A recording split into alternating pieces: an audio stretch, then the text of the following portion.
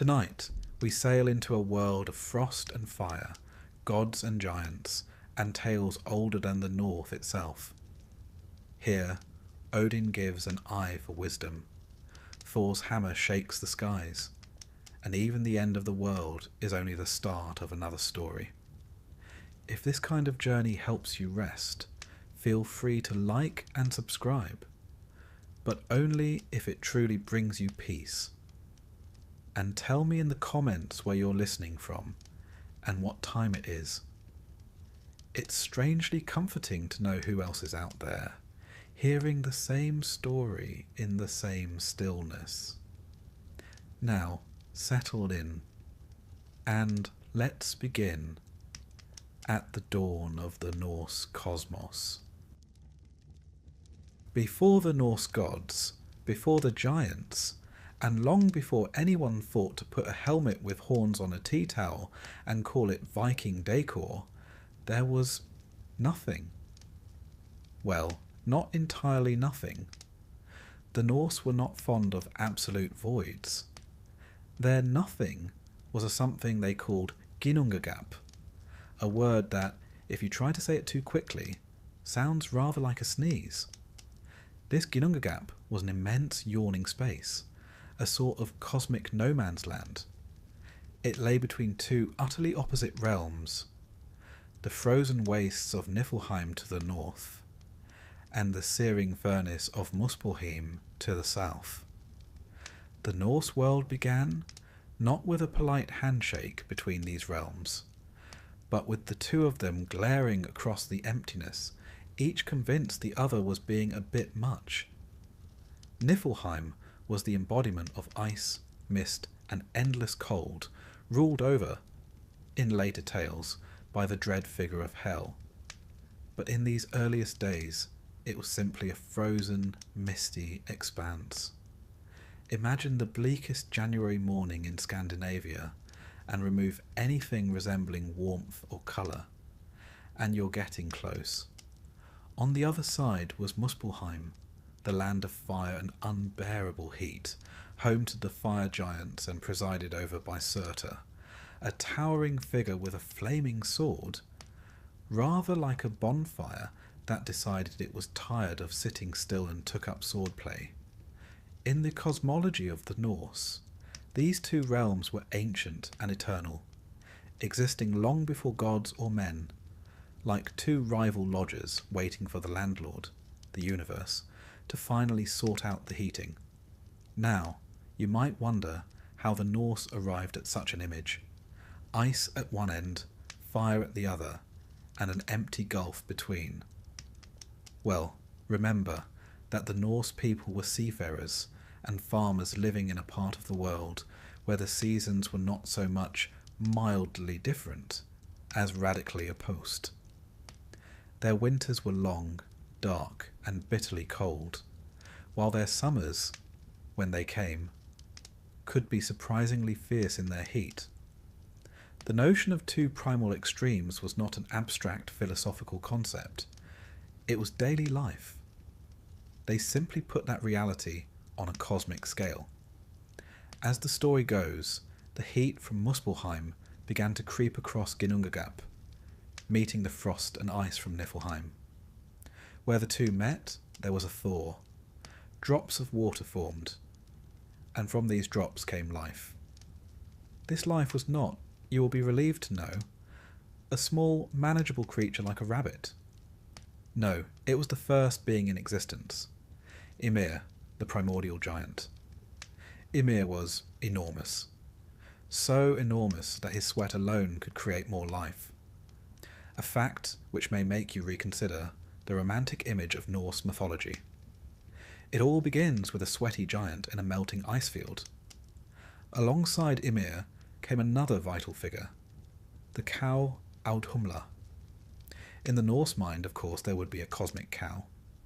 Farming culture made cattle a symbol of nourishment, survival, and wealth. But this was no ordinary cow. Audhumla was vast, magnificent, and produced rivers of milk from her udders, milk which nourished Ymir and allowed him to grow. And how did Audhumla feed herself? She licked she licked the salty ice blocks of Ginnungagap day after day, and from her licking emerged something else entirely, the first of the gods. This god was Poori, who appeared gradually from the ice as Audhumla licked him into being, much like a sculptor freeing a statue from marble. One can imagine the storyteller's satisfaction here. In a culture without modern refrigeration, the image of life emerging from ice was both strange and oddly familiar. Poori, once freed, had a son named Bor, and Bor married a giantess from the realm of frost, producing 3 sons, Odin, Vili, and Ve. Here at last, the central characters of Norse myth begin to arrive, gods who will shape the world and its fate. But before we get to their grand designs, there's the small matter of Ymir. Ymir, you see, was not just the first giant. He was also the ancestor of the frost giants who would trouble the gods for all eternity. His sweat produced male and female frost giants, and his legs, according to one account, gave birth to yet another giant, a detail which, frankly, even the most patient storyteller might gloss over to avoid awkward questions from children around the fire. The relationship between Ymir and the young gods was not destined to be harmonious. In many Indo-European mythologies, the first generation of divine beings is often overthrown or replaced by the next. The Norse were no exception. Odin and his brothers confronted Ymir, and, after what must have been a rather titanic struggle, they killed him. His death was not a quiet affair, for from his wounds poured such a flood of blood that nearly all of the frost giants drowned. Only one, Bergelmir, and his wife survived, escaping on some sort of makeshift vessel. In this, you can detect faint echoes of flood myths found across the world, from Mesopotamia to the Hebrew Bible. With Ymir dead, the gods now had the raw materials to create the world. They took his immense body and repurposed it with the sort of grim practicality that was entirely in keeping with Norse sensibilities. His flesh became the land, his blood the seas and lakes, his bones the mountains, his teeth the cliffs and boulders. They even used his skull to create the dome of the sky, placing sparks from Muspelheim there as stars. His brain, poor fellow, became the clouds. If nothing else, the Norse were committed to recycling. It's worth pausing here to note that this creation from a body motif is not unique to the Norse. The Indo-European world offers several parallels. The Vedic myth of Purusha in ancient India and the Babylonian tale of Tiamat both involve a primeval being slain and transformed into the physical universe. What's distinctively Norse, however, is the blend of brutal violence and earthy pragmatism. There's little sense of reverence in their creation, more of a "we've got the parts, let's get on with it" attitude. The gods then set about shaping the world further. Around the land they made from Ymir's flesh, they placed the sea, an encircling ocean that marked the boundaries of Midgard, the realm of men. Beyond that lay Jotunheim, the land of the giants, for the survivors of Ymir's kin still had to live somewhere. This separation, gods and men inside, giants outside, reflects the deep Norse concern with boundaries. In a dangerous world, keeping enemies at bay was not just a matter of walls and weapons, but of cosmic order. But the world was still empty of people. That came later, when Odin, Vili, and Ve fashioned the first humans from 2 logs they found on a beach, Ask and Embla. They gave them life, consciousness, speech, and senses. In this moment, humanity took its place within the grand design, not as the centerpiece of creation, but as one more element in a vast, dangerous cosmos. Historically, this entire myth cycle reflects a people intimately familiar with the raw power of their environment. The Norse inhabited a land where glaciers had once carved the fjords, where volcanic eruptions could turn day into night, and where the seasons brought extremes of heat and cold. The imagery of ice meeting fire, of a world made from a slain giant, was more than just story. It was a way to express the idea that the world itself was born of struggle and contrast. And so, from the yawning void of Ginnungagap, through the mingling of ice and fire, came the world as the Norse understood it. It was a place of danger and beauty, built from the body of a giant, sustained by the work of gods, and always shadowed by the presence of their enemies just beyond the horizon. It was, in short, a world that felt very much like their own, only bigger, stranger, and with rather more dragons. If you picture it now, you might imagine Odin and his brothers surveying their handiwork with the air of craftsmen satisfied with a job well done. They had land, sea, sky, stars, clouds, and soon enough, mortals.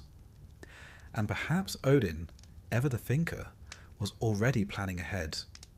For in the Norse universe, even at the moment of creation, the seeds of its destruction were already sown. But that, as the storyteller says, is a tale for another time. When we last left the Norse cosmos, it had been, well, rather messily assembled.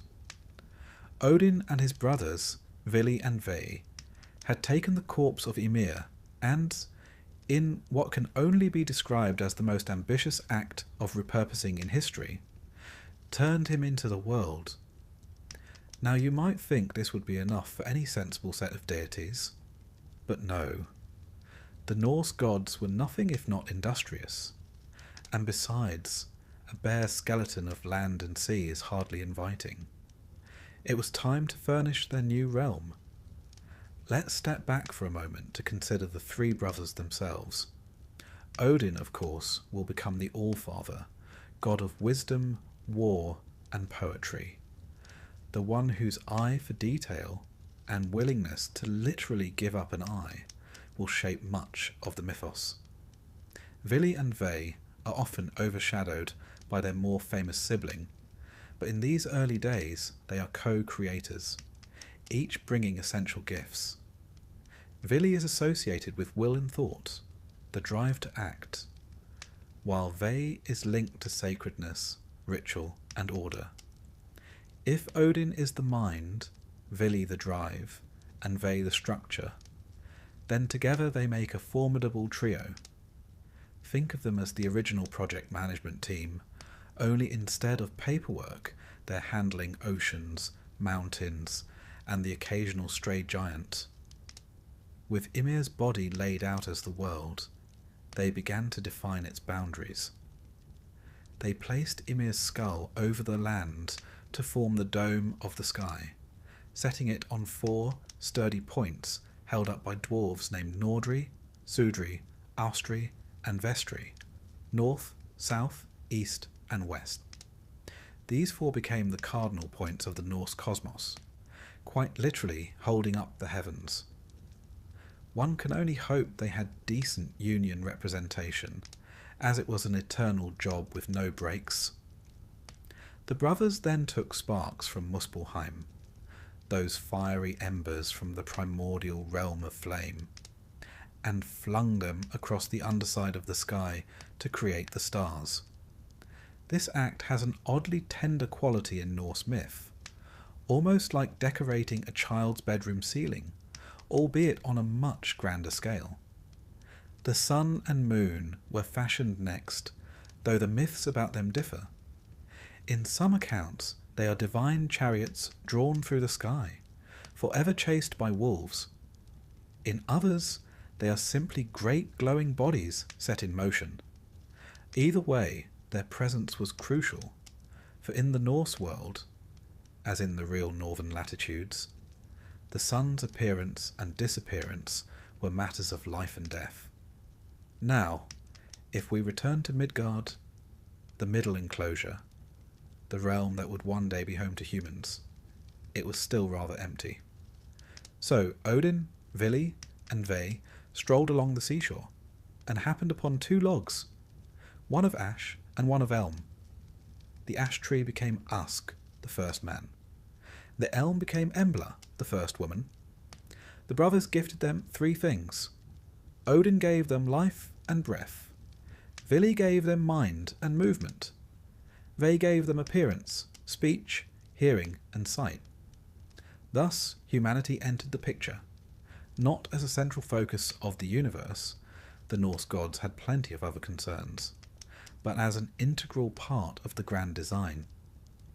Historically, this beachside creation scene may reflect the Norse familiarity with driftwood.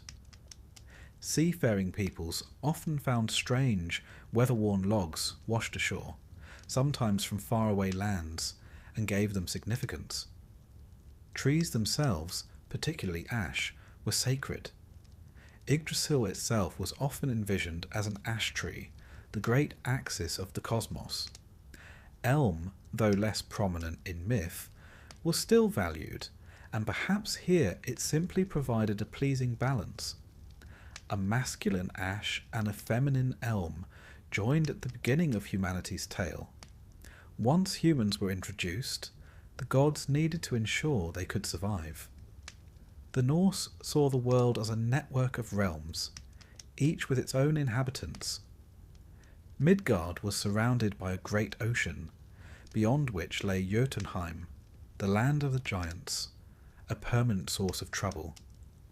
The gods erected a mighty barrier from Ymir's eyebrows, yes, really, to keep the giants out. This detail, half comic and half grim, shows something essential about Norse myth. The sacred and the absurd were never far apart. Meanwhile, the gods themselves made their home in Asgard, a realm connected to Midgard by the Bifrost, the Rainbow Bridge. Bifrost, despite its beauty, was also a practical structure. The Norse were fond of the idea that even something as delicate-looking as a rainbow could also serve as a strategic link between worlds. In a way, this reflected their own reality. Viking longships, slender and elegant, were both beautiful and deadly efficient. Beneath all this grandeur lay Niflheim, the land of ice and mist, from which flowed the wellspring Fergelmere, source of many rivers. And near the roots of Yggdrasil was Helheim, the shadowy realm of the dead who did not die gloriously in battle. The cosmology was layered and interconnected, with the world tree Yggdrasil binding it all together. Roots in the underworld, branches in the heavens, trunk in the middle world. Archaeological finds, from carved stones to amulets, show how deeply this image of a cosmic tree resonated in the Norse imagination. The dwarves, meanwhile, were hard at work beneath the earth, crafting wonders for the gods, though their origins, like much in Norse myth, are tangled.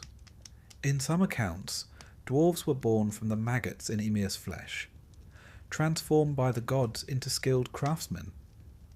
It's not the most flattering origin story, but the Norse rarely romanticized such matters. What mattered was their skill. They forged Odin's spear Gungnir, Thor's hammer Mjolnir, and Freya's ship Skidbladnir, among other treasures. It's here that the interplay between myth and historical reality becomes clear. The Norse admired craftsmanship deeply. Fine weaponry, jewellery, and shipbuilding were marks of status and skill. By attributing the most perfect works to supernatural smiths, the myths elevated craftsmanship to a divine art. And then there were the giants, not merely brutish enemies, but beings of immense power and ancient knowledge. The gods' relationship with them was complicated, sometimes hostile, sometimes cooperative, often both at once. Marriages and alliances occurred, but the tension never disappeared. Historically, this reflects the Norse awareness of other peoples beyond their borders. Trading partners one year, raiders the next.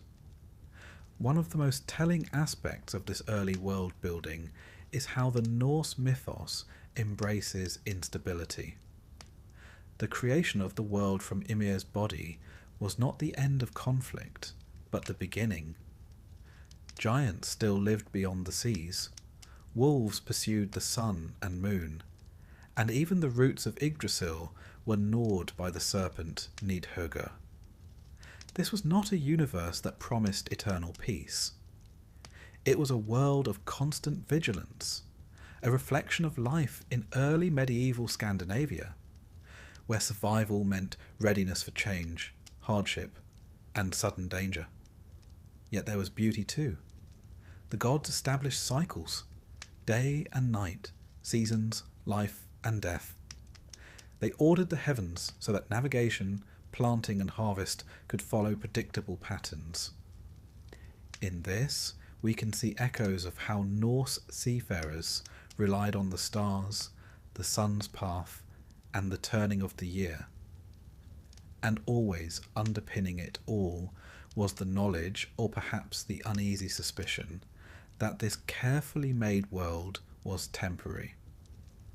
The Norse did not imagine an eternal cosmos.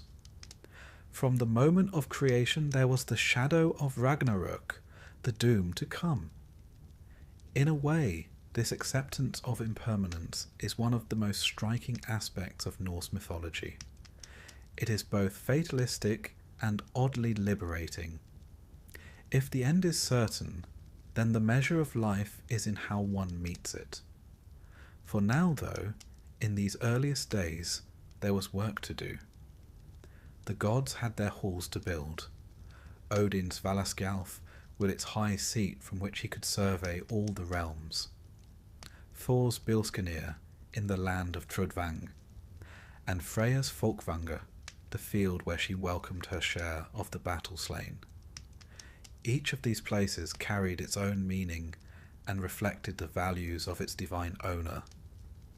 The crafting of the world, then, was not a single act, but an ongoing process. With every hall raised, every river named, every star set in place, the gods shaped a cosmos that was both majestic and precarious. It was a place where frost and fire, gods and giants, order and chaos were in constant interplay. And in the middle of it all, humans. Fragile yet resilient. Given life on a beach by three gods who, perhaps, already suspected they would one day need mortal courage in the battles to come. By this point in the Norse creation story, the bones of the cosmos were in place. The land had been carved from the corpse of Ymir. Seas filled the low places. Stars and the sun had been set in their proper paths. And human beings, courtesy of a pair of driftwood logs, were breathing their first air.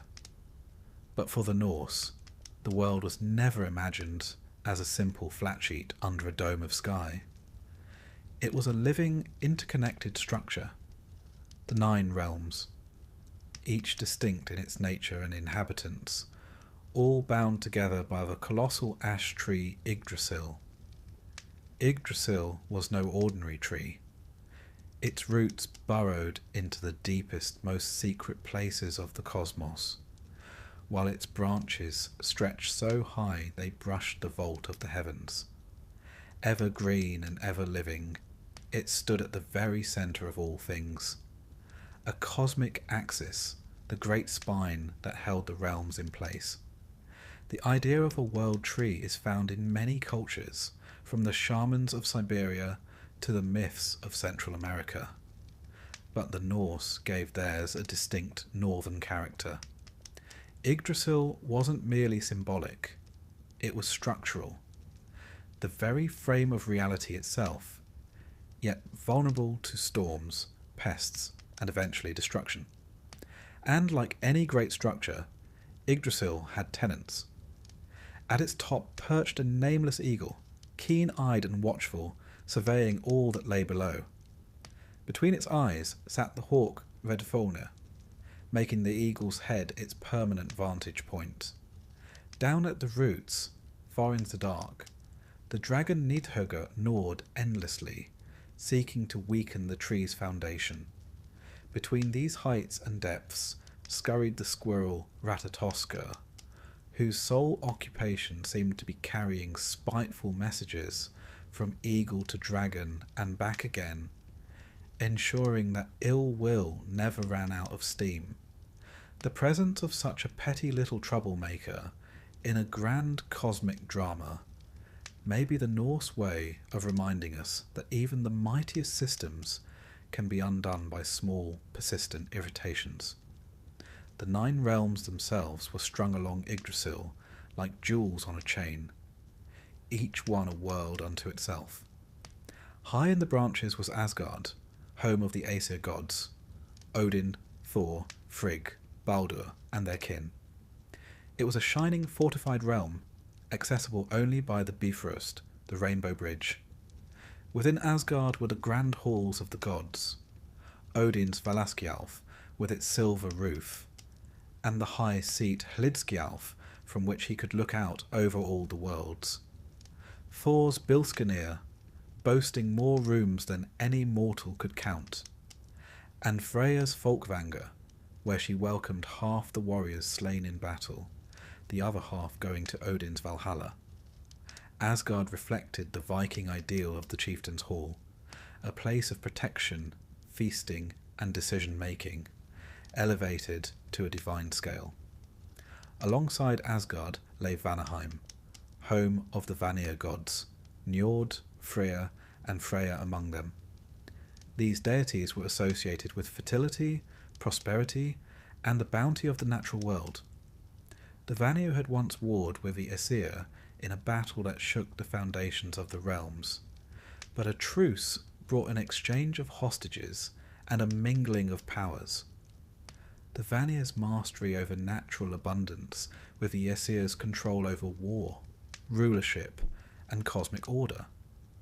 Many scholars think the Vanir represent an older layer of Norse belief, rooted in the agricultural traditions of pre-Viking Scandinavia.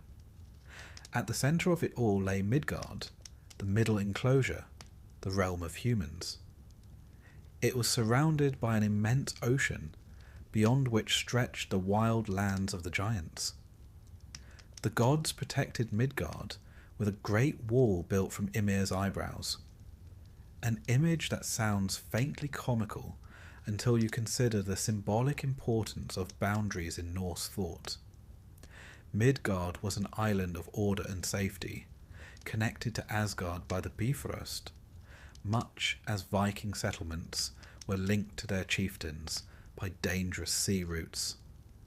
It was never imagined as a globe floating in space, but as a fortified homeland within reach of both friend and enemy. Far beyond Midgard's seas lay Jotunheim, the realm of the giants, the Jotnar. These beings were not always enemies. Some possessed great wisdom, and alliances were sometimes made, but they represented the untamed forces of nature and chaos. Jotunheim was a place of danger, where the gods ventured only with purpose, and often at great risk. Myths tell of Thor's journeys there, of contests of strength and cunning, and of unexpected hospitality from beings who could just as easily crush their guests. In many ways, Jotunheim reflected the Norse view of the unknown lands beyond their settlements, inhabited, unpredictable, and potentially deadly. In contrast, Alfheim was a realm of beauty and light, home to the light elves. These beings were associated with fertility, inspiration, and perhaps the spirits of the ancestors. They are seldom described in detail in the surviving sources, but their presence suggests an older strand of belief in nature spirits. In later folklore, they merged with fairies and elves, but in the Viking Age they may have been seen as luminous, beneficent beings linked to the rhythms of growth and renewal. Beneath the earth was Svartalfheim, also known as Nidavellir, the home of the dwarves. These master craftsmen created the gods' most treasured possessions: Odin's spear Gungnir, Thor's hammer Mjolnir, Freya's ship Skidbladnir, and even the golden hair of Sif. Their workshops were dark, deep, and filled with the sound of hammering, much like the forges of human smiths in the Viking Age. By placing the most perfect works in the hands of supernatural artisans, the Norse elevated craftsmanship to the status of divine magic. Deep below, shrouded in mist and cold, was Niflheim, one of the oldest realms, home to frost and shadow. Here lay the spring Hvergelmir, source of many rivers that flowed into the worlds. Niflheim was a place of stillness and death, inhospitable to life. Within it lay Helheim, ruled by the goddess Hel, whose body was half living woman and half decayed corpse. This was the realm where those who died of sickness, old age, or any inglorious cause found themselves. It was not a place of torment, merely a shadowy continuation of existence, but to the warrior's mind it was a poor substitute for the feasting halls of Valhalla or Folkvanger. Viking burial customs, with grave goods for the journey, may reflect the belief in this sombre destination. Balancing Niflheim's eternal cold was Muspelheim, a realm of fire and primal heat. Here dwelt the fire giants, led by Surtur, who carried a flaming sword. Muspelheim's flames were not the gentle glow of a hearth, but the devouring blaze of destruction. It was foretold that at Ragnarok, Surt would lead his forces across the Bifrost, shattering it under their weight, and set the worlds aflame. The three great roots of Yggdrasil anchored it into different parts of the cosmos. One reached into Asgard, another into Jotunheim, and the third into Niflheim. Beneath these roots lay sacred wells. In Asgard's root was the Well of Urd, where the three Norns, Urd, Verdandi, and Skuld, carved runes into Yggdrasil's trunk, shaping the fate of gods and men alike. In Jotunheim's root lay Mimir's Well, a source of wisdom so deep that Odin gave up an eye to drink from it.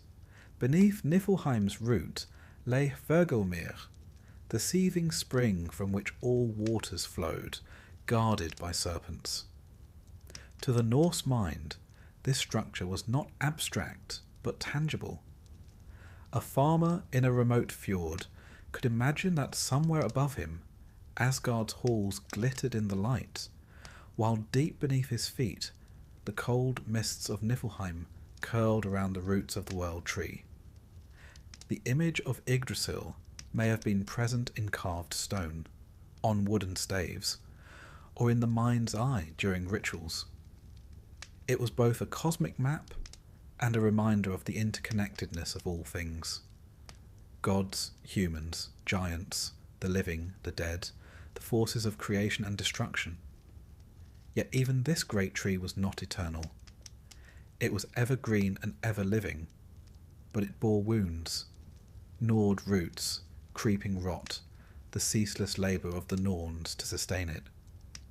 The Norse did not comfort themselves with the illusion of permanence. Yggdrasil would fall, as all things must, at Ragnarok. Its fall would not be a surprise, but the inevitable end of a long, heroic stand against the forces that wore it down. Until that day, however, it stood, holding the 9 realms in its branches and roots, a living axis of a universe both vast and fragile. And so the Norse cosmos took its full shape, not a single flat world, but 9 realms bound together, each with its own purpose, culture and perils, all part of a system in constant tension. It was a world that felt familiar to those who told its stories, ordered but threatened, connected but divided, magnificent but never safe. And at the heart of it all, Yggdrasil reached skyward and downward, a bridge between the heights of the gods and the depths of the dead. A reminder that the threads of life and fate are all woven into the same great pattern. In the early days of the 9 realms, when the gods were still shaping their places of power and mortals were only beginning their quiet lives in Midgard, there came a great conflict among the divine themselves. It was a war between 2 great tribes of gods, the Aesir and the Vanir, a war that would reshape the balance of power in the Norse cosmos. The Aesir, who ruled from Asgard, were gods of order, war, rulership, and cosmic law. Odin, Thor, and Tyr were among their ranks, and their concerns often lay with power, discipline, and the defence of their realm from giants and other threats. The Vanir, dwelling in Vanaheim, were different. They were gods of fertility, prosperity, the sea, and the natural cycles of life. Njord, Freyr, and Freya were their most prominent figures, and they were deeply tied to the land's bounty, the health of crops, and the abundance of fish and game. Their powers came not from martial strength, but from their deep connection to nature and the mysteries of magic and foresight. The surviving sources don't tell us exactly how the war began, but one thread in the myths suggests that it was sparked by the arrival of a figure called Gullveig. She was a mysterious woman, associated with gold, and perhaps with magic of a dangerous sort. She came to Asgard and, by some accounts, enchanted the Aesir with her talk of wealth and desire. The name Gullveig means gold drunk, or gold power, and her presence seemed to embody the allure and corruption of greed. The Aesir, unimpressed or perhaps angered by what they saw as her corrupting influence, tried to kill her. They speared her, burned her 3 times, and each time she was reborn from the flames, unharmed. This, as you might imagine, did not improve relations.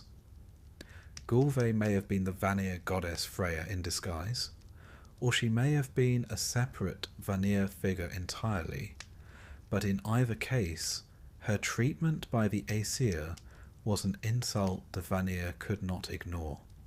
The war that followed was unlike the many battles the Aesir would later fight against giants and monsters. This was a war between equals. 2 groups of gods, both powerful, both skilled in their own ways. The Aesir brought their weapons, their warriors, and their fierce determination to dominate.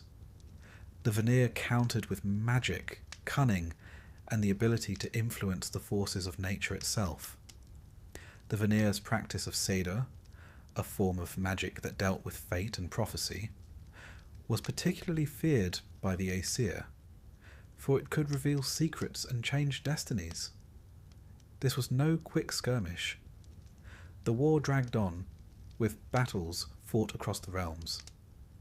The walls of Asgard were damaged, the fields of Vanaheim were scorched, and the balance of the cosmos trembled. In some tellings, neither side could gain the upper hand for long. The Aesir might win a decisive battle, only to be undone by the Vanir's subtle magic. The Vanir might turn the tide with a spell, only to be pushed back by the Aesir's relentless force. It's worth pausing here to note that myths of divine wars between different groups of gods are not unique to the Norse. The ancient Greeks told of the Titanomachy, when the Olympians overthrew the Titans. The Hindus have stories of devas and asuras locked in cycles of conflict. In many cases, these myths reflect the blending of different cultures or belief systems. Perhaps a warlike, expansionist people encountering and eventually absorbing the gods of a more agrarian society. The War of the Aesir and Vanir may preserve a distant memory of such a cultural merging in Scandinavia's prehistory. Eventually, both sides saw that the war was costing too much. Neither the Aesir nor the Vanir could completely destroy the other, and the damage to the realms threatened the stability of Yggdrasil itself. So they sought peace. The truce was sealed with an exchange of hostages, an ancient custom in which each side sent some of its most valued members to live with the other, ensuring good behaviour on both sides. From the Vanir came Njord, god of the sea, wealth and seafaring, and his children Freya and Freya.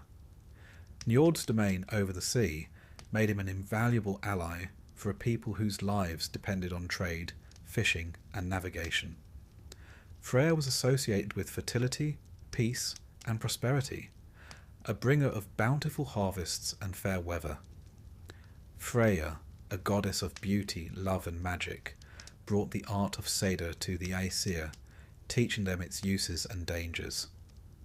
From the Aesir went Honir, a tall and handsome god, and Mimir, a being of great wisdom, who guarded the well that bore his name.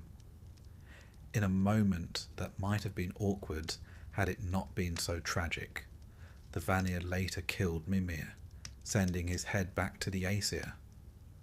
Odin preserved it with herbs and spells so that it could still speak, and Mimir's head became one of Odin's sources of secret knowledge. The death of Mimir was a reminder that peace, even when agreed upon, did not erase all grudges. The truce was further strengthened by a symbolic act. The two sides spat into a great vessel, mixing their saliva. From this mixture, they created a being called Kvasir, the wisest of all beings, who travelled the realms teaching knowledge and resolving disputes. His fate, unfortunately, would later involve being murdered by dwarves who turned his blood into the mead of poetry. But that is a story for another day. With the war ended, the Aesir and Vanir were no longer two separate pantheons at odds. They became one combined community of gods, each retaining their specialties but now sharing their powers. The Aesir gained the Vanir's knowledge of fertility magic, weather and prosperity. The Vanir gained the Aesir's protection, military strength, and access to their far-reaching influence across the realms. The result was a divine order more complete than either had been alone. From a historical perspective, this merging of pantheons could mirror the way early Scandinavian societies combined different religious traditions as they interacted through trade, marriage, and conflict. Agricultural fertility rites, coastal fishing cults, and inland warrior cults could all have contributed elements to the unified Norse religion that later took shape. For the Norse storyteller, however, the War of the Gods was more than a memory of cultural change. It was a cautionary tale about pride, conflict, and the need for balance between opposing forces. The Aesir's focus on war and rule was powerful but incomplete without the Vanir's connection to the land and the cycles of life. The Vanir's magic and abundance were potent, but without the Aesir's protection, they were vulnerable to outside threats. Together, they could create and sustain a world where both might and plenty were honoured. Yet, as with so many Norse myths, this resolution didn't mean the end of all trouble. The Aesir and Vanir would still face challenges from giants, monsters, and fate itself. But their alliance meant that when those challenges came, and they always did, the gods would stand together, drawing on the strength of both tribes. In the halls of Asgard, the Vanir found places of honour. Njord took up residence by the sea, his hall Noatun filled with the sound of waves. Freyr was given Alfheim as a gift, and there he ruled over the light elves, ensuring fertility and peace. Freya became one of the most powerful and respected goddesses, her beauty matched only by her skill in magic and her willingness to take her share of the battle slain. The Aesir, for their part, benefited from the Vanir's wisdom and their skill in maintaining the prosperity of the realms. The war of the gods faded into memory, replaced by stories of cooperation and shared purpose. But the lesson remained. Even the divine were not above quarrel, and even the most bitter conflict could end in unity, if both sides saw the value in survival over victory. And perhaps, in the quiet moments, Odin would remember the woman who could not be burned, and wonder whether Gulve had been sent to teach them all that some forces, gold, desire, magic, could not be destroyed, only transformed. In the end, the Aesir and Vanir stood side by side, their war over, but their destinies still bound to the fate woven by the Norns at the roots of Yggdrasil. The tree endured, the realms endured, and for a time peace held. But in Norse mythology, peace is never forever. It is a pause, a gathering of strength before the next great trial. And somewhere, beyond the walls of Asgard and the fields of Vanaheim, the giants watched and waited, knowing that even united, the gods were not untouchable. Odin is the most restless of the Norse gods. It is not enough for him to sit on a throne in Asgard and preside over feasts and ceremonies. He is king, yes, but he is also wanderer, poet, sorcerer, and above all, seeker of knowledge. To Odin, knowledge is not a luxury. It is the only weapon that can prepare the gods for the doom he knows will one day arrive. In the Norse world, where winters could kill as surely as battle, and where every journey might end in disaster, the idea of a ruler who sought foresight above all else was not strange. It was sensible. Odin's wisdom is the armour he wears into a fight he already knows he cannot win. His pursuit of knowledge is relentless. The best-known tale of this hunger takes him to Jotunheim, the land of giants, where Mimir's well lies. This well is said to contain water that grants deep wisdom to those who drink it. Not the sort of wisdom that tells you the weather tomorrow, but the kind that lets you see patterns across ages, the currents of fate itself. Odin comes to Mimir and asks for a drink. Mimir, who is no fool, knows the value of what he guards and demands a price, one of Odin's eyes. The All-Father does not haggle. He plucks out his eye and drops it into the well. From then on, his single gaze is more piercing than two ever were, for he has traded ordinary sight for the vision of things unseen. This story alone might have been enough to secure Odin's reputation as the god who would pay any cost for knowledge, but it is not the only sacrifice he makes. In the Havamal, a poem of his own words, Odin tells how he sought the secret of the runes. These are not mere letters, but symbols tied to the deepest forces of the cosmos, each with a name, a power, and a purpose. To gain them, Odin hung himself from the branches of Yggdrasil for 9 nights, pierced by his own spear, without food or drink. He stared downward into the abyss until, at last, the runes revealed themselves.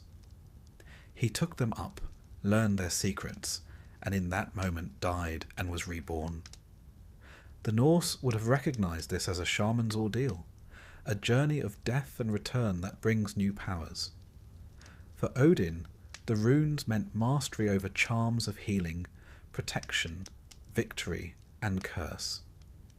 They were not trophies to be locked away, but tools to be used. Odin's thirst for wisdom is never quenched. He is not content to sit in Asgard and wait for news to reach him. He disguises himself in countless ways, wandering through the 9 realms to gather knowledge firsthand. Sometimes he plays the role of an old wanderer in a broad-brimmed hat and cloak, speaking in riddles to those he meets. Sometimes he challenges giants in contests of wit, as in the tale of Vafthrûdnir, where he wagers his life on the outcome. They trade questions, each probing the other's knowledge of the world's origins and fate. In the end, Odin wins by asking what he whispered into the ear of his son Baldur before the boy was sent to the realm of the dead, a question only he can answer. His victory is not just a triumph of cleverness, but a reminder that the deepest truths are often kept in the most personal places. Magic is part of his arsenal too.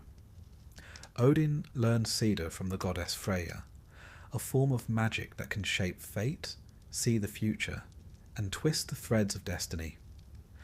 In Viking society, cedar was often viewed as unmanly for a warrior, associated instead with women and with the Vanir gods.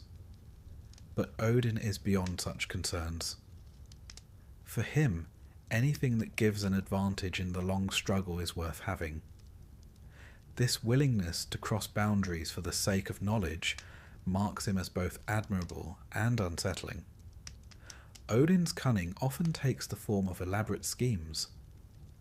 One of his most famous involves the mead of poetry, a drink that bestows the gift of inspiration. The mead was created from the blood of Kvasir, the wisest of beings, mixed with honey and guarded by a giant named Suttungr.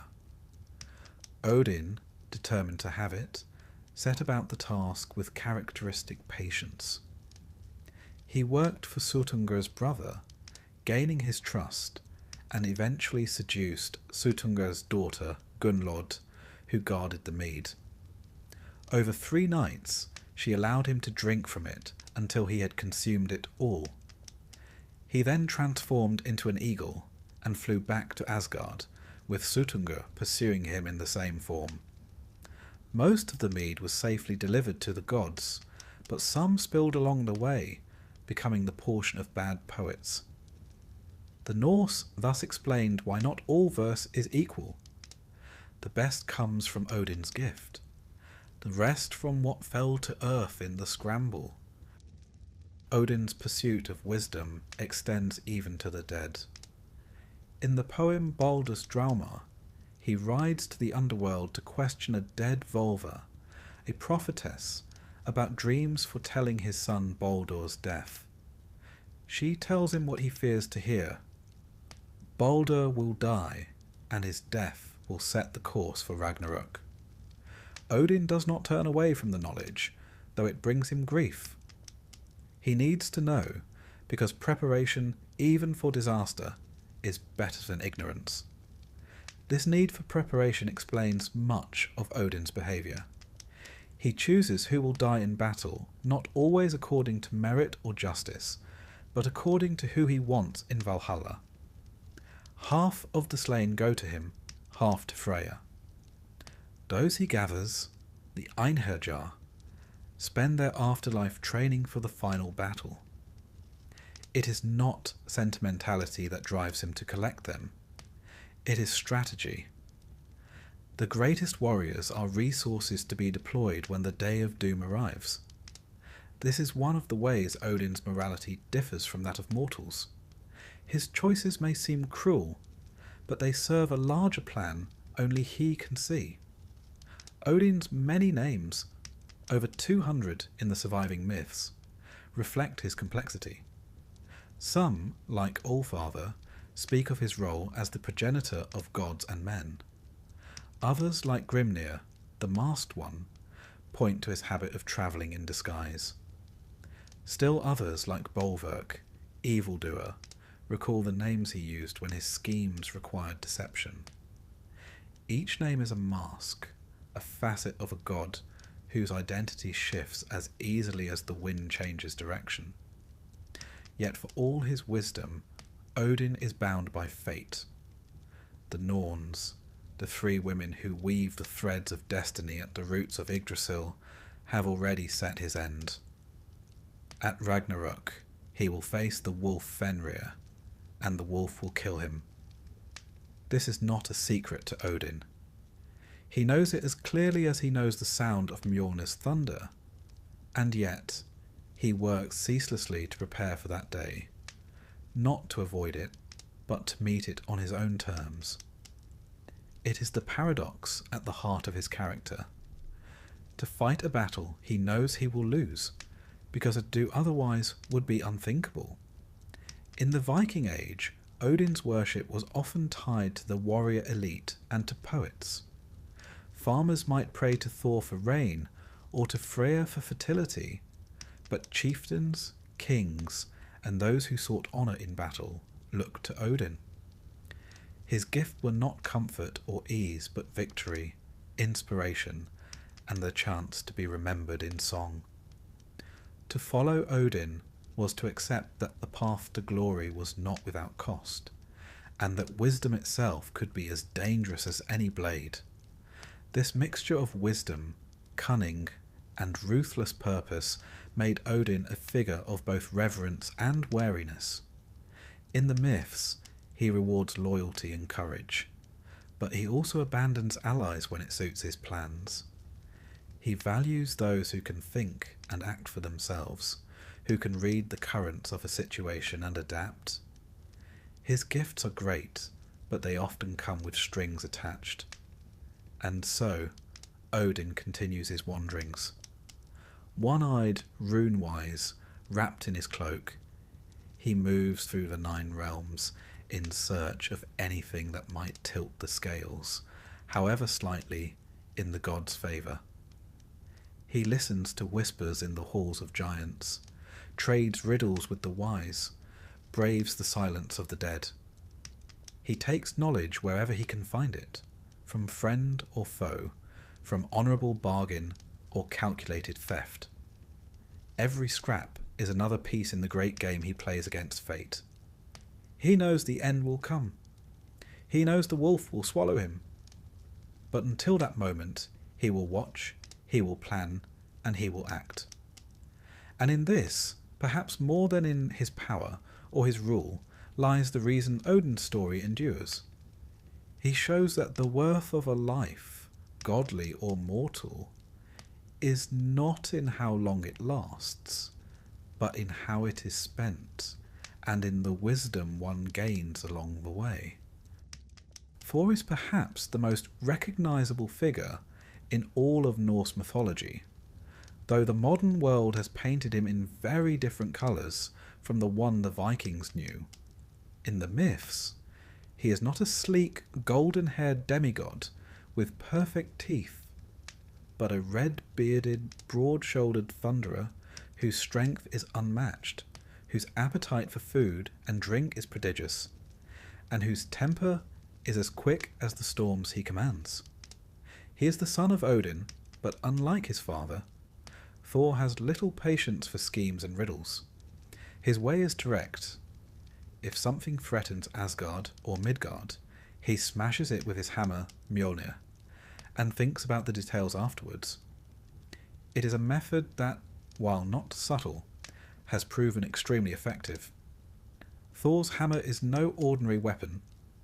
Forged by the dwarves, Brokkr and Sindri, Mjolnir has the power to level mountains and return to Thor's hand after being thrown. It is also a sacred object, used in blessings, marriages and oaths. The short handle, the result of a mishap during its forging, is never portrayed as a flaw. Rather, it becomes part of its unique identity, and perhaps a reminder that even the mightiest tools can carry imperfections.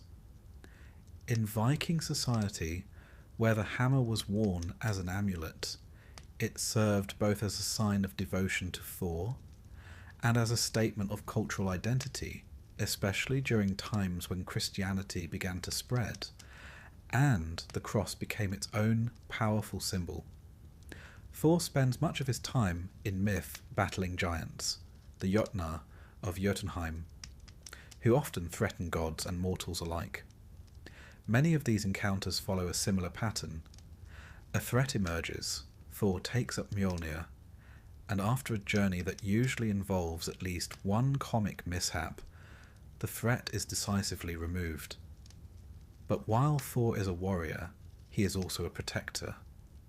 He is the guardian of Midgard, and in this role he is perhaps the most loved of the gods by ordinary people. Farmers, fishermen, and travellers prayed to him for safe passage and for protection against the chaos that giants symbolised. One of the best known tales of Thor involves his fishing trip to catch Jörmungandr, the Midgard serpent. Thor goes out to sea with the giant Hymir, using an ox's head as bait. The serpent takes the hook, and Thor hauls it up, the waves churning, the boat straining. He lifts Mjolnir, ready to strike, but Hymir, terrified of the consequences, cuts the line. The serpent slips back into the depths, and Thor, furious, throws Hymir overboard for his trouble. The story is both dramatic and strangely unfinished, for it hints at the prophecy that Thor and Jörmungandr will one day kill each other at Ragnarok. Another famous adventure is the time Thor's hammer was stolen by the giant Thrym. Thrym demanded the goddess Freyja as his bride in exchange for returning it. Freyja understandably refused, and so Loki suggested an outrageous plan. Thor would dress as a bride, veil and all, and go to Jotunheim to reclaim Mjolnir. Thor, grumbling, agreed, and with Loki disguised as his maid, they travelled to Thrym's hall. There, Thor's voracious eating nearly gave him away, but Loki's quick tongue explained it away as the hunger of a bride who had not eaten in 8 days from excitement. When Mjolnir was brought out to sanctify the marriage, Thor seized it, threw off the veil, and dispatched Thrym and his kin. It is a story told with obvious humour, perhaps even a touch of self-parody, showing that even the gods could be the butt of a joke, so long as they got the last laugh. And then there is Loki. If Thor is the hammer, Loki is the spark. Unpredictable, quick, and capable of starting fires both metaphorical and literal. Loki's place among the gods is complicated. He is counted as one of the Aesir, yet he is of giant heritage, the son of Laufey and Farbauti. He is a shapeshifter, a trickster, a bringer of both calamity and salvation. Sometimes he is the gods' greatest helper, using his wit to solve problems no amount of brute force could handle. Other times, he is the cause of the problem in the first place. One story shows both sides of Loki clearly. When the builder of Asgard's walls demanded the sun, moon, and goddess Freyja as payment for completing the fortifications, the gods were trapped by their own bargain. Loki proposed letting the builder use his horse, Svadilfari, to speed the work. But when it became clear the builder would succeed, Loki transformed into a mare, lured the stallion away, and returned later, having given birth to an 8-legged foal, Sleipnir, who became Odin's steed. It is a bizarre tale, and the fact that Loki emerges from it as both problem maker and problem solver is entirely in keeping with his nature. Loki's cleverness is matched only by his capacity for malice, and his pranks can have dire consequences. In the story of the death of Baldur, the beloved son of Odin and Frigg, it is Loki who learns that Baldur can be harmed only by mistletoe. He fashions a dart from it and tricks the blind god Hyrda into throwing it, killing Baldur. This act sets in motion events that lead directly to Ragnarok and marks Loki's final break with the Aesir. He is bound in chains beneath the earth, a serpent dripping venom onto his face, his wife Sigyn catching it in a bowl to spare him what pain she can. When she turns away to empty the bowl, the venom strikes, and Loki writhes, causing earthquakes. Even here, in punishment, Loki's presence is felt in the world's turmoil. Yet before that final betrayal, Loki's partnership with Thor produced some of the most memorable adventures in Norse myth. In one, they travel together to the hall of the giant Utgarda Loki, where they are challenged to a series of contests. Thor tries to lift a cat, which is in fact Jörmungandr in disguise, and can lift only one paw. He tries to drink from a horn, but the other end is in the sea, and he lowers the ocean level by only a few inches. He wrestles an old woman, who turns out to be old age itself, and of course loses. Each trial is revealed to be an illusion designed to show that even the gods have limits. It is a rare moment where Thor's direct approach fails utterly, and Loki's own contests, eating against wildfire, racing against thought, end the same way. The tale is a reminder that there are powers beyond even the strongest and cleverest of the gods. Thor and Loki's contrasting qualities, strength and cunning, bluntness and guile, make them a compelling pair.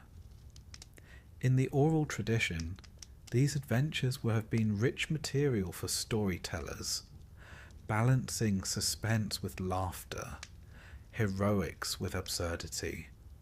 The audience would have known that Thor would eventually win, but they might have wondered how many blunders or mishaps would occur along the way, and whether Loki's help would prove worth the trouble he caused. Historically, Thor's cult was widespread among the Norse, particularly in rural areas. Amulets of Mjolnir have been found across Scandinavia and in Viking settlements abroad, often deliberately shaped to resemble Christian crosses in reverse, a quiet statement of resistance to the new religion. Loki, by contrast, leaves little archaeological trace as an object of worship. He was a figure of story rather than of devotion, a reminder of the dangers and opportunities of wit. Together they embody two sides of survival in a harsh world: the strength to meet threats head-on, and the cunning to find another path when force is not enough. In the end, both Thor and Loki are essential to the tapestry of Norse myth. Thor defends the world with his hammer, holding back the chaos of the giants until the day he and Jörmungandr destroy each other. Loki dances along the edge of loyalty and betrayal, his tricks saving the gods as often as they imperil them, until his final treachery seals his fate. Their adventures are not simply diversions. They are lessons in courage, in the limits of power, and in the unpredictable nature of the world. And in these lessons, as in all Norse stories, there is the quiet knowledge that no matter how strong the arm or how sharp the mind, the end will come. But until then, there are giants to fight, wagers to win, and the occasional stolen hammer to retrieve. And in that, the gods find their purpose.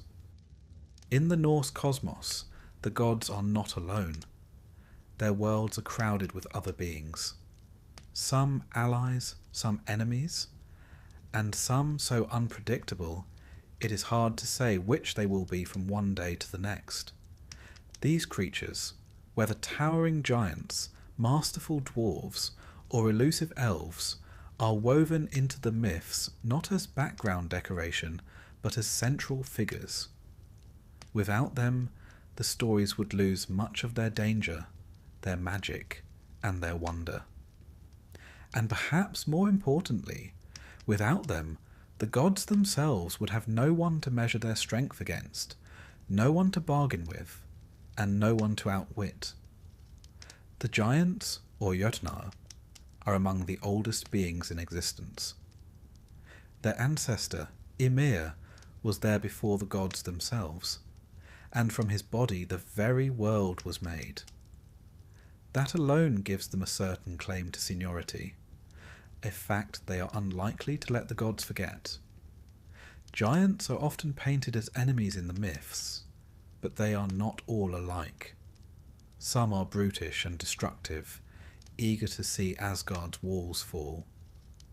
Others are wise, keepers of ancient knowledge the gods themselves seek out. They are bound to the forces of nature in a way the gods are not just the cold and the storms, but also the deeper, older currents of creation and destruction.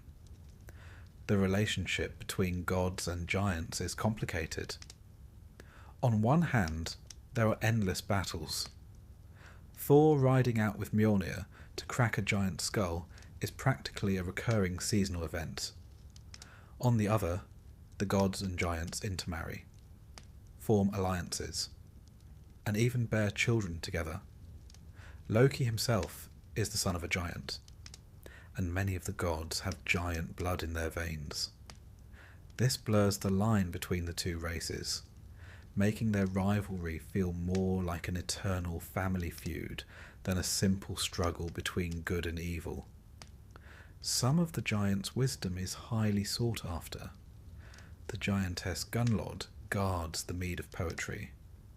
The giant Vafthrudnir holds deep knowledge of the origins of the world and its end, so much so that Odin himself challenges him in a contest of riddles.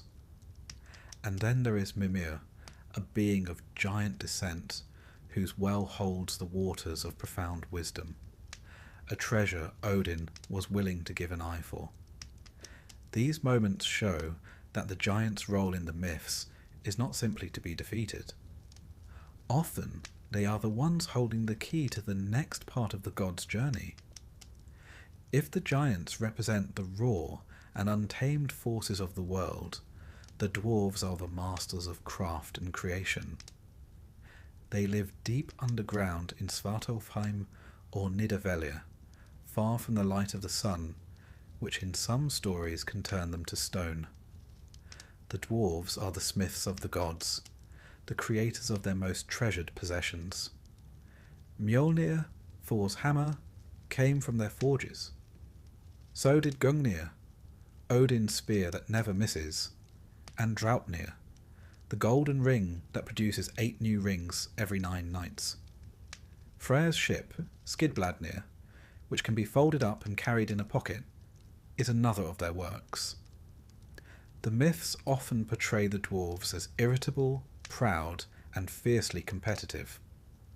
One famous tale tells how Loki, in a moment of mischief, cut off the golden hair of the goddess Sif, Thor's wife. Thor was understandably furious and threatened to break every bone in Loki's body. To save himself, Loki promised to have the dwarves make Sif new hair, finer than before, spun of real gold.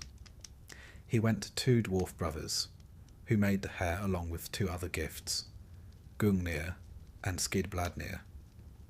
Not content, Loki then wagered his head with another pair of dwarves, Brokkr and Sindri, that they could not make gifts to match. The brothers forged Mjolnir, Draupnir, and a golden boar named Gullinbursti. Though the hammer's handle came out shorter than planned, the gods judged the dwarves' work the best of all. Loki, not wanting to lose his head, argued that the bet was for his head but not his neck. The dwarves, frustrated, settled for sewing his mouth shut. It is a rare but satisfying moment when Loki's silver tongue was quite literally silenced. The dwarves' role in the myths reflects the high-value Norse culture placed on skilled craftsmanship.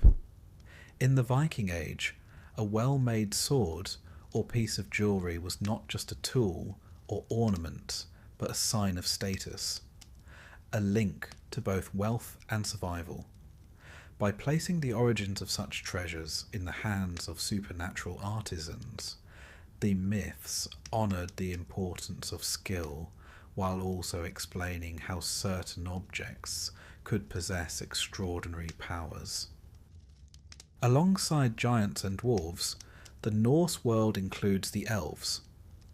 In the surviving myths, the light elves of Alfheim are described as fairer than the sun to look upon, beings of beauty and perhaps of inspiration. They are linked to fertility, growth, and the natural world. The gods sometimes reward mortals with a place among them, as in the case of the hero whose loyalty to Freya earns him entry to Alfheim. The dark elves, if they are distinct from dwarves at all, are more shadowy, perhaps more dangerous, though the sources are not clear. Later, Scandinavian folklore blends elves into the fairies of European tradition, but in the Viking Age they seem to have been spirits of nature and ancestral power. Then there are the monstrous creatures, some of which loom so large in the myths that they are almost worlds unto themselves. The Midgard serpent, Jörmungandr, is so vast that it encircles the world, biting its own tail. It is prophesied to rise at Ragnarok and battle Thor, with each killing the other.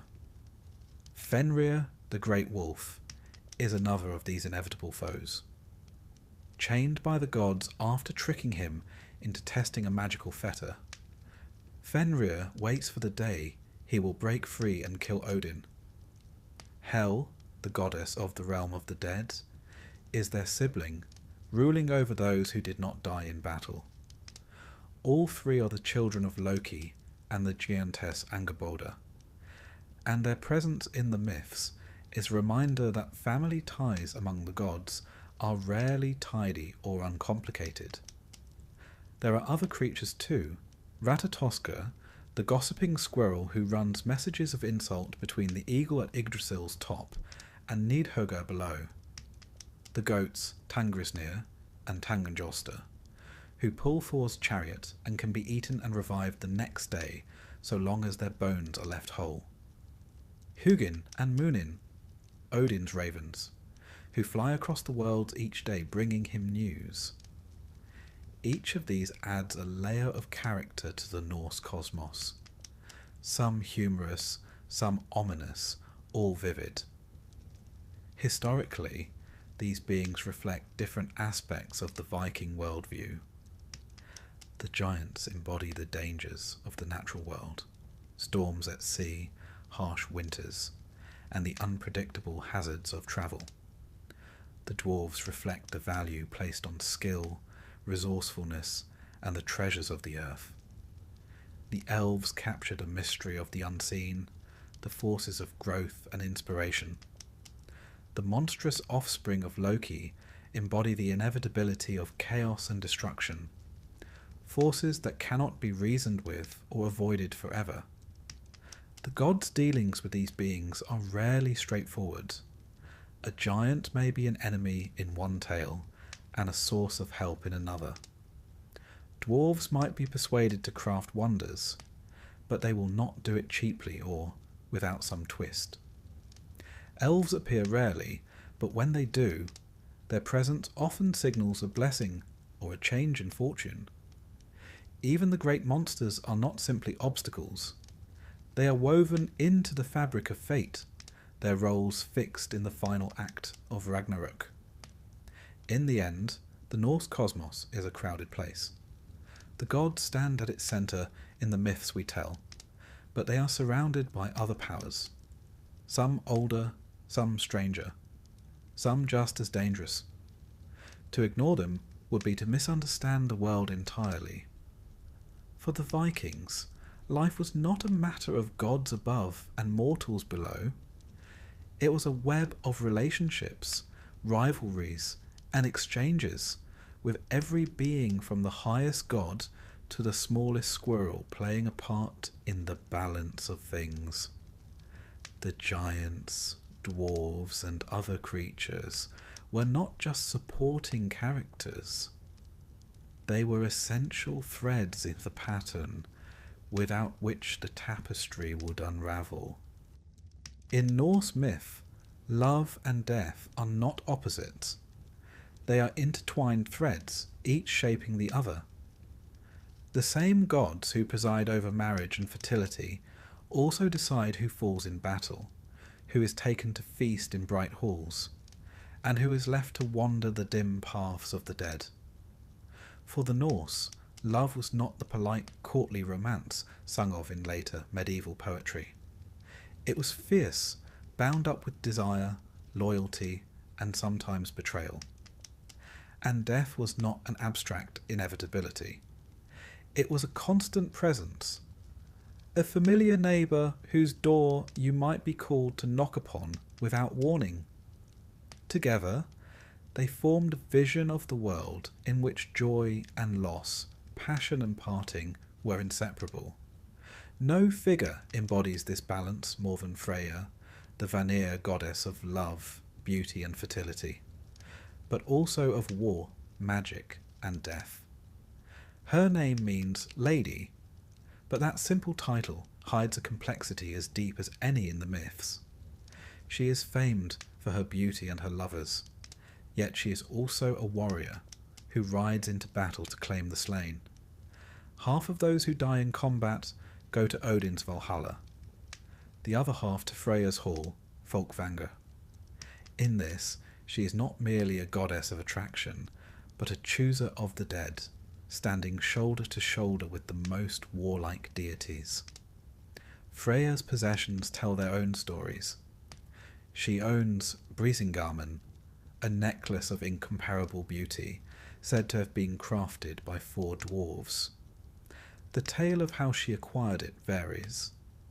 In some versions, she spends a night with each dwarf to gain it, a detail the storytellers of the Viking Age likely delivered with a knowing look and no apology. Brisingamen is more than jewellery. It is a symbol of wealth, desire, and the lengths one might go to claim what is most precious. Freya is also the greatest practitioner of Seder, the magic of shaping fate and seeing into the future.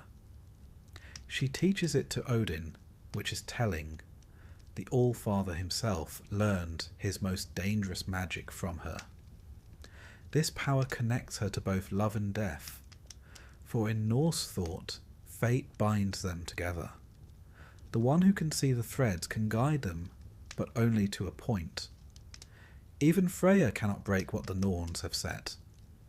Love in Norse myth is rarely gentle. It is often bound up with struggle, distance, and the crossing of dangerous boundaries. The story of Freya and Gerda is a rare tale of courtship that ends in happiness, but even here the path is steep. Freya, Freya's brother, and a god of fertility and peace, sees Gerda, a giantess, from afar, and falls in love at once. He sends his servant Skirnir to woo her. Skirnir offers rich gifts, but when she refuses, he turns to threats, promising to curse her with eternal loneliness if she does not agree.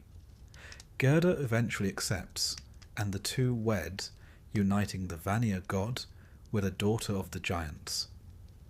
The tale reflects the Norse belief that unions often come through negotiation, and sometimes through force.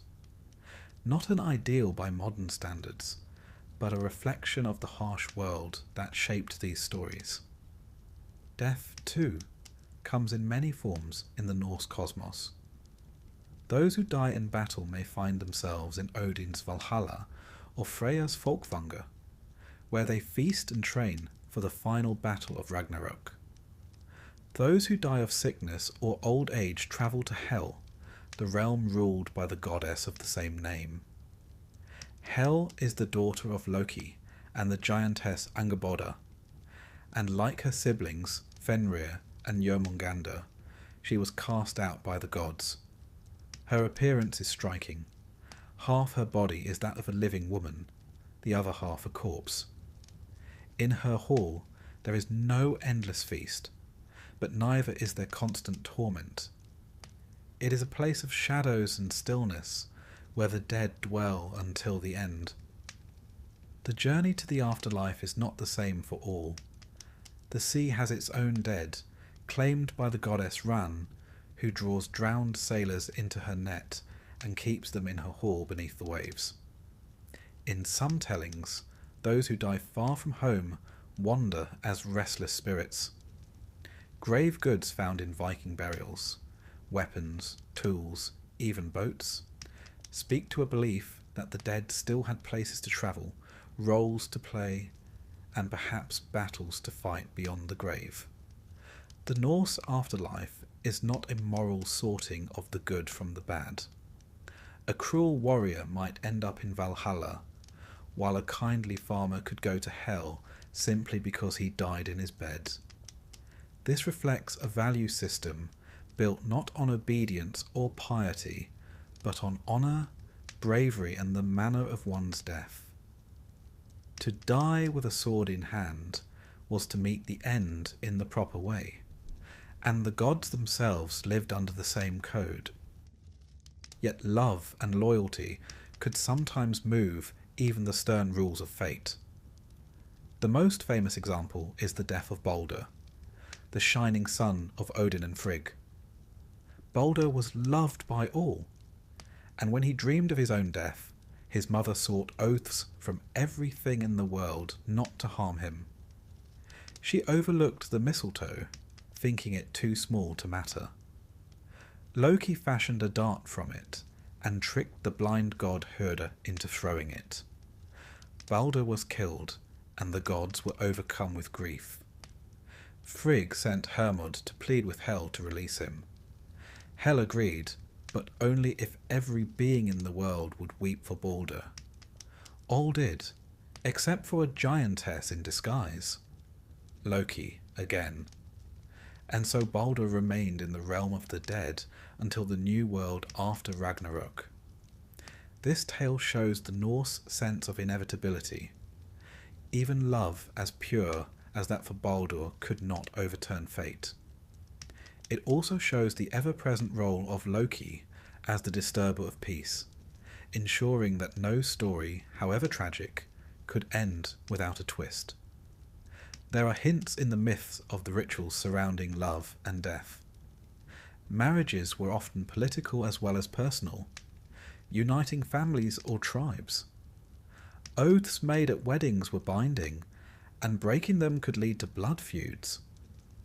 Funerals could be elaborate, with ships burned or buried, the dead sent off with goods and animals to serve them in the next life. The sagas describe women singing dirges, warriors drinking in honour of the fallen, and sometimes human sacrifices to accompany great leaders into the beyond. These practices remind us that the myths did not exist in isolation. They were shaped by the same values and customs that governed life and death in the Viking Age. The Norse also imagined moments when love and death came together in ways both beautiful and terrible. The Valkyries, Odin's choosers of the slain, ride over battlefields, selecting warriors to bring to Valhalla. In some poems, they appear almost as lovers to the men they choose, guiding them from the chaos of combat into the glory of the afterlife. Yet their love is not for the man himself, but for the role he will play in Odin's army. It is a love bound up in destiny, not free from it. Even in Ragnarok, the final doom, love and death meet in strange ways. Freyr, who gave away his sword for the sake of love when he wooed Gerda, will face the fire giant Surtur unarmed and fall. Odin will face Fenrir, knowing he will die, yet he will not turn away. Thor will kill Jormungandr, but take only 9 steps before collapsing, poisoned. These are not happy endings, but they are endings shaped by choice, by the loves and loyalties each god has carried through the ages. In the Norse view, to love was to bind yourself to another, knowing that death would come for one or both of you sooner or later. To die was to leave behind those bonds, or in some cases to keep them, carrying them into the next world. This gave both love and death a certain sharpness, a weight that made them inseparable in story and in life. Perhaps that is why the myths do not shy away from mixing the two. A wedding might be the cause of a feud that ends in bloodshed. A battle might lead to a meeting between a warrior and the Valkyrie who will bear him away. A necklace might be won through desire, but cost its wearer dearly in the end. In the Norse world, joy was not pure, grief was not without meaning, and every embrace carried the shadow of parting.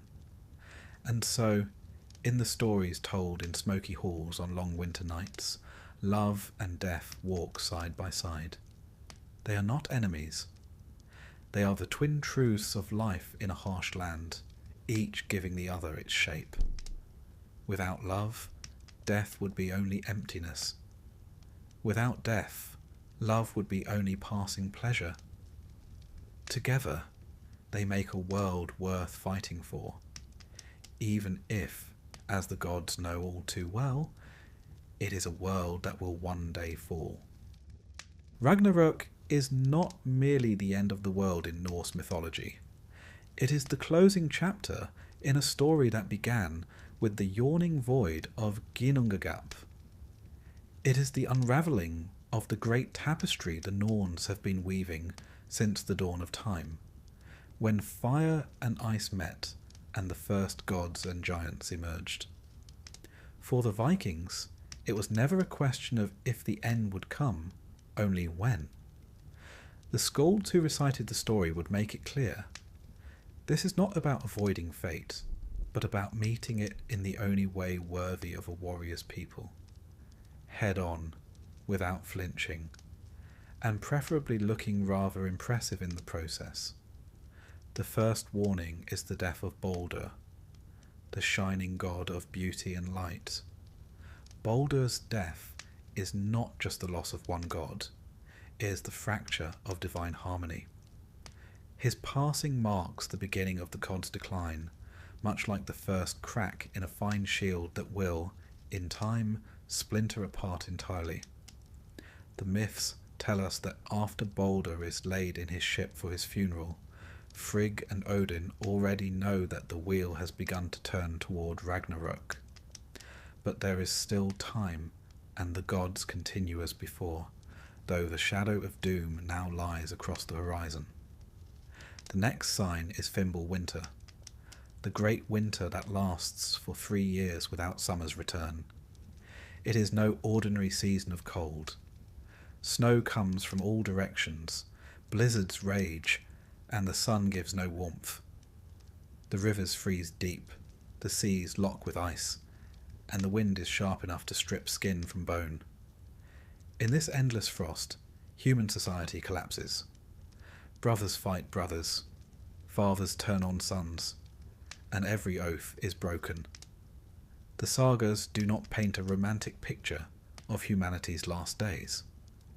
Instead, they describe a grim reality the Norse would have understood all too well, that in the face of true scarcity, honour often dies before the body. Other omens follow. In hell, the underworld, a crimson rooster crows, waking the dead to march in the armies of doom. In Jotunheim, a second rooster calls the giants to war. And in Asgard, the golden rooster Gullinkambi sings to the gods, warning them of what is to come. Meanwhile, the wolves Skuld and Hati, who have chased the sun and moon since the dawn of time, finally catch their prey. the world is plunged into darkness. The stars vanish from the sky, devoured by the monsters of the long night. Somewhere in the deep oceans, Jörmungandr, the Midgard serpent, stirs and begins to lash its coils, sending waves crashing over coastlines and shaking the very roots of the earth. This is also the time when old bonds break. Loki, who was once Odin's blood brother and the trickster of Asgard, slips free from his punishment beneath the earth. The serpent's venom no longer drips onto his face, and he rises with a hatred sharpened by long years in chains. The great wolf Fenrir, bound in the magical fetter Gleipnir, also bursts free, his jaws stretching so wide that his lower jaw touches the earth, and his upper jaw brushes the sky. His eyes burn with fire, his breath is a hot, reeking wind. The ship Naglfar, built from the fingernails and toenails of the dead, is freed from the ice, its sails black, its crew a grim host of giants and corpses. At its helm stands the giant Hrym, guiding it towards Vigrid, the field where the last battle will be fought. The Gjallarhorn sounds, blown by Heimdall, and its note carries through all the 9 realms. The gods know it is time. They gather their armour, their weapons, and their courage. Odin mounts Sleipnir, his 8-legged steed, and leads the Aesir to Vigrid. He wears a golden helmet and a coat of mail, and in his hand is Gungnir, the spear that never misses. Beside him rides Thor, Mjolnir in his grip, his beard bristling like a storm cloud. Freyr stands ready, though he lacks the sword he once gave away to win the hand of the giantess Gerda. Tyr, the one-handed god of law and war, grips his sword in his remaining hand.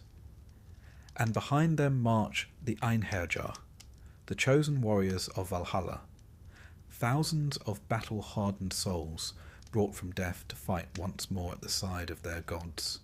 The enemy is no less terrible. Loki stands at the forefront of the giant host, his smile as sharp as a blade. Fenrir bounds beside him, each step shaking the ground. Jörmungandr slides forward, its massive body blotting out the horizon, its breath a miasma of death. From the south comes Surt, the fire giant of Muspelheim, with his blazing sword shining brighter than the sun. Every step he takes sets the earth alight. His fire will consume everything, even the bones of the world itself. The battle begins in a chaos of sound and fury. Odin charges Fenrir, his spear flashing. The two circle and strike, each blow echoing like thunder. But Fenrir cannot be stopped. He seizes Odin in his jaws and swallows him whole. A cry goes up from the gods, but it is Vidar, Odin's silent son, who avenges him. Vidar steps into the wolf's mouth, 1 foot in the lower jaw, and with the strength of all the earth's forests in his leg, he tears Fenrir's jaws apart. The beast falls dead, but the cost has already been paid. Thor meets Jörmungandr in a clash that shakes the sky. He smashes the serpent's skull with Mjolnir, breaking its body into the waves, but the creature's venom has already filled his lungs. He takes only 9 steps before he falls, lifeless, into the mud. Freyr faces Surtur in single combat, but without his sword, he is no match for the fire giant. He falls in flame, and Surtur sweeps his burning blade across the field, setting all alight.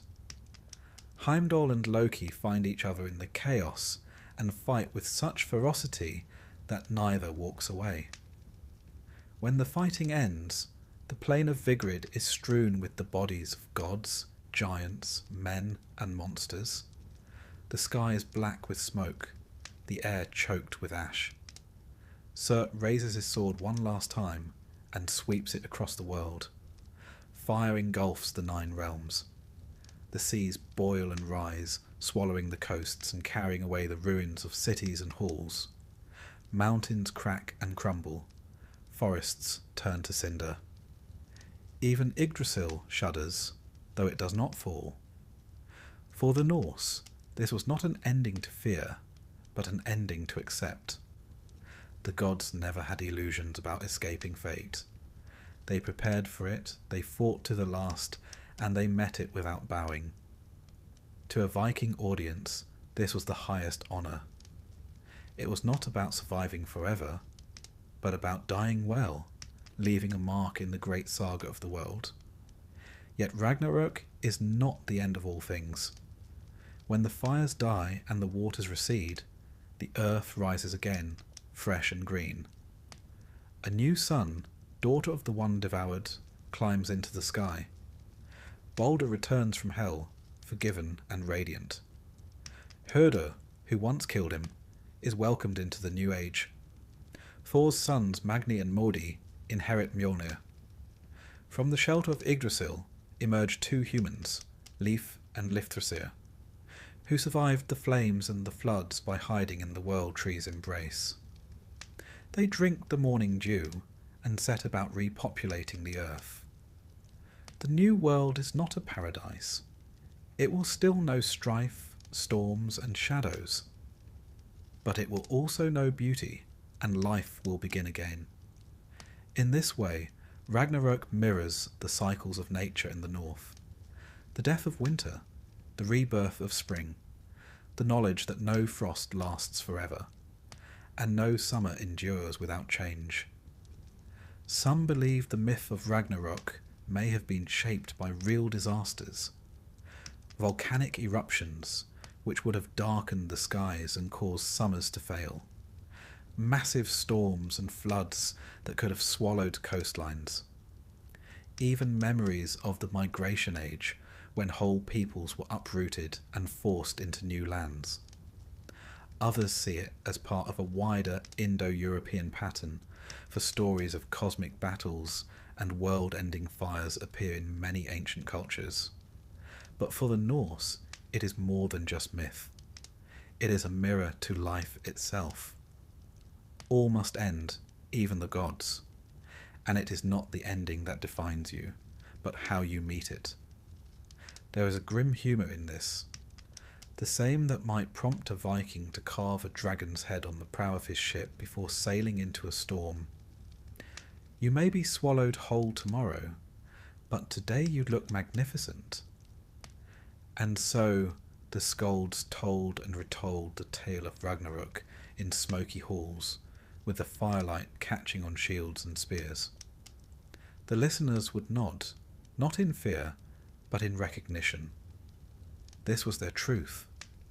That courage is not the absence of doom, but the will to face it. And that in the ashes, something green will grow again.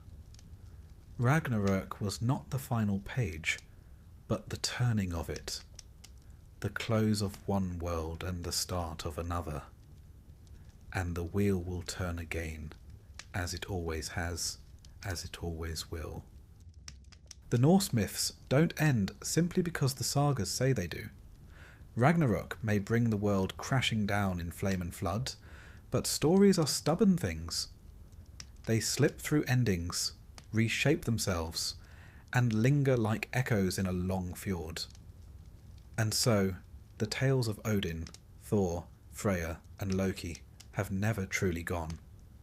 They've been told and retold for more than 1,000 years, and they still find new ways to reach us. In poems, in place names, in pop culture, and in the quiet knowledge that somewhere, once upon a time, people looked up at the same stars and believed those gods were watching. In the Viking Age, roughly between the late 8th and early 11th centuries, these myths were more than pleasant stories for winter nights. They were religion, social glue, and an explanation for the world's unpredictable ways. A fisherman in a narrow fjord might pray to Njord for a safe catch. A farmer staring at a grey sky and wondering if the frost would kill his crops might make an offering to Freya. A warrior going to sea might trust Thor to guide his ship through storms. Even the trickster Loki had his uses. After all, in a dangerous and unpredictable world, cunning could be as valuable as brute strength. The gods were not distant abstractions. They were woven into the daily life of the people, present in the land, the sea and the sky. We can still see that belief written in stone. Across Scandinavia and the lands where Vikings settled stand the runestones, carved memorials raised for the dead or to mark important deeds. Some bear symbols, like Thor's hammer, a public sign of faith and defiance during the slow spread of Christianity. Others show carved scenes. Odin riding his 8-legged horse Sleipnir, Valkyries bearing fallen warriors to Valhalla, or Thor wrestling with the mighty Midgard serpent. These images were not decoration for its own sake. They were a visible link between the living and the divine. The change from pagan belief to Christianity was neither sudden nor without tension. By the late Viking Age, Christian missionaries were travelling through Scandinavia, sometimes welcomed, sometimes treated with suspicion, and occasionally chased out entirely. Some kings converted for political advantage. Aligning with Christian Europe opened the door to trade and alliances, while others clung to the old ways for as long as they could. For a time, the two beliefs existed side by side. Archaeologists have found graves where the deceased wears both a cross and a Thor's hammer pendant, as though one might need both sets of divine protection in the afterlife. Old law codes reveal the compromises and contradictions of this period, when the old gods were no longer officially worshipped, yet their memory was far from erased. Ironically, we owe much of our surviving knowledge of Norse mythology to Christian scribes. In Iceland, which converted to Christianity around the year 1000, the old oral tradition was eventually written down in the 13th century. The poetic Edda and the prose? Edda, our most important sources, were compiled during this period, most famously by Snorri Sturluson, a Christian chieftain, poet and historian. Snorri's aim was not to revive pagan religion, but to preserve cultural heritage and to provide a handbook for aspiring poets. Even so, his work preserved an extraordinary wealth of myth, legend, and heroic saga.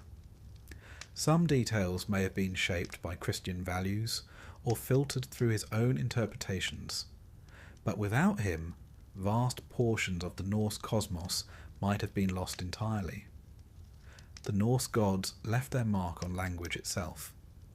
In English, Wednesday comes from Woden's Day, Woden being the Anglo-Saxon form of Odin. Thursday is Thor's Day. Friday comes from Frigg or Freya. In the landscapes of Scandinavia and beyond, you can find place names honouring the gods. Odense in Denmark, meaning Odin's sanctuary. Torsby in Sweden, meaning Thor's village. And countless hills, meadows, and lakes named for deities and mythic beings. The gods were tied to the land in a way that made them seem permanent, even when belief in them faded. By the 19th century, Norse mythology enjoyed a powerful revival thanks to the Romantic movement. Artists, writers, and musicians across Europe rediscovered the sagas and celebrated their raw, elemental beauty. Painters like Morten Eskil Wing depicted Thor with muscles, lightning, and a glare that could send a frost giant packing. Poets reimagined the myths with grand language and tragic pathos.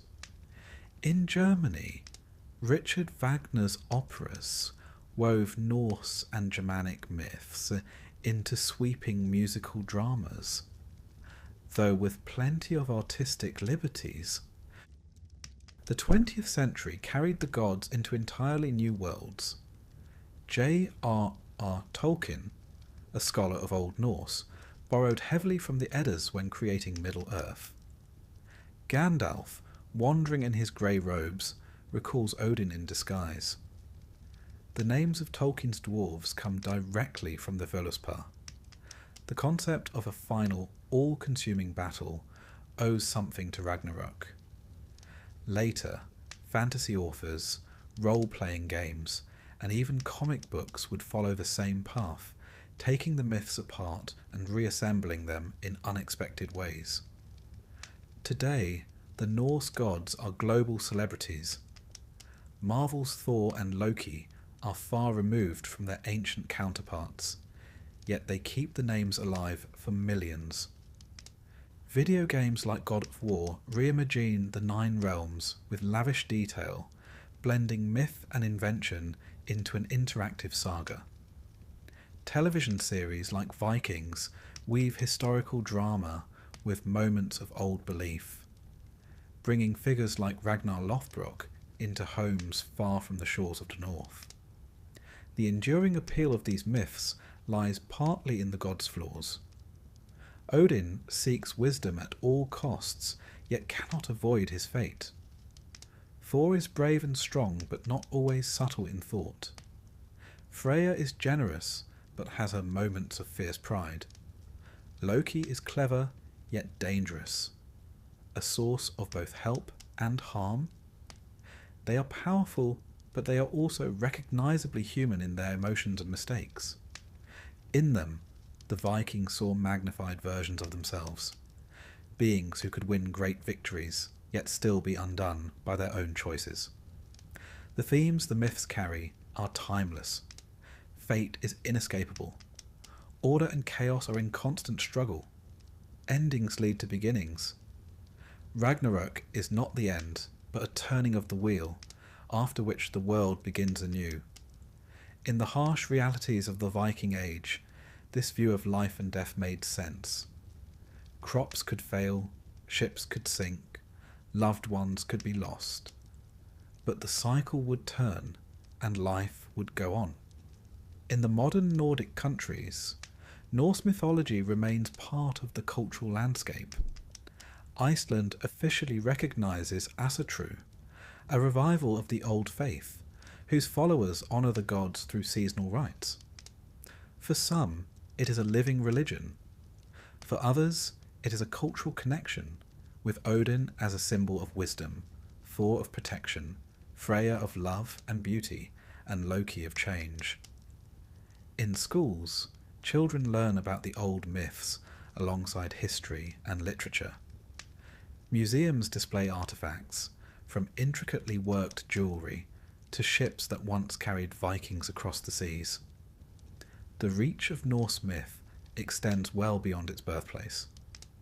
Scandinavian immigrants to North America brought the stories with them, and towns in the American Midwest bear names like Odin, Thor, and Valhalla. Folklore in parts of Britain still holds traces of the old gods. Musicians, from classical composers to heavy metal bands, have drawn inspiration from the Eddas. Even NASA has paid tribute, naming moons, asteroids and spacecraft after figures like Sleipnir and Mjolnir. What makes these myths so resilient is their adaptability. The same tale can be told around a Viking hearth, in the soaring notes of an opera, or in the pixelated landscapes of a video game. The gods themselves were shapeshifters, and their stories shift in much the same way, reshaping to fit each new audience. One can imagine the old skalds, the poets and storytellers of the Viking Age, listening in on our modern retellings. They might be puzzled to see Thor wielding a hammer that behaves like a guided missile, or Loki becoming a sort of charming anti-hero. But they would recognise the core of the stories. They would understand that tales evolve, and that keeping them alive sometimes means letting them change. The Norse myths are not relics locked away in the past. They are threads woven into language, culture, and imagination. They speak to anyone who has faced uncertainty, fought against the odds, or wondered about the pattern of fate. They remind us that even when the end is foretold, what matters is how we meet it, with courage, cunning, or perhaps just the stubborn refusal to give in. And as long as the stories are told, the gods will remain, not in Asgard, not in some unreachable heaven, but here, in the minds of those who still find meaning in their tales. Let us begin, as all good stories ought to begin, with a mountain at dusk. Not just any mountain, mind you, Mount Olympus, the divine residence of the gods, where the clouds gather like courtly drapery and the air smells faintly of ambrosia, and perhaps, on occasion, burnt offerings wafting up from the mortal world far below. It stands tall and regal on the northern frontier of ancient Greece, its summit so often hidden by mist that it seemed only natural to assume someone or something must be living up there. In truth, Olympus is a very real mountain, the highest in Greece actually, rising to just under 10,000 feet. But to the ancient Greeks, it wasn't merely a collection of rocks and ridges. No, it was sacred geography. It was the celestial seat of power, draped in ever-changing light and ever-watchful silence. They saw it not as something to be climbed, but to be revered. A divine penthouse, if you like, with rather exclusive tenants. And those tenants are, yes, the Olympians. 12 gods and goddesses, give or take a few, depending on which myth you believe, and how generous you're feeling with seating arrangements. Together, they form the core of the ancient Greek pantheon.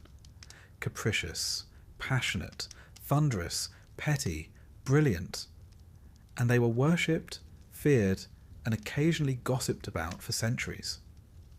Quite like celebrities, really. If celebrities could hurl lightning and turn people into olive trees. But before we meet them individually, let's linger a little on the setting. For it's twilight on Olympus, the hour when the golden light fades gently behind marble colonnades and divine banquets are just beginning. Imagine wide halls gleaming with polished stone, lyres playing softly in the background, and long tables groaning with impossible fruits, cheeses aged by the winds of prophecy, and wines so potent they'd make a satyr weep with joy. This is no place of solemnity. Olympus, in myth, was vibrant, divine, occasionally chaotic, like a very large dysfunctional family gathering with a healthy sprinkling of immortality and magical livestock. The kind of place where someone is always playing a harp, and someone else is always dramatically storming out.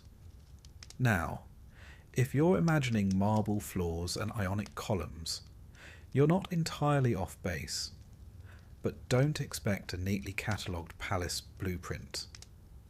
The earliest Greek poets, Homer and Hesiod, speak of radiant halls and cloud gates, but they weren't exactly architectural draftsmen. What we're given is a suggestion of immense beauty, shimmering materials, and eternal comfort. Halls of bronze and gold, courtyards paved with sunlight, feasts that never end, and fountains that sing. It's less of a building and more of a heavenly ambience. And what's a good ambience without a menu? You'll be pleased to know the gods dined rather well. Their diet consisted primarily of two things: ambrosia and nectar. Not to be confused with a posh London cafe. Ambrosia was said to be the food of immortality. What it actually tasted like depends on the source. Some say honeyed bread, others a kind of fragrant perfume you absorbed through your very essence, which frankly sounds more like skincare than a starter. Nectar, its liquid companion, flowed like sunlight in a chalice, served in cups of gold, and kept everyone in a perpetually divine state of health, youth, and likely a mild buzz. The gods didn't age. They didn't get ill. They didn't suffer the usual indignities of mortal life, apart from emotional outbursts, which, if anything, they had in abundance. The divine lifestyle was not without its duties, however. Each god had a portfolio, so to speak. Zeus, for example, handled thunderstorms, law, and infidelity. Poseidon had dominion over the sea, earthquakes, and moody tridents. Athena took care of wisdom, war strategy, and glowering from behind shields. Each Olympian had their domain, and while some took their roles seriously, others used them as an excuse to meddle in mortal affairs or skip staff meetings altogether. One might imagine that a day on Olympus involved quite a lot of sitting around looking powerful, which, to be fair, it probably did. But it also meant making decisions. Would a hero succeed in his quest? Would a city be blessed with rain, or buried under ash? Would a mortal's prayer be answered or ignored? The gods were not bound by logic. They were divine after all, and if they seemed inconsistent, well, that was rather the point. The world was unpredictable, and so were its rulers. From their cloud-wrapped thrones, the gods watched mortals go about their business with varying degrees of interest. They observed, they judged, they laughed, they wept occasionally, and sometimes they interfered, often dramatically. The line between gods and mortals, you see, was not quite so firm in ancient Greek thought. The gods were not distant deities, unreachable and abstract. They were near, familiar, emotionally turbulent. They could take human form, walk among us, fall in love, or lust more often, and produce heroes with a knack for slaying monsters and starting wars. Their children became demigods, whose lives were extraordinary but seldom long. But Olympus itself was different.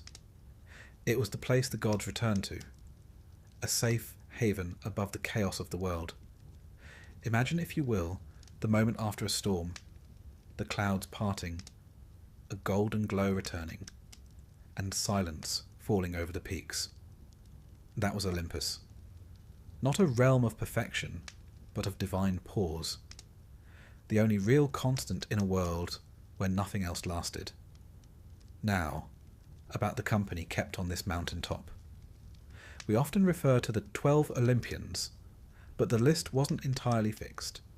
It usually included Zeus, Hera, Poseidon, Demeter, Athena, Apollo, Artemis, Ares, Hephaestus, Aphrodite, Hermes, and either Dionysus or Hestia. Poor Hestia was occasionally bumped from the guest list, despite being the goddess of the hearth. One assumes she didn't mind.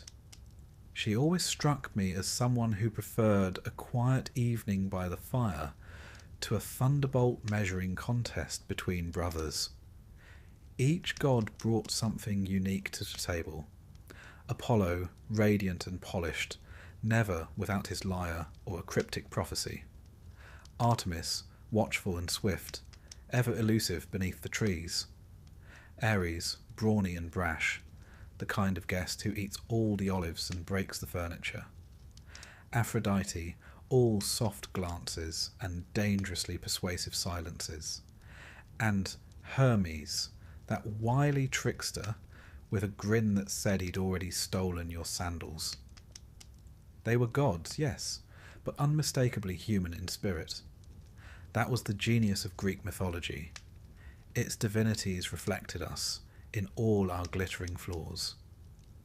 The Greeks built temples to honour them, yes, magnificent columns rising toward the sky, sanctuaries thick with incense and prayer. But they also told stories, myths passed from lips to ears, campfires to amphitheatres, stories of love, betrayal, pride, revenge, stories that taught, warned, entertained. Olympus was not just a place above the clouds. It was a theatre stage, a family drama, a mirror of the human soul raised to cosmic scale. And what of the mortals who gazed up toward the summit? They knew they would never see its peak. Olympus was shrouded not just in clouds, but in mystery. No human was meant to reach it, not really. Those who tried, like the Titan Atlas, who bore the sky on his back, often paid dearly for their ambition. Olympus was a place of dreams. It was not for climbing, it was for imagining. And imagine it they did, the poets especially. Homer, in his Iliad and Odyssey, filled Olympus with radiant halls and divine disputes.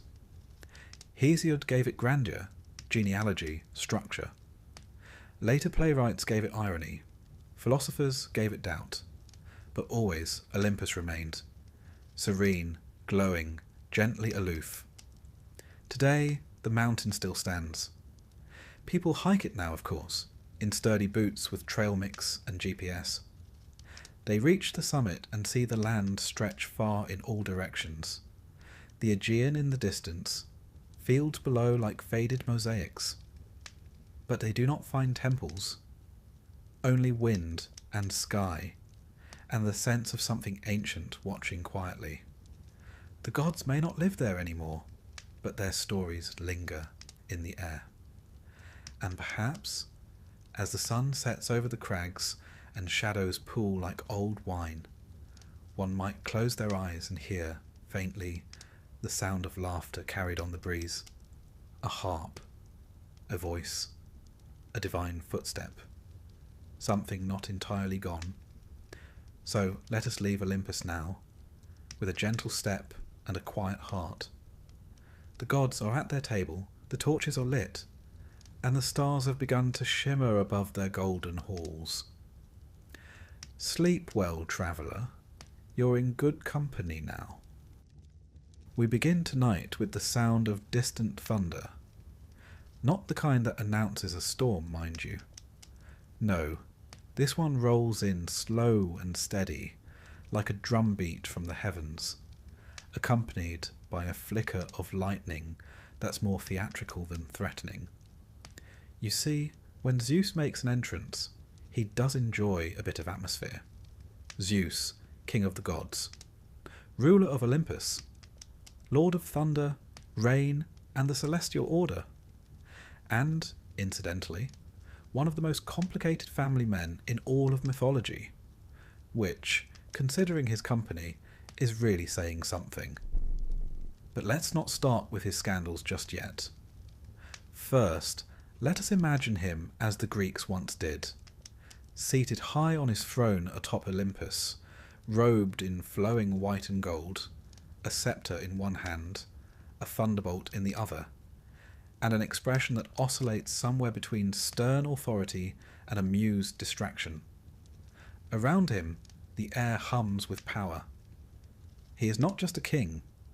He is the very embodiment of law, order, and cosmic balance, most of the time. Zeus did not inherit Olympus by luck. His story begins in the deep past, long before there were temples, poets, or polite prayer. Born to the Titans Cronus and Rhea, Zeus was the youngest of 6 children, and the only one not immediately swallowed at birth. Yes, swallowed. Cronus, their father, had a nasty habit of eating his offspring to avoid being overthrown. It's the sort of parenting style that usually lands one on a watch list. But Rhea, the clever mother that she was, spirited baby Zeus away and tricked Cronus with a swaddled rock, which he, rather embarrassingly, swallowed whole. Meanwhile, Zeus grew up hidden in a cave on the island of Crete, raised by nymphs, suckled by a magical goat, and protected by divine warriors who clashed their spears to muffle his cries. A rather noisy nursery, but effective nonetheless. When Zeus came of age, he did what any ambitious son of prophecy might do. He returned, tricked Cronus into disgorging his siblings, and led a divine rebellion known as the Titanomachy. For 10 years, the younger gods, the Olympians, battled the old order, until Zeus hurled the final thunderbolt and sealed their victory. The Titans were cast into Tartarus, a sort of godly oubliette, and Olympus was claimed. This, then, was how Zeus became king. Not by birthright, but by cleverness, courage, and, it must be said, a knack for dramatic timing. As king, Zeus wasn't merely a figurehead. He governed the skies, yes, but also oaths, hospitality, and justice. If someone broke a sacred promise, it was Zeus they feared. If a stranger arrived at your door, you offered them food and drink in Zeus's name. He was, in many ways, the god of social glue, the one who held things together, even if his own household was often teetering on the brink. Now, if you'll forgive a brief aside, no discussion of Zeus is complete without addressing the, shall we say, romantic entanglements. Zeus, it must be admitted, had a wandering eye, and foot, and the occasional animal disguise. His liaisons with mortal women, and quite a few goddesses, form a veritable catalogue of ancient myths. Sometimes he approached them in the form of a handsome man, other times as a swan, a bull, a shower of golden light. Whatever works, I suppose. These unions produced many of the great heroes of Greek mythology: Heracles, Perseus, Helen of Troy, Minos, and so on.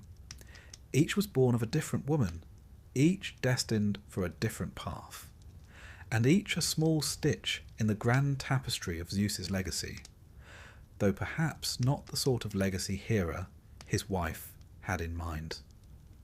Ah yes, Hera, queen of the gods, goddess of marriage, and long-suffering spouse of the most prolific philanderer in Olympus.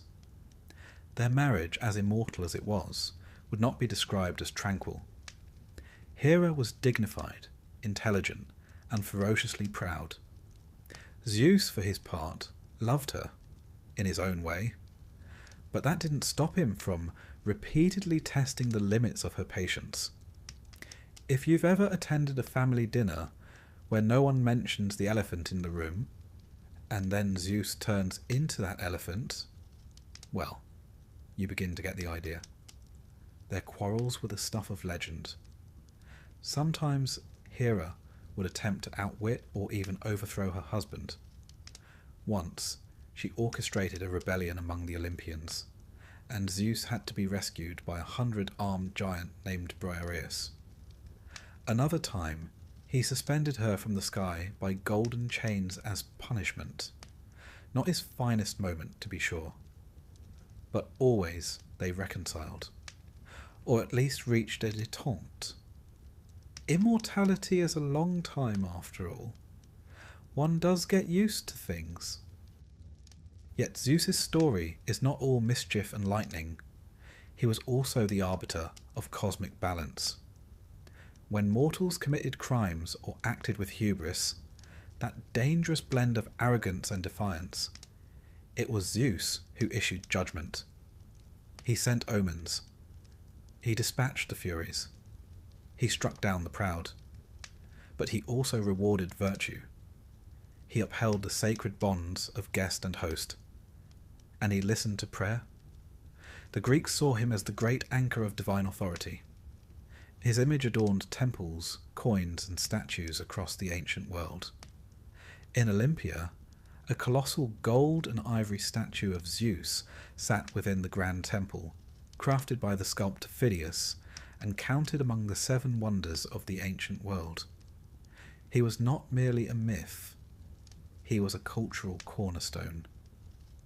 And yet, there's something very human about him, isn't there? For all his thunderbolts and grandeur, Zeus often behaved like an exasperated father trying to keep a house full of eccentric children from setting the curtains on fire. He meddled in Trojan politics. He weighed the fates of heroes in battle.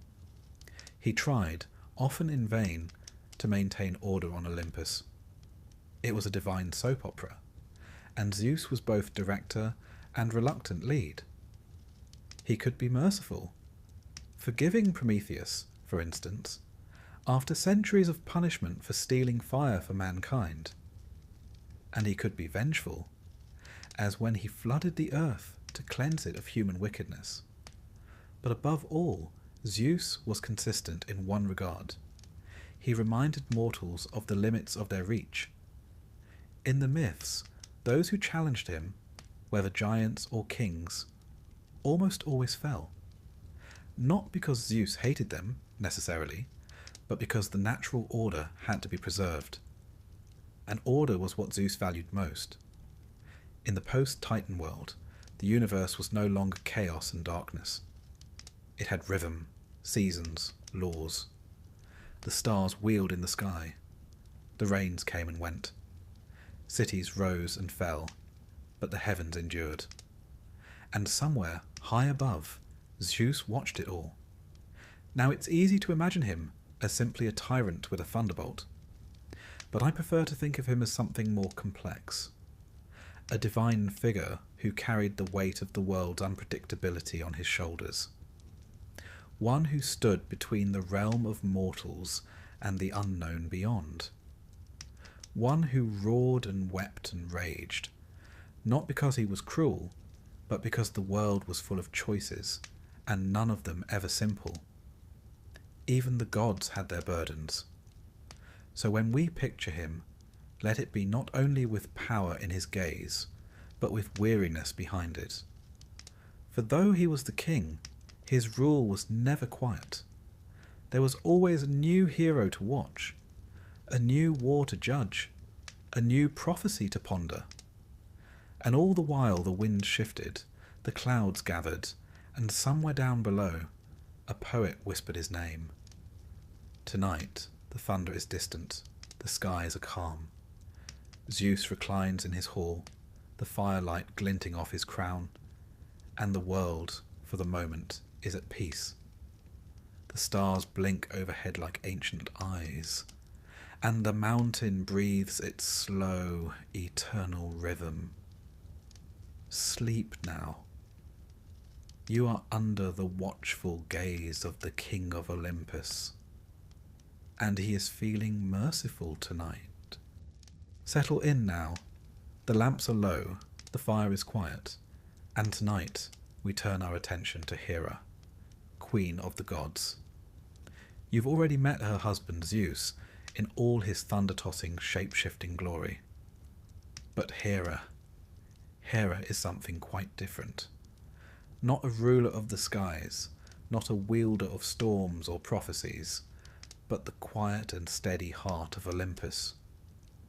And, on more than one occasion, the source of a sharp look that could turn a lesser deity into stone, or at the very least send them scuttling off to a minor temple in Thessaly. She was, and remains, the goddess of marriage, of women, of childbirth, and of regal dignity. But Hera is not merely domestic. She is not gentle in the way springtime is gentle. She is fierce, enduring, intelligent, and more than capable of making her displeasure known, particularly when it concerns the many, many indiscretions of her husband. But we'll get to that in good time. First, let us begin at the beginning, at her birth, long before Olympus was even built. Hera was born to the Titans, Cronus and Rhea. Yes, that same Cronus who had a rather troubling habit of swallowing his children whole.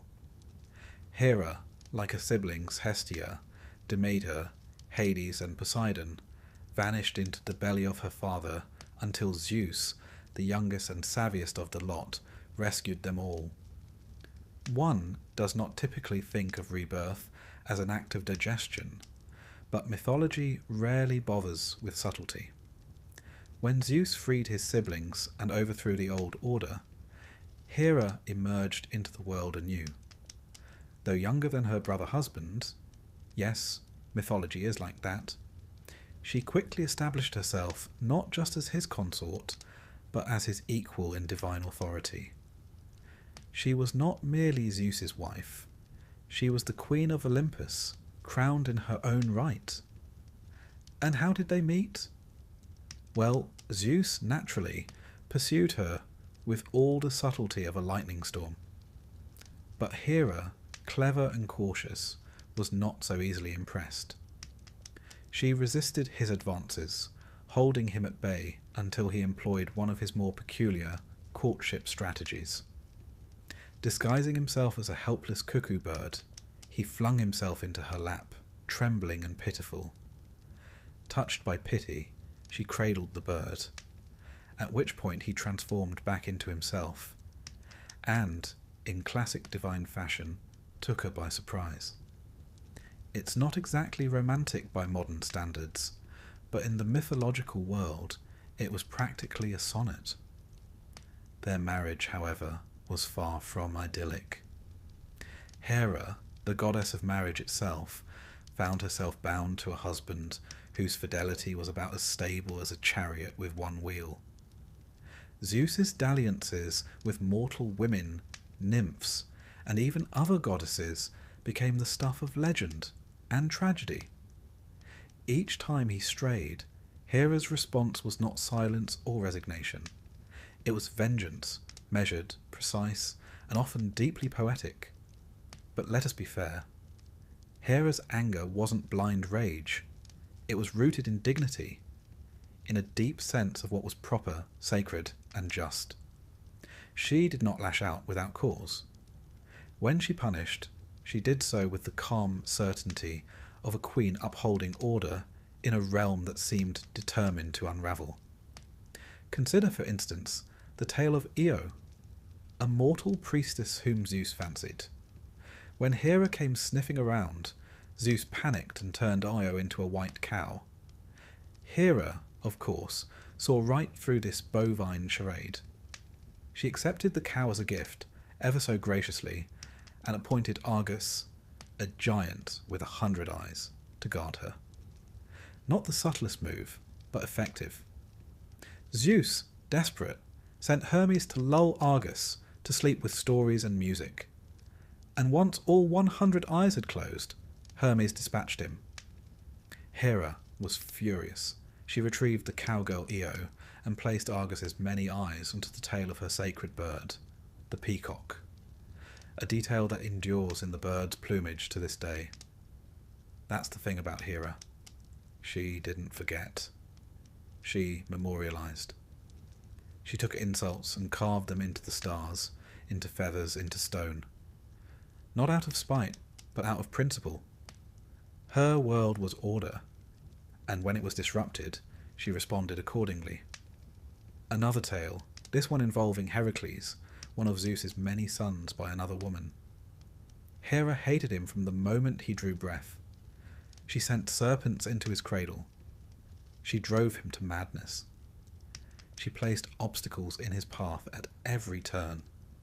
And yet, in an irony almost too perfect, it was Heracles, after his death, who was welcomed into Olympus and reconciled with Hera, even marrying her daughter Hebe. One imagines the family dinners were tense, but Hera was not merely an angry wife. That's a simplification, and an unfair one. She was the goddess to whom women prayed for safe childbirth, for a stable home, for the sacred bond of marriage to hold firm. She was protector and patroness of queens. Her temples were among the most splendid in Greece, particularly the great Heraion near Argos, where priestesses performed elaborate rituals and dedicated their lives to her service. She was also embodiment of regal poise. When Homer describes her in the Iliad, it's with a kind of awed reverence. Tall, proud, golden-eyed. She rides in a chariot pulled by peacocks, wears a crown that gleams with the fire of heaven, and speaks with a voice that can silence a room full of immortals. Even Zeus, for all his bluster, knew when to tread carefully around Hera.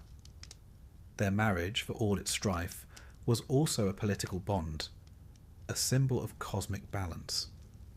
Zeus representing raw power and law, and Hera representing loyalty, structure, and sacred tradition. Together they ruled not just Olympus, but the framework of the Greek cosmos. Their quarrels were myth, yes, but they also reflected the eternal struggle between freedom and fidelity, chaos and order, impulse and restraint. To worship Hera was not to adore gentleness. It was to honour strength wrapped in dignity. It was to recognise that the world needs not just storms, but boundaries. That love is not always sweet. Sometimes it is fierce, wounded, enduring. Sometimes it clenches its jaw and carries on for the sake of something larger than the self. She had her moments of compassion too. She aided Jason and the Argonauts. She watched over women in labour. She lent power to those who upheld justice. In some myths, she is a maternal figure, not soft, but solid. The kind of mother who might not kiss your scrapes, but who would stand between you and a charging bull without flinching. In art, she is nearly always majestic, seated on a throne, a sceptre in one hand, a lotus-tipped staff, or a pomegranate in the other. The pomegranate, as you might recall, being a symbol of fertility and the cycle of life, one that appears frequently in ancient depictions of divine queenship. Her sacred animals, beyond the peacock, include the cow, not merely for its docility, but for its association with nurturing and steadfastness. There's a reason the Romans called her Juno, and made her the chief goddess of their pantheon. Hera's archetype, the divine matron, both feared and revered, echoes across countless cultures. She is not a goddess who fades with time. She is one who endures it. And so we imagine her now, seated in her radiant hall, high above the clouds, the golden light of Olympus falling across her brow. The peacocks shuffle softly at her feet. The fires crackle low. A divine scroll rests beside her. Perhaps a new list of grievances, or a wedding invitation, or both.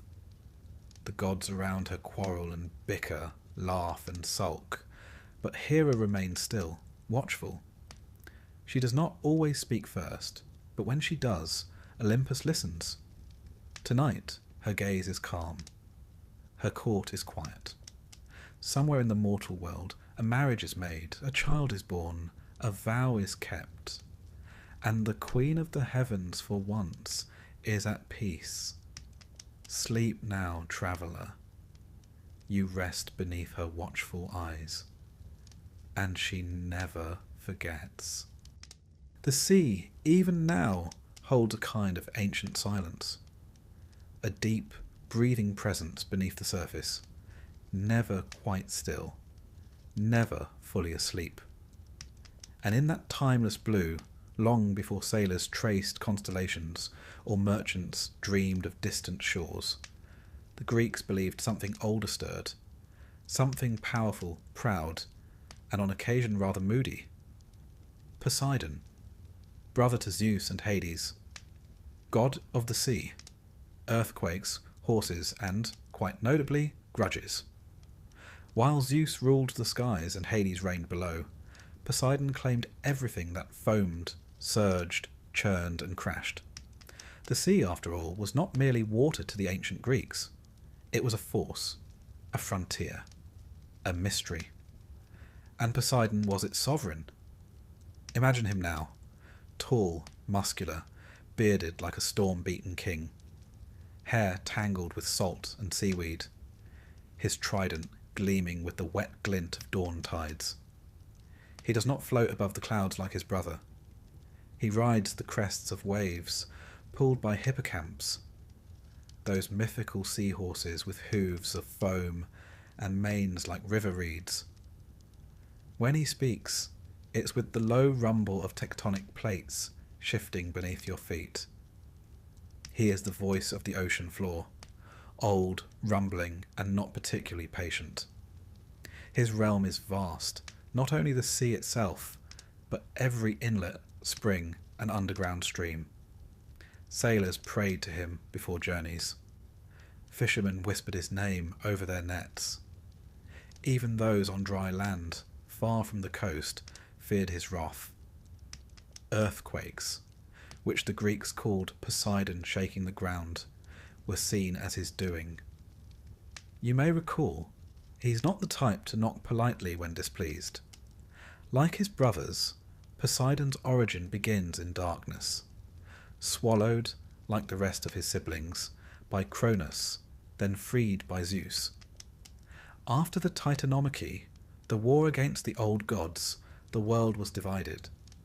Zeus took the sky, Hades took the underworld. Poseidon was given the sea, not as a consolation prize, mind you, but as a dominion equal in majesty and terror. And to be fair, it rather suited him. Poseidon's nature was not, shall we say, consistent. Some days he was beneficent, the god who granted calm winds, guided ships safely home, and coaxed fresh water from dry earth. Other times, not so much.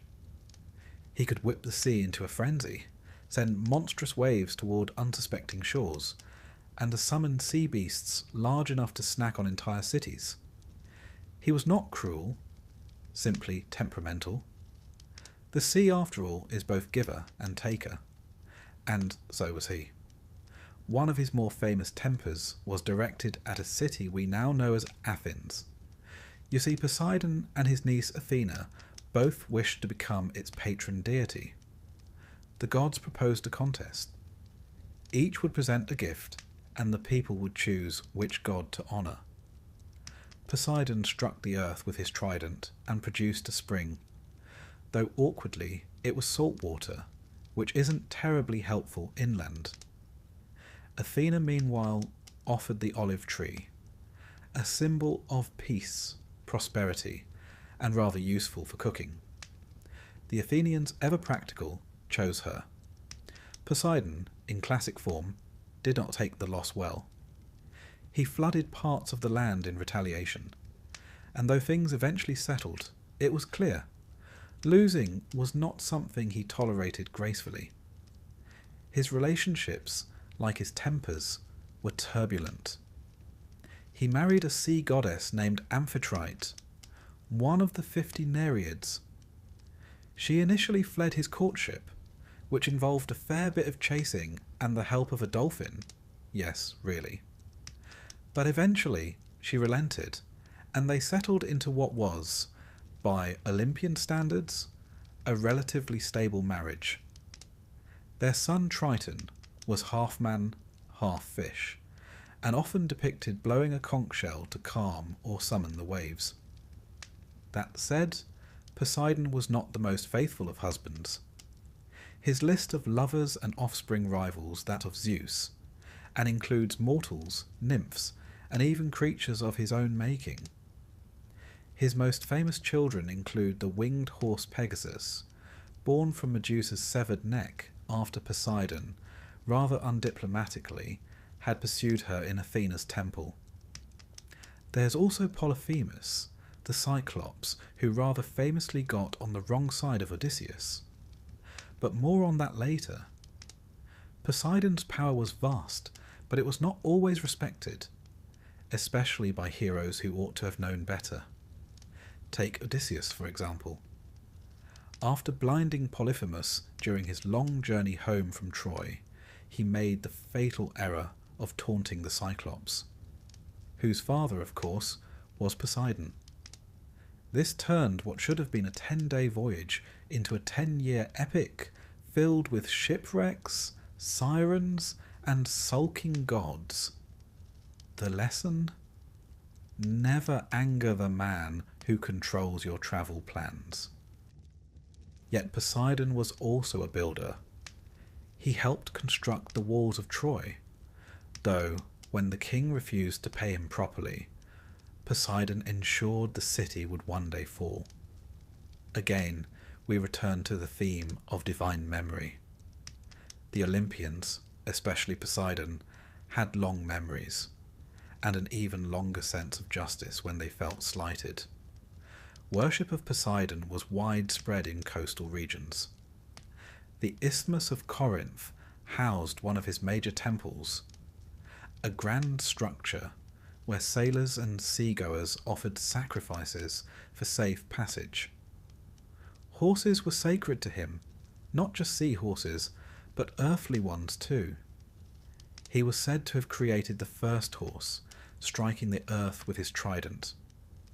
In some myths, he's even credited with teaching humanity how to harness their strength. A reminder that Poseidon, though wild, could be generous when honoured properly. But the sea is not merely geography. To the Greeks, it was a living presence.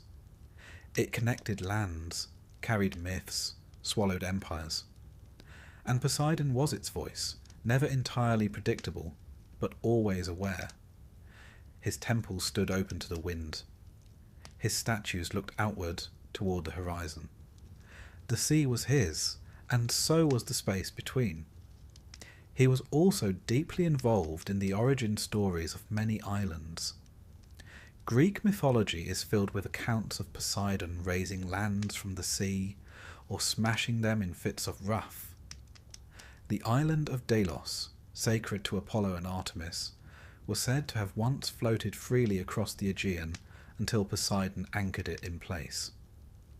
There were times, too, when he struck land into being, new shores rising in tribute to his power. In festivals, Poseidon's worshippers did not always offer their prayers in gentle tones. Sacrifices were often made with a mix of fear and reverence. At some coastal sites, entire horses were driven into the sea as offerings, not out of cruelty, but because Poseidon's hunger was thought to match the size of his domain. He was not a half-god, not a tender god. He was primal, elemental. Even the Romans, who called him Neptune, retained this vision of a forceful, ocean-bound deity. His image persisted through empires, carved into stone, etched into coins, guiding ships long after belief in him had faded. The sea, after all, does not forget its gods so easily. We imagine him now in his underwater palace, made of coral and pearl, the walls shimmering with light filtered through leagues of ocean. Sea nymphs glide past like shadows. Triton's conch echoes faintly through distant caverns. Poseidon himself sits upon a throne of stone and shell, gazing out across his domain, silent but not still, never still. He does not speak often, but when he does, the waters respond.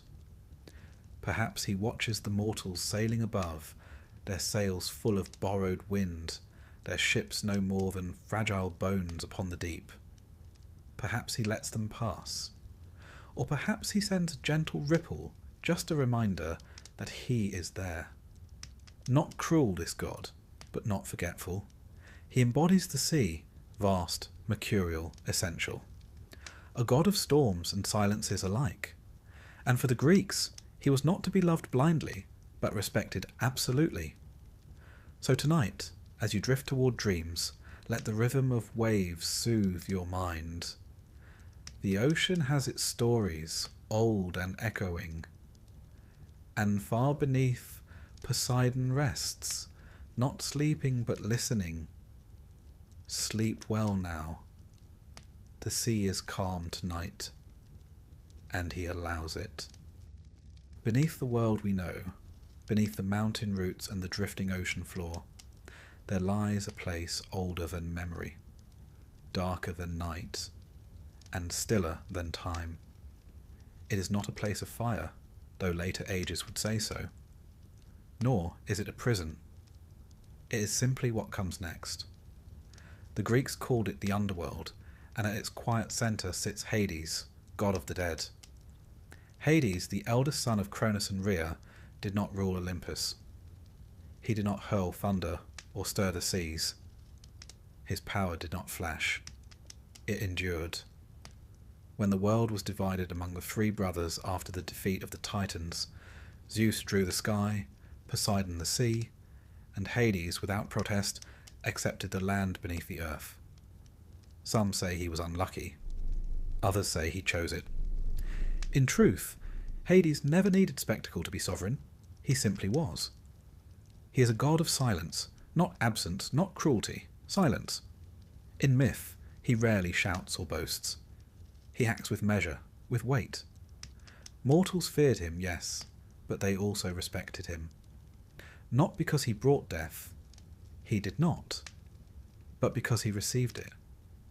Because all roads in time lead to him. His realm is vast, layered like the roots of a great tree. The dead come by way of Hermes, who guides them gently down. At the threshold waits Charon, the ferryman, demanding his coin. It was for this reason that Greeks placed obols in the mouths of their dead. To be caught without payment meant wandering the shores of the Styx forever, unheard and unmourned. And the Styx is only one of many rivers.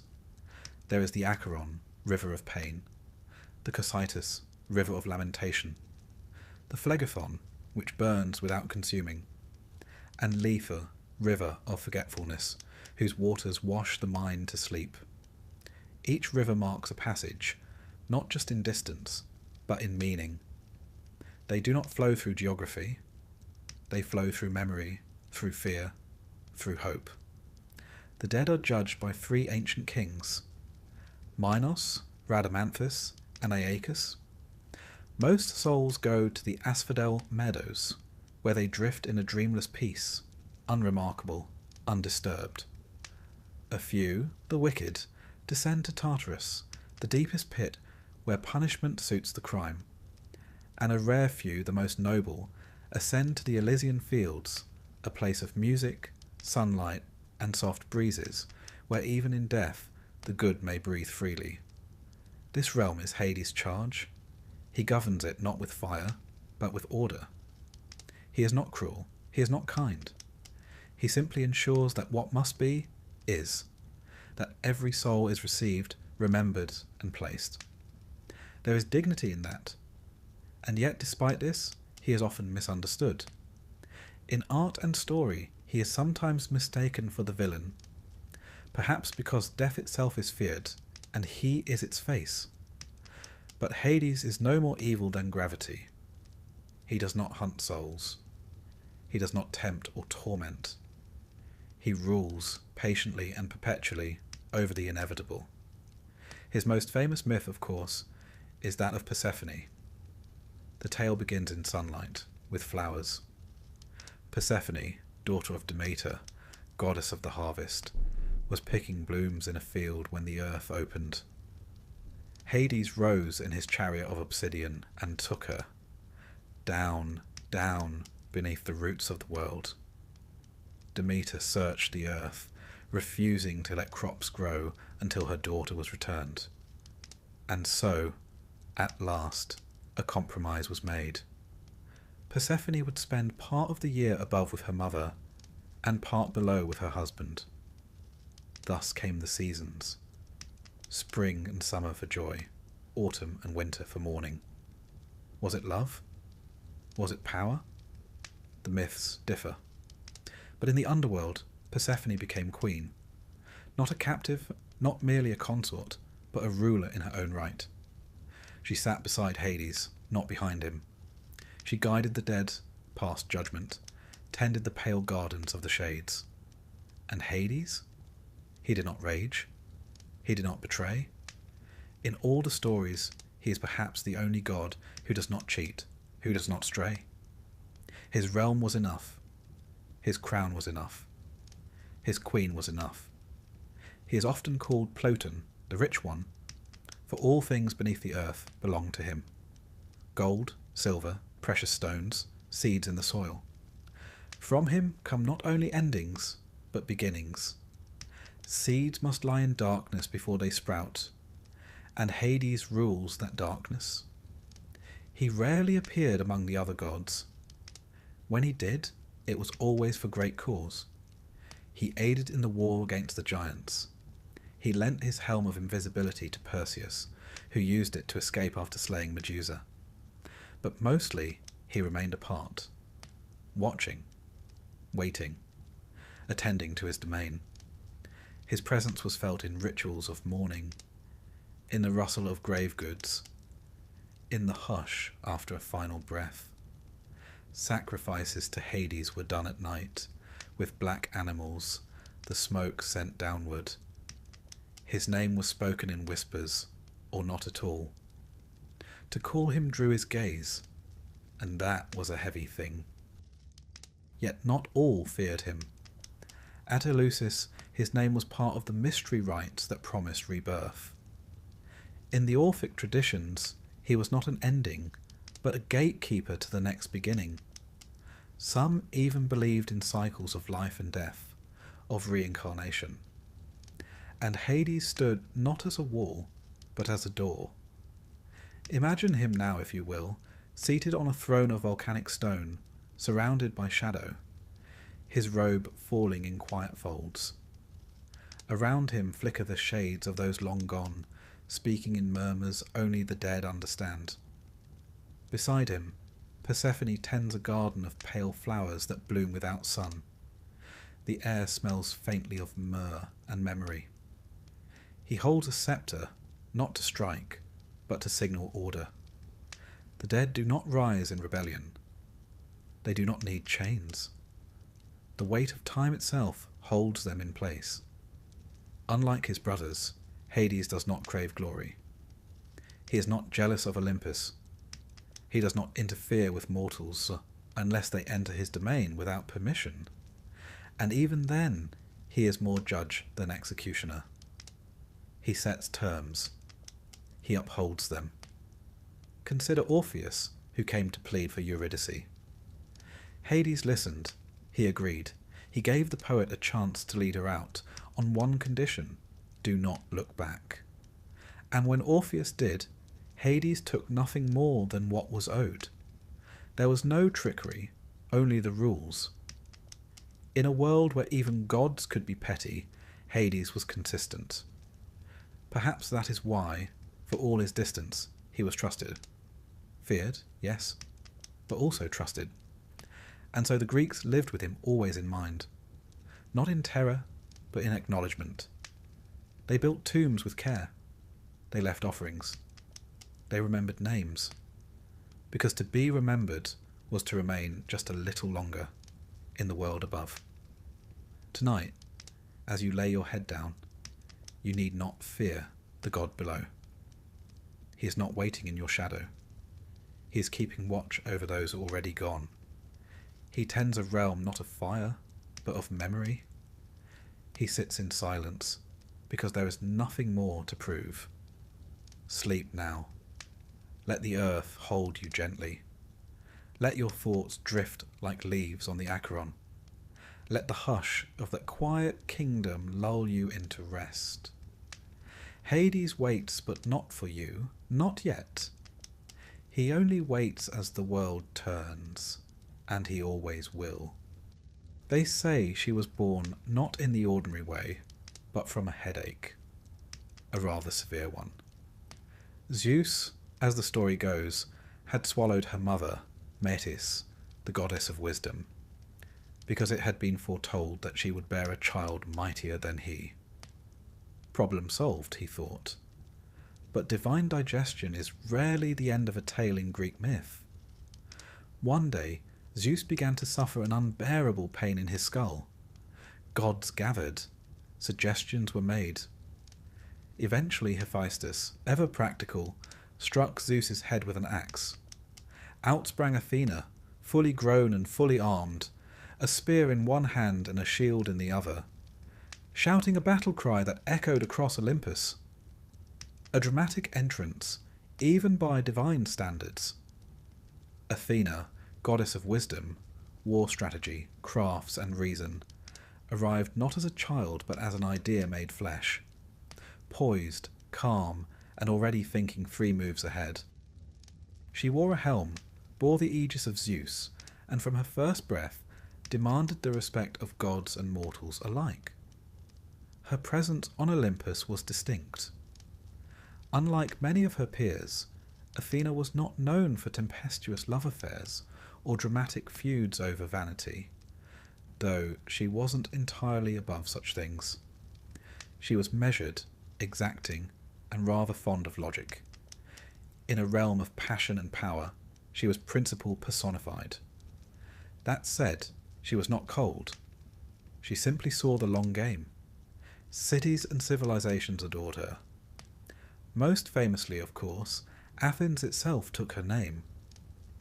The contest between Athena and Poseidon for the patronage of the city is one of these tales that reveals as much about Greek values as it does about the gods themselves.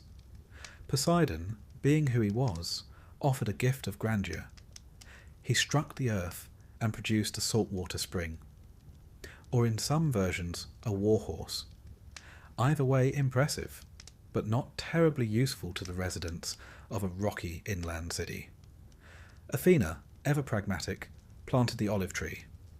Shade, food, oil, and wood, all from one gift. The Athenians chose her, and frankly, who wouldn't? From then on, Athena became more than a goddess to them. She was the guardian of their identity, their sense of civic pride, their pursuit of reason, art, and just war. Her temple, the Parthenon, still crowns the Acropolis today, its columns watching the Aegean like sentinels of marble. It remains not just a relic of ancient architecture, but a testament to her enduring spirit. Athena's approach to war was nothing like Ares' bloodlust. She preferred tactics, planning, the application of intelligence to conflict. She represented the mind in battle, not the frenzy. She advised heroes rather than charging in herself. Odysseus, in particular, earned her favour. His cunning, his guile, his talent for words over weapons, all were qualities she prized. She guided him home through storm and strife, always the voice of reason whispering beneath the chaos. But wisdom is not always gentle. Athena could be uncompromising, and when insulted her wrath was cold and enduring. Take the tale of Arachne, a mortal weaver whose skill was so great she dared claim superiority to the goddess herself. Athena, not known for indulging arrogance, challenged her to a contest. Arachne's tapestry was flawless, even daring to depict the gods in their less flattering moments. Athena, though impressed, tore it to shreds. She struck Arachne down, but, in a rare moment of mercy or poetic judgment, transformed her into the first spider, to weave forever. This balance of pride and precision defined Athena. She upheld honour, but never shied from asserting her place. She did not scream. She did not scheme. She simply stood her ground, and others yielded. She was also a patroness of crafts and invention. Pottery, weaving, architecture, all fell under her guidance. She inspired not just warriors, but artisans, philosophers, and lawmakers. Her symbol, the owl, denoted clear-sightedness, and was stamped on the coins of Athens. Wherever thoughtful hands shaped the world, Athena was there. Artists spoke her name before chiselling marble. Statesmen offered silent prayers before debating law. Curiously, she remained a virgin goddess, not in prudishness, but in independence. She did not marry. She did not pursue or yield to pursuit. Her loyalty lay with principle, not passion. This lent her a certain clarity, a steadiness untouched by the usual romantic entanglements that entangled her peers. She stood alone, and from deep solitude came strength. Even her friends knew to tread carefully. When Tiresias, the blind prophet, accidentally witnessed her bathing, Athena struck him blind. But in fairness, she also gave him the gift of prophecy to balance the scales. Firm but fair. That was her way. In art, Athena is almost always armed, but never aggressive. Her shield often bore the head of Medusa, a grim gift from Perseus after his fateful quest. According to some tales, she aided him by guiding his hand, lending him tools, whispering courage. But her choice to place Medusa's face on her shield, that was something more. A warning, perhaps, or a reminder that wisdom does not flinch from horror. It absorbs it, reflects it, uses it. Athena had no shortage of temples across the Greek world. In addition to the Parthenon, sanctuaries in places like Delphi and Sparta honoured her many aspects: warrior, lawgiver, protector. Festivals such as the Panathenea celebrated her birth and her role in civic life, combining athletic contests, sacrifices, and parades of woven robes made in her honour. In one such rite, young women would carry offerings in silence, their steps measured, their robes flowing like water under olive trees. Her epithets tell the story of her scope: Athena Parthenos, the maiden; Athena Polias, of the city; Athena Promachos, she who fights in front; Athena Ergane, the industrious; Athena Nike, bearer of victory. She was many things, but never distant. Even in myth, she is the goddess most likely to walk beside mortals, to speak plainly, to guide without condescension. She saw potential where others saw fault. She offered guidance, not flattery; expectation, not indulgence. There were contradictions, of course. She upheld justice, but stood silent when her fellow gods acted with less than noble intent. She punished women who crossed lines, yet empowered heroes to defy the odds. But perhaps that was her wisdom, knowing when to act and when to wait. Not every wrong needed to be shouted down. Some could be corrected with time, with silence, with the long view. Athena always had the long view. She rarely raised her voice, but when she did, it was the sound of clear judgment, like bronze striking bronze in the still air before battle. A single note, impossible to ignore. Her advice was often laced with calm warnings, softly spoken truths. In council, the gods might argue for hours, but when Athena spoke, the room fell still. Her logic was not easily refuted. Her presence was not easily dismissed.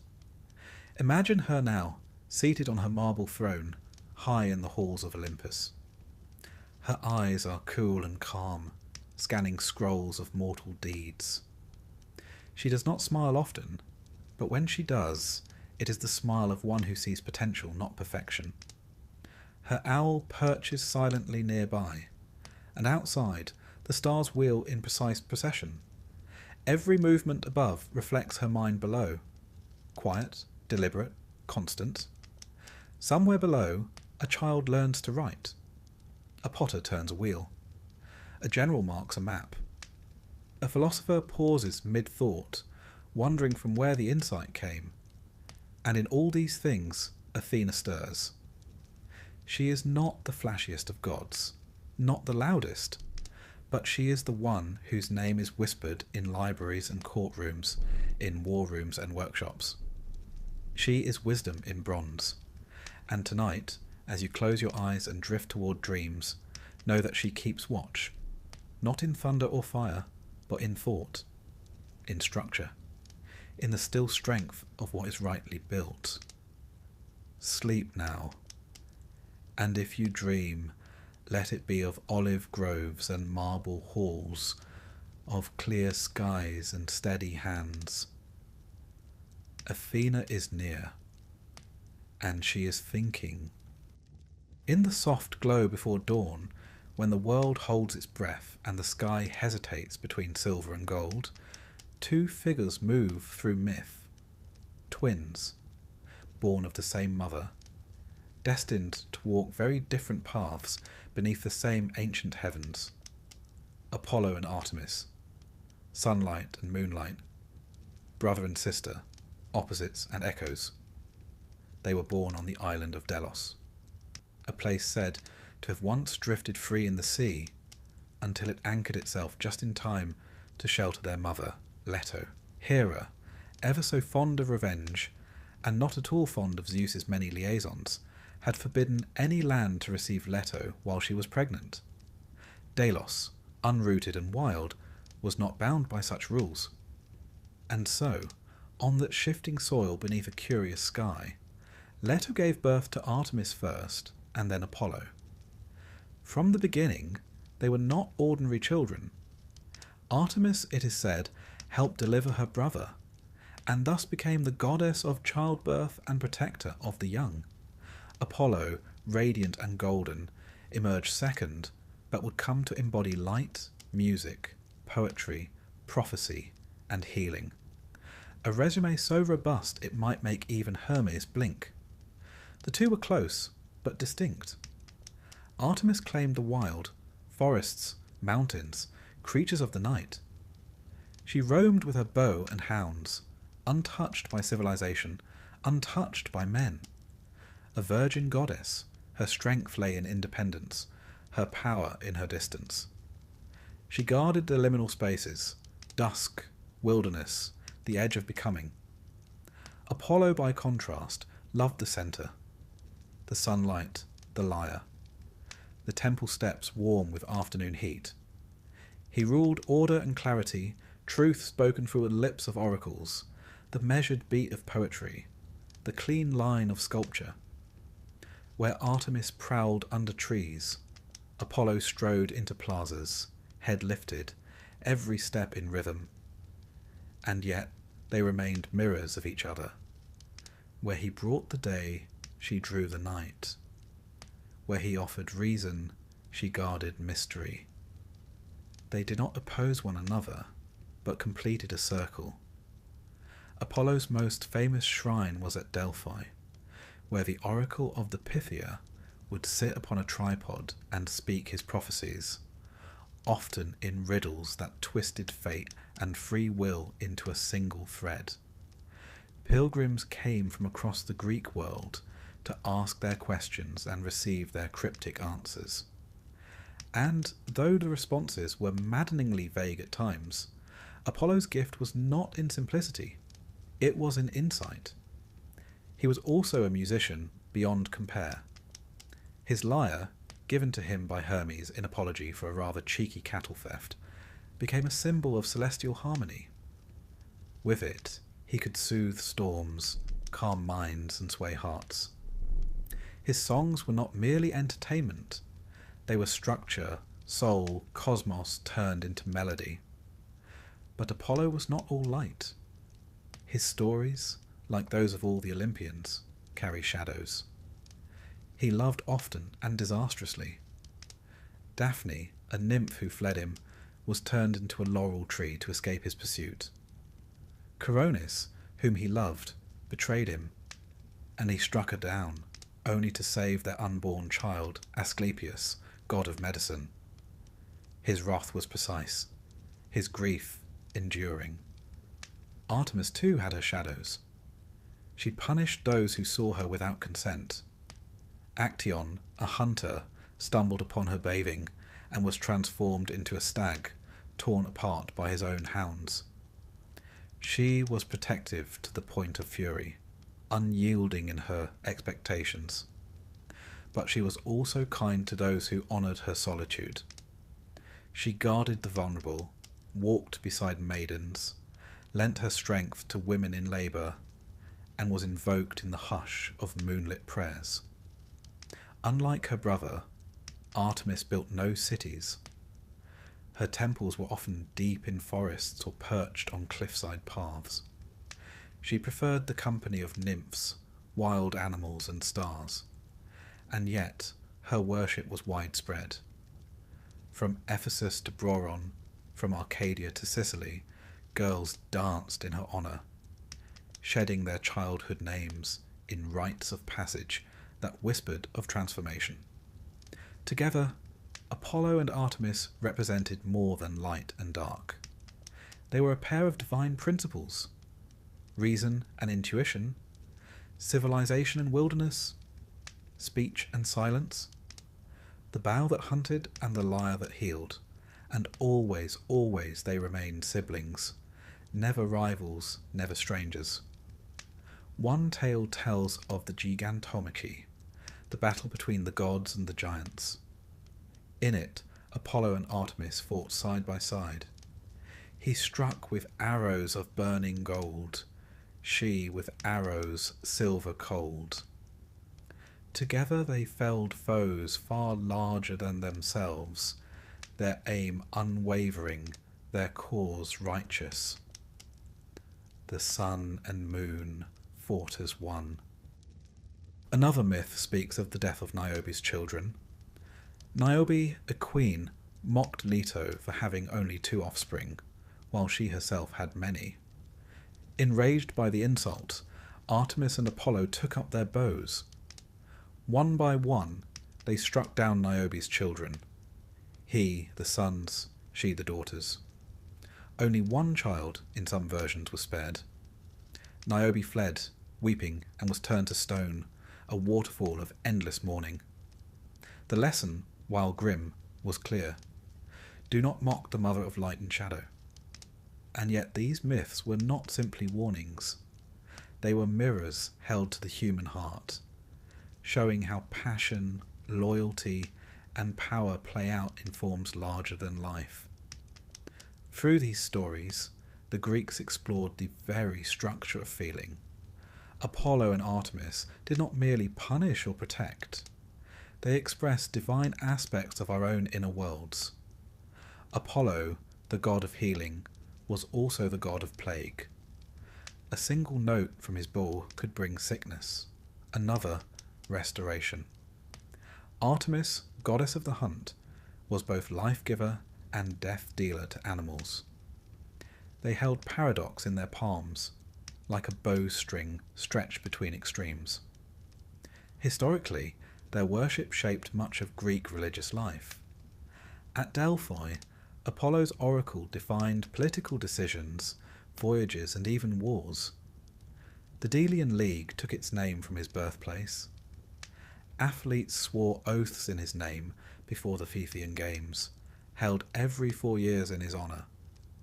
Artemis, meanwhile, was central to rites of maturity.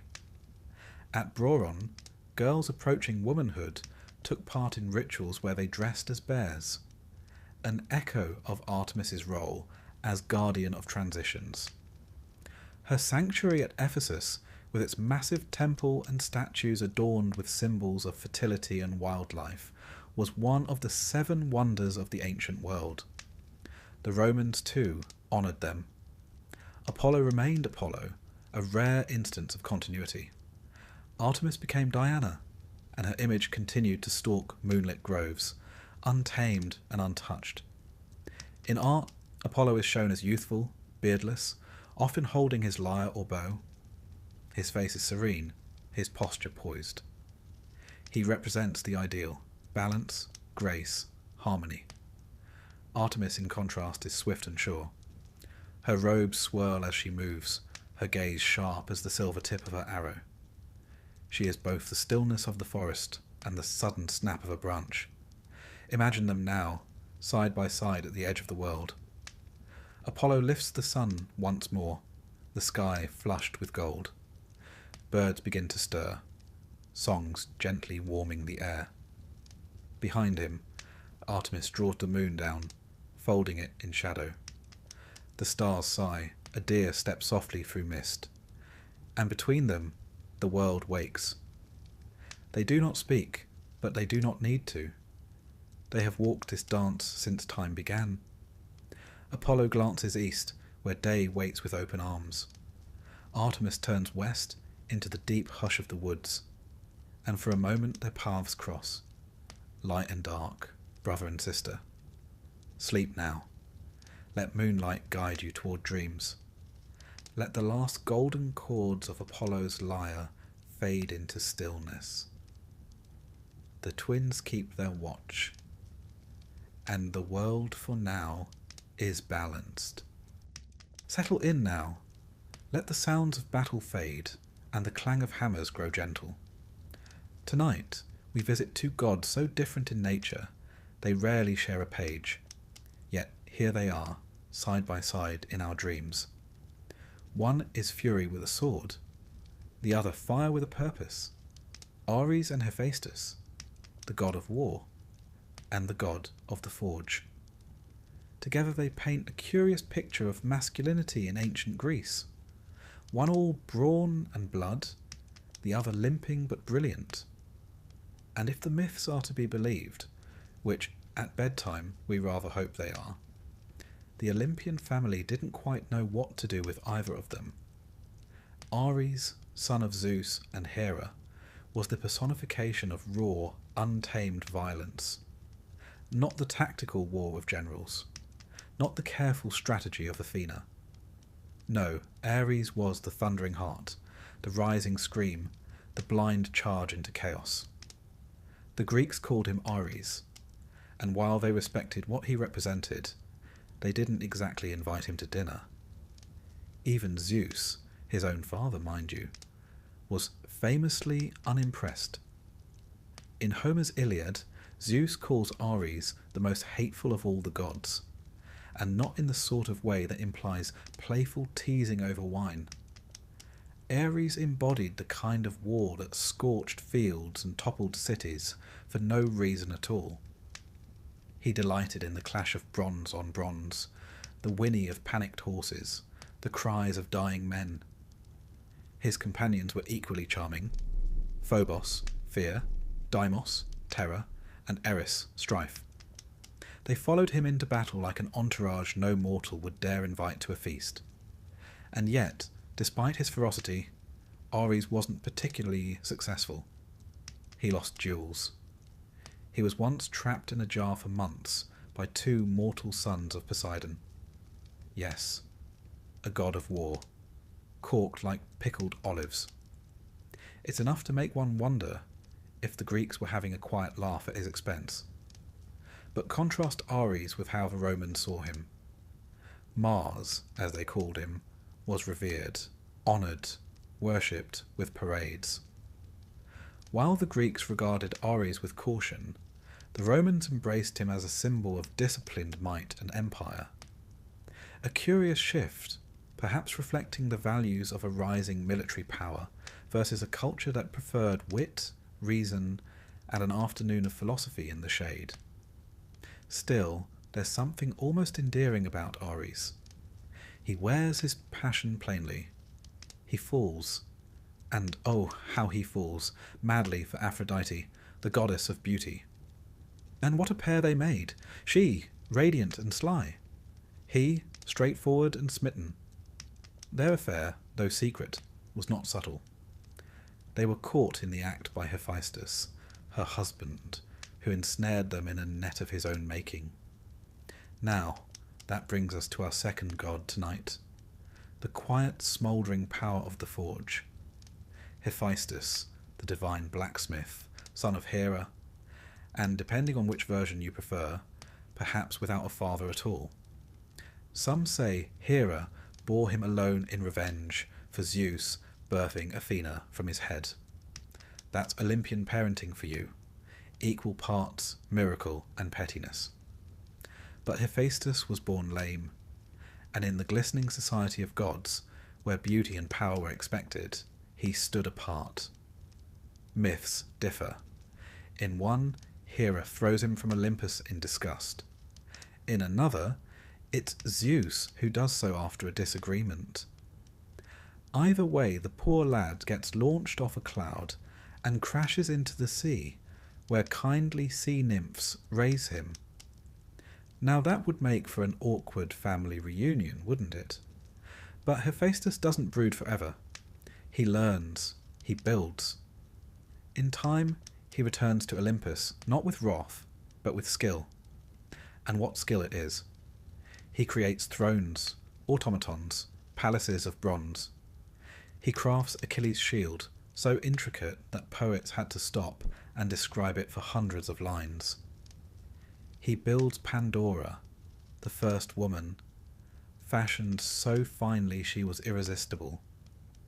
Hephaestus is quite simply the patron of invention, and not just of swords and armour, but of every tool, every spark of progress shaped by hand.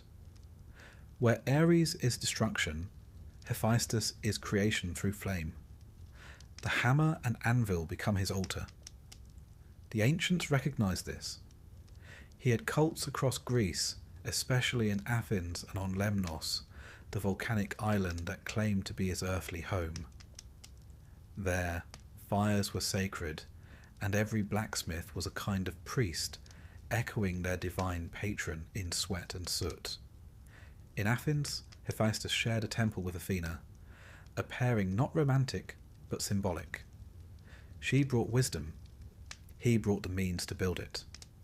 Craftsmanship and cleverness side by side. And yet, for all his brilliance, Hephaestus rarely wins in myth. His marriage to Aphrodite is unfaithful. His traps are ingenious, but they rarely solve his loneliness. He is powerful, but not worshipped for his appearance or charm. In this way, he is one of the more relatable gods, not draped in glory, but labouring in the shadows, forging the world while others fight over it. And maybe that's the secret. Because the Greeks, for all their love of myth, were practical. They built, they reasoned, they argued in the agora and laid stones in perfect lines. While Ares might shout and wave his sword, Hephaestus quietly forged the hinge it swung on. Still, they're both part of the same divine family, and one imagines the dinners on Olympus were, well, complicated. Imagine it. Ares boasting of a battlefield drenched in glory, while Hephaestus scowls over a scorch mark on his latest sculpture. Hera sighs. Apollo plucks a judgmental chord. Dionysus refills everyone's cup. Aphrodite checks her reflection in a polished shield. And somewhere in the back, Hermes snickers. But beneath the myth, there's something ancient and telling here. These two gods represent a duality that every civilization wrestles with. Force and function. Chaos and craft. Fire that burns and fire that builds. We must remember that war, though often glorified in poetry, was a terrifying reality. The Greeks were no strangers to conflict. Hoplite battles, city-state skirmishes, Persian invasions. They had seen what war could do. And perhaps that's why Ares was kept at arm's length. A necessary force, but not an honoured guest. In contrast, the tools of Hephaestus were present in every life. The plough, the spear, the loom's axle, the temple's columns, all bore the echo of his forge. To praise him was to praise civilization itself. In vase paintings and statuary, Hephaestus is often depicted with muscular arms, soot-blackened face, and a short workman's tunic. He doesn't glow with ethereal light. He sweats, he bends metal, he limps with purpose. Ares, on the other hand, is all sharp lines and bronze gleam. Plumed helmet, shield at the ready, chin held just so. His beauty is as carefully wrought as his sword, but somehow always less trustworthy. And so the Greeks taught their children, strength alone is not enough. Building create, work with your hands, let the fire warm, not consume. Still, perhaps Ares needed to exist, if only to remind us how precious peace is. And Hephaestus, for all his trials, remained indispensable. Even the gods needed a smith. As we drift further into stillness, think of the forge, glowing softly in the night, surrounded by tools, half-finished wonders, and the scent of warm metal. No shouting, no clashing spears. Only quiet firelight and the slow rhythm of the hammer. Perhaps the heart of Olympus wasn't in the throne room, but in the forge below. And somewhere, deep in the mountain halls, a god with a limp and a mind of steel continues to shape the world, while far above, a war god sharpens his blade, just in case. Let the sparks fade now. One by one, the fire dims. The clang of iron grows faint, and the gods ever flawed fall silent as sleep draws near. Close your eyes and let the rules of the waking world loosen their grip. Tonight we drift with the tricksters, the ones who cross boundaries, blur identities, and chuckle when the map doesn't match the terrain. We're stepping off the polished marble steps of Olympus and wandering instead down a vine-choked path that smells faintly of wine, wildflowers, and something just a little forbidden. These are the gods of transition, of thresholds, of masks, mischief, and mystery. Dionysus and Hermes. One pours the wine, the other steals your sandals. And together, they lead us to the edges of what it means to be human. Let's begin with Dionysus. You may think of him as the god of wine, which he is, but he is so much more than that. He's the god of release, of madness and ecstasy, of letting go of the self. A paradox in Ivy, both comforting and terrifying. His origin story is tangled as it should be. Some say he was born of Semele, a mortal princess, and Zeus, who, in classic Zeus fashion, visited her in secret. But Semele, tricked by a jealous Hera, asked to see Zeus in his full divine form. And mortals, it seems, are not built for thunder. She perished in flame, and Zeus, in a rather creative act of divine obstetrics, rescued the unborn Dionysus and sewed him into his own thigh. Yes, you heard that right. Dionysus was born again from Zeus's leg. It's not elegant, but it's memorable. From the moment of his birth, Dionysus lived between worlds, mortal and divine, Greek and foreign, male and feminine, sane and not so sane. He wandered, he grew, and wherever he went, vines burst through the earth. Panthers followed him. Women, called maenads, danced barefoot in the woods, possessed by his presence. And behind the joy, there was always a shadow of danger. Because Dionysus is not just the god of wine, he is the god of what wine does. He is the one who shows you who you really are, or who you're trying very hard not to be. To the Greeks, Dionysus embodied the part of life that broke through structure. He was worshipped in ecstatic rites, sometimes at night, sometimes deep in the woods. The Orphic mysteries and Bacchic festivals allowed initiates to slip free from identity, gender, class, duty, and taste, for a moment, the freedom of dissolution. It wasn't always peaceful. Pentheus, a proud Theban king, tried to suppress the cult of Dionysus. The god, disguised as a gentle priest, lured him into observing the women's rites.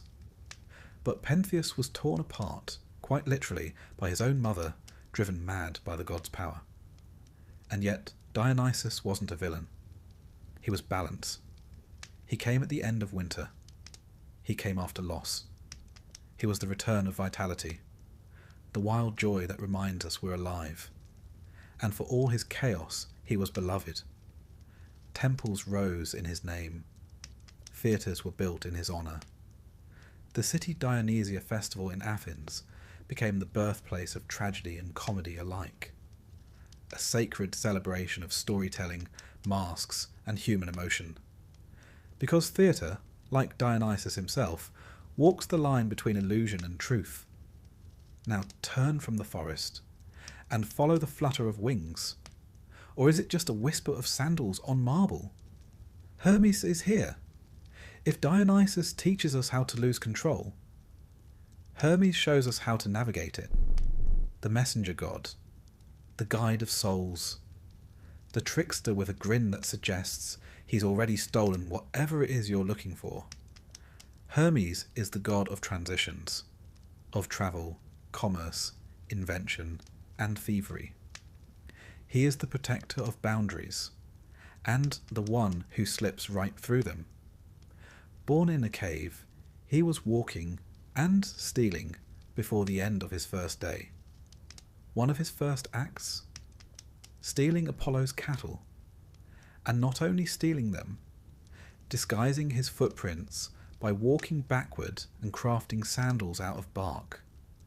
By sunset, he'd invented the lyre, made from a tortoise shell and gut strings, and charmed his way out of punishment by offering it as a gift to Apollo. That's Hermes, fast, clever, and just disarming enough to get away with it. But he's not just a jokester. Hermes had a vital role in Greek religion. He was Psychopompos, the soul guide, the one who led the dead to the underworld. Not judging, not punishing, simply escorting. A quiet presence at the moment of death, neither feared nor worshipped too loudly, but always needed. To the ancients, he was in the crossroads, the boundaries between fields, the liminal places where magic happens.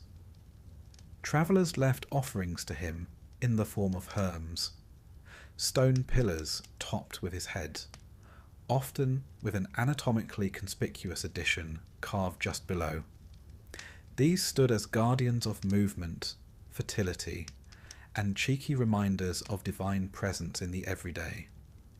Hermes was also the god of merchants, of trade, negotiation, and yes, the occasional scam. But in the ancient world, that was part of the game. Commerce was sacred, and Hermes, ever adaptable, was both its protector and its jester. He appears everywhere, on coins, in plays, in dreams, a flicker of winged sandals across the sky. And here's where things get interesting. Because while Dionysus and Hermes are not often paired directly in myth, they are spiritual cousins. They are both liminal. They both connect opposites. Life and death, mortal and divine, order and chaos. They are gods of change.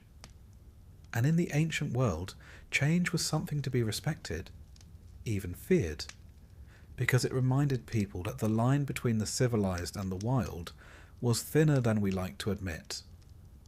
In some Orphic traditions, Dionysus is linked with the soul's rebirth, torn apart by titans, reborn in fire. Hermes, meanwhile, appears in esoteric texts as a keeper of hidden knowledge, later merging with Egyptian Thoth to become Hermes Trismegistus, father of alchemy and the mystical arts. Between them, these two gods whisper a strange truth, that transformation is divine, that the in-between is sacred. The Greeks understood this. Their myths weren't meant to be consistent. They were meant to reflect life, messy, contradictory, and beautifully uncertain. And so, when a festival was held for Dionysus, with its masks and madness, it wasn't just about wine. It was about freedom. About feeling, for one night, that the world could bend, and maybe, just maybe, you could let go. And when a traveller stepped onto a road, uncertain of where it led, a prayer to Hermes wasn't just about reaching a destination. It was about protection in the unknown. A little luck, a little cleverness, a little mischief, just enough to make the journey interesting. In art, they appear in vivid contrast. Dionysus is crowned with ivy, robes slipping from his shoulders, holding a wine cup or a thyrsus, a staff wrapped in vines and crowned with a pine cone. His gaze is distant, ecstatic, as if he's watching something only the initiated can see. Hermes is lean, athletic, winged. On his hat, on his sandals, sometimes even on his ankles. He holds a caduceus, the staff with two serpents twined, which began as a symbol of negotiation, and later, quite curiously, ended up as a symbol for modern medicine. Together they tell us that not all gods are warriors or rulers. Some are wanderers. Some dance in the dark. Some laugh at locked doors and step through them anyway. And that, for the Greeks, was a comfort. That even in uncertainty, even in death or madness or stolen cattle, there were gods who understood. Gods who would walk with you, laugh with you, guide you. So now as you breathe more slowly, and your thoughts soften like dusk on the Aegean, imagine them. Dionysus in a clearing, music playing softly, surrounded by flickering torches and dancers, who have no need for names. Hermes on the road just ahead, a knowing look on his face, a coin in his pocket, ready to walk with you to the next chapter, wherever that may be. The vines settle, the wind quiets, the road becomes still, and two divine mischief makers quietly fade into dreams. The hearth, the grave, and the quiet gods at the centre of the world. Take a deep breath and let it out slowly. We've wandered with warriors, dined with tricksters, stood beneath thunderclouds, and danced through vineyards. But now, in this final chapter, we come to a still place, a place of rest and of presence. Not absence, but the kind of quiet you find when you've arrived home and closed the door behind you. Tonight, we visit the two most overlooked gods in the Olympian family, Hestia and Hades. They don't seek the spotlight. They don't meddle, chase mortals, or fling weapons across the sky. In fact, they rarely leave their posts at all. One keeps the fire burning in every home. The other keeps watch over every soul. They are constancy and return, beginning and end. And despite the myth's focus on louder, flashier figures, without them, the whole divine order would simply fall apart. Let's begin with Hestia. She is the eldest of the Olympians, the firstborn child of the Titans Cronus and Rhea, and the first to be swallowed whole by her father. Charming family, the Titans. You may remember, Cronus, paranoid about being overthrown, decided the best course of action was to eat his children. Hestia, being the eldest, went in first.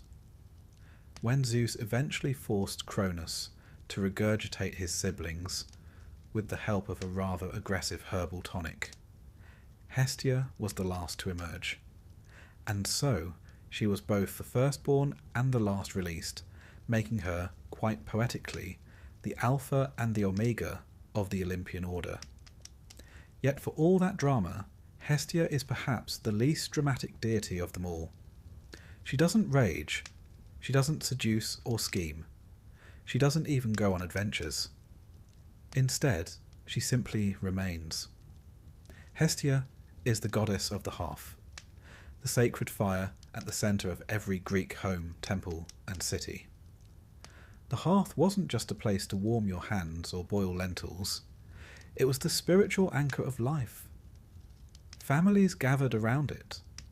Offerings were made at it. Prayers began and ended in its flickering glow.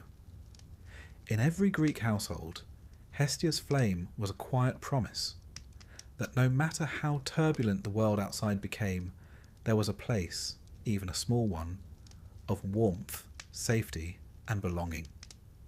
She never married. She was courted, yes.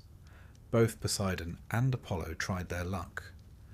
but she politely declined, took a vow of eternal virginity, and went on quietly tending the fire.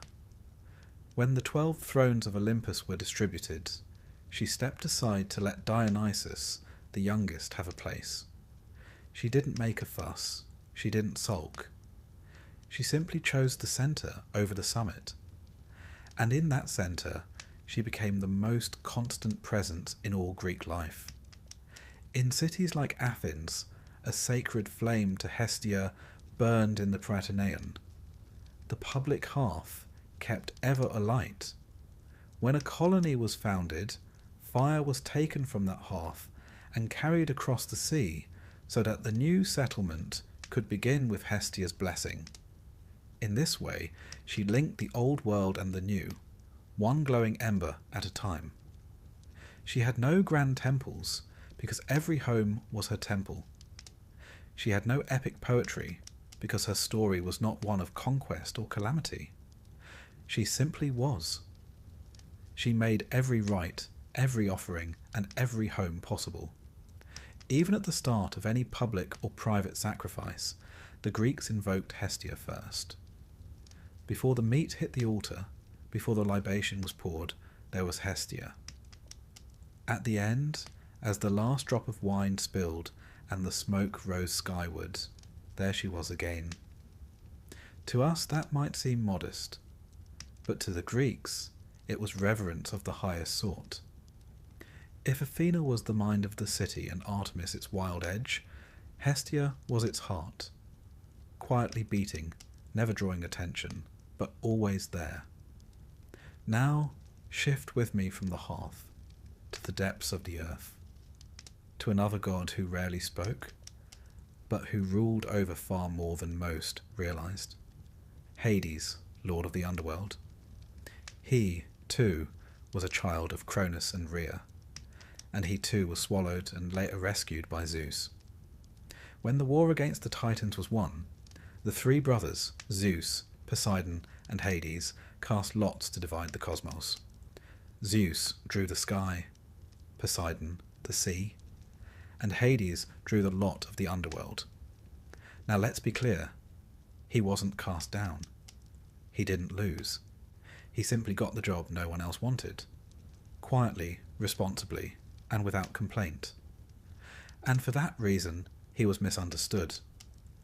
In later ages, especially in Roman and Christian-influenced retellings, Hades was twisted into a demonic figure. But to the Greeks, he wasn't evil. He was inevitable. His realm wasn't hell. It was simply after, the natural destination of every mortal life. To them, Hades was a somber, dignified ruler. Strict, yes, but not cruel. In fact, he's one of the few gods who is never shown cheating on his wife or interfering in mortal affairs just for fun. His name means the unseen one, and his helmet, the famous helm of darkness, allowed him to move invisibly, even among gods. A fitting symbol for a god whose work was constant but invisible. He ruled with fairness and order.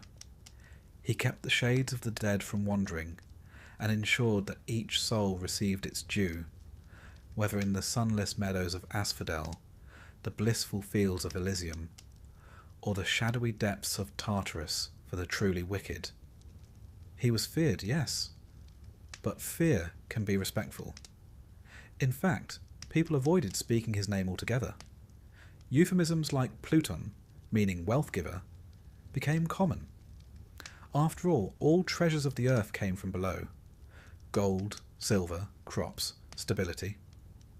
Hades, in this guise, wasn't the god of doom, but of hidden riches. And then there's Persephone, the queen of the underworld, his equal in title and power. The myth is well known. Hades falls for Persephone and carries her off to his realm. Her mother, Demeter, goddess of the harvest, grieves, and the earth withers. Eventually, a deal is struck. Persephone will spend part of the year with Hades and part with her mother. Thus came the seasons.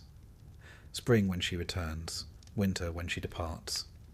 It's easy to cast Persephone as a victim, but in the older mystery cult versions of the tale, she is powerful, chosen, even willing. Queen not just in name but in role, a guide to the dead and a bridge between life and the afterlife. And Hades, he remains faithful. Unlike Zeus and Poseidon, he has no wandering eye, no scandal. His love, while strange in form, is singular. This subtle stability was recognised in cult practice.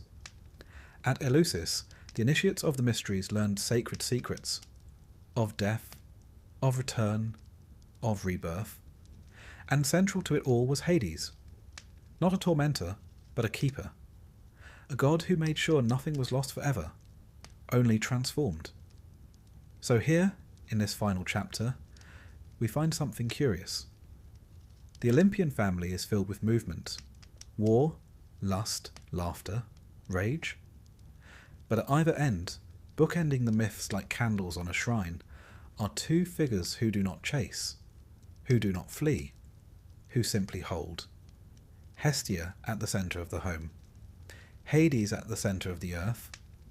One keeps the fire burning, the other welcomes the flame when it fades, and neither boasts, though they touch every moment of life. From the first breath by the cradle to the last sigh at the tombstone, Hestia and Hades are there. In art, they are quiet. Hestia appears veiled, seated, serene, a modest woman holding a flame. Hades, often bearded and reserved, sits beside Persephone, sometimes with a cornucopia, a reminder that what lies beneath nourishes what grows above. And perhaps that's the lesson the Greeks left us. That glory isn't always loud, that power doesn't always parade, that the greatest forces in life are those that simply endure. So now, let the fire burn low, let the earth cradle your thoughts. In one corner of the hearth, a flame flickers, constant, unbothered by wind or time. Far below, in quiet halls of stone, a king walks the corridors of memory, steady and patient. And in between, everything we are. Let Hestia hold your dreams. Let Hades guard your rest. And let sleep take you gently, where the gods who stayed home still keep their watch. Settle in now. Let the day dissolve into dusk. The flickering shadows on your walls are just that, shadows, and that low rumble in the distance, merely the wind, not the stirring of something ancient, certainly not the writhing tail of a creature vast enough to block out the stars. But if you were an ancient Greek, oh, you'd be less certain. Because in their world, beneath the orderly surface of Olympus and polished marble columns, there was always something seething, something beneath, something monstrous. And at the very bottom of that bestiary, lounging like a volcano on its day off, was Typhon. Typhon, or Typhoeus, if you prefer his more dramatic stage name, was no minor menace. He was the apocalypse with scales. The end of everything wrapped in a storm cloud. The Greeks had an unusual habit of imagining their gods and monsters as part of a large, complicated family, one where every holiday gathering would require a sacrificial goat and several emergency escape routes. Typhon, appropriately enough, was born late into the cosmic family drama. His mother was Gaia, the earth itself, who, by the time of his birth, had already grown rather irritated with how Zeus and the Olympians had overthrown her children, the Titans. Gaia was a great mother, yes, but also a terrible mother-in-law. In her fury, she mated with Tartarus, the endless chasm beneath the world. Not exactly a romantic partner, but then, love stories in Greek mythology do often begin in a pit. The result of this liaison was Typhon, a creature so vast, so unspeakably terrifying, that even the Olympians reportedly fled at the sight of him. Now, to describe Typhon properly, one must abandon the usual measurements of biology. The poet Hesiod, a reliable source if ever there was one for intergenerational trauma in divine households, tells us that Typhon was so tall that his head brushed the stars. His arms stretched east and west, and his eyes glowed with fire. From the waist down, things got particularly festive.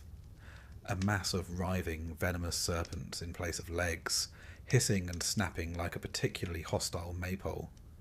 But wait, there's more. Each of his many mouths spoke in different voices.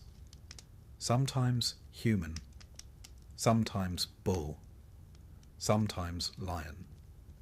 And at times, the cacophony of it all would erupt into the sound of thunder, the roar of a volcano, or the shriek of a gale-force wind. In short, he was the entire weather forecast in one very bad mood. Now, Zeus, ever the confident patriarch, had already dealt with the Titans. He'd cast Cronus and his kind into Tartarus, and established a shiny new world order atop Mount Olympus, complete with thunderbolts, cloud palaces, and ambrosia brunches. Then Typhon rose. One could imagine the Olympians, halfway through a celebratory feast, looking up to see a sky-darkening silhouette approaching, and realizing that perhaps they'd celebrated a bit prematurely. In most accounts, all the Olympians save Zeus fled in terror, transforming themselves into animals and galloping off into Egypt, where their disguises would later spark local myths. This, dear listener, is why you'll sometimes find Greek gods suspiciously resembling Egyptian ones. A kind of divine witness protection program, really. Zeus, to his credit, did not flee, at least not immediately. He met Typhon in battle. Lightning clashed against storm. The skies tore open, mountains shook.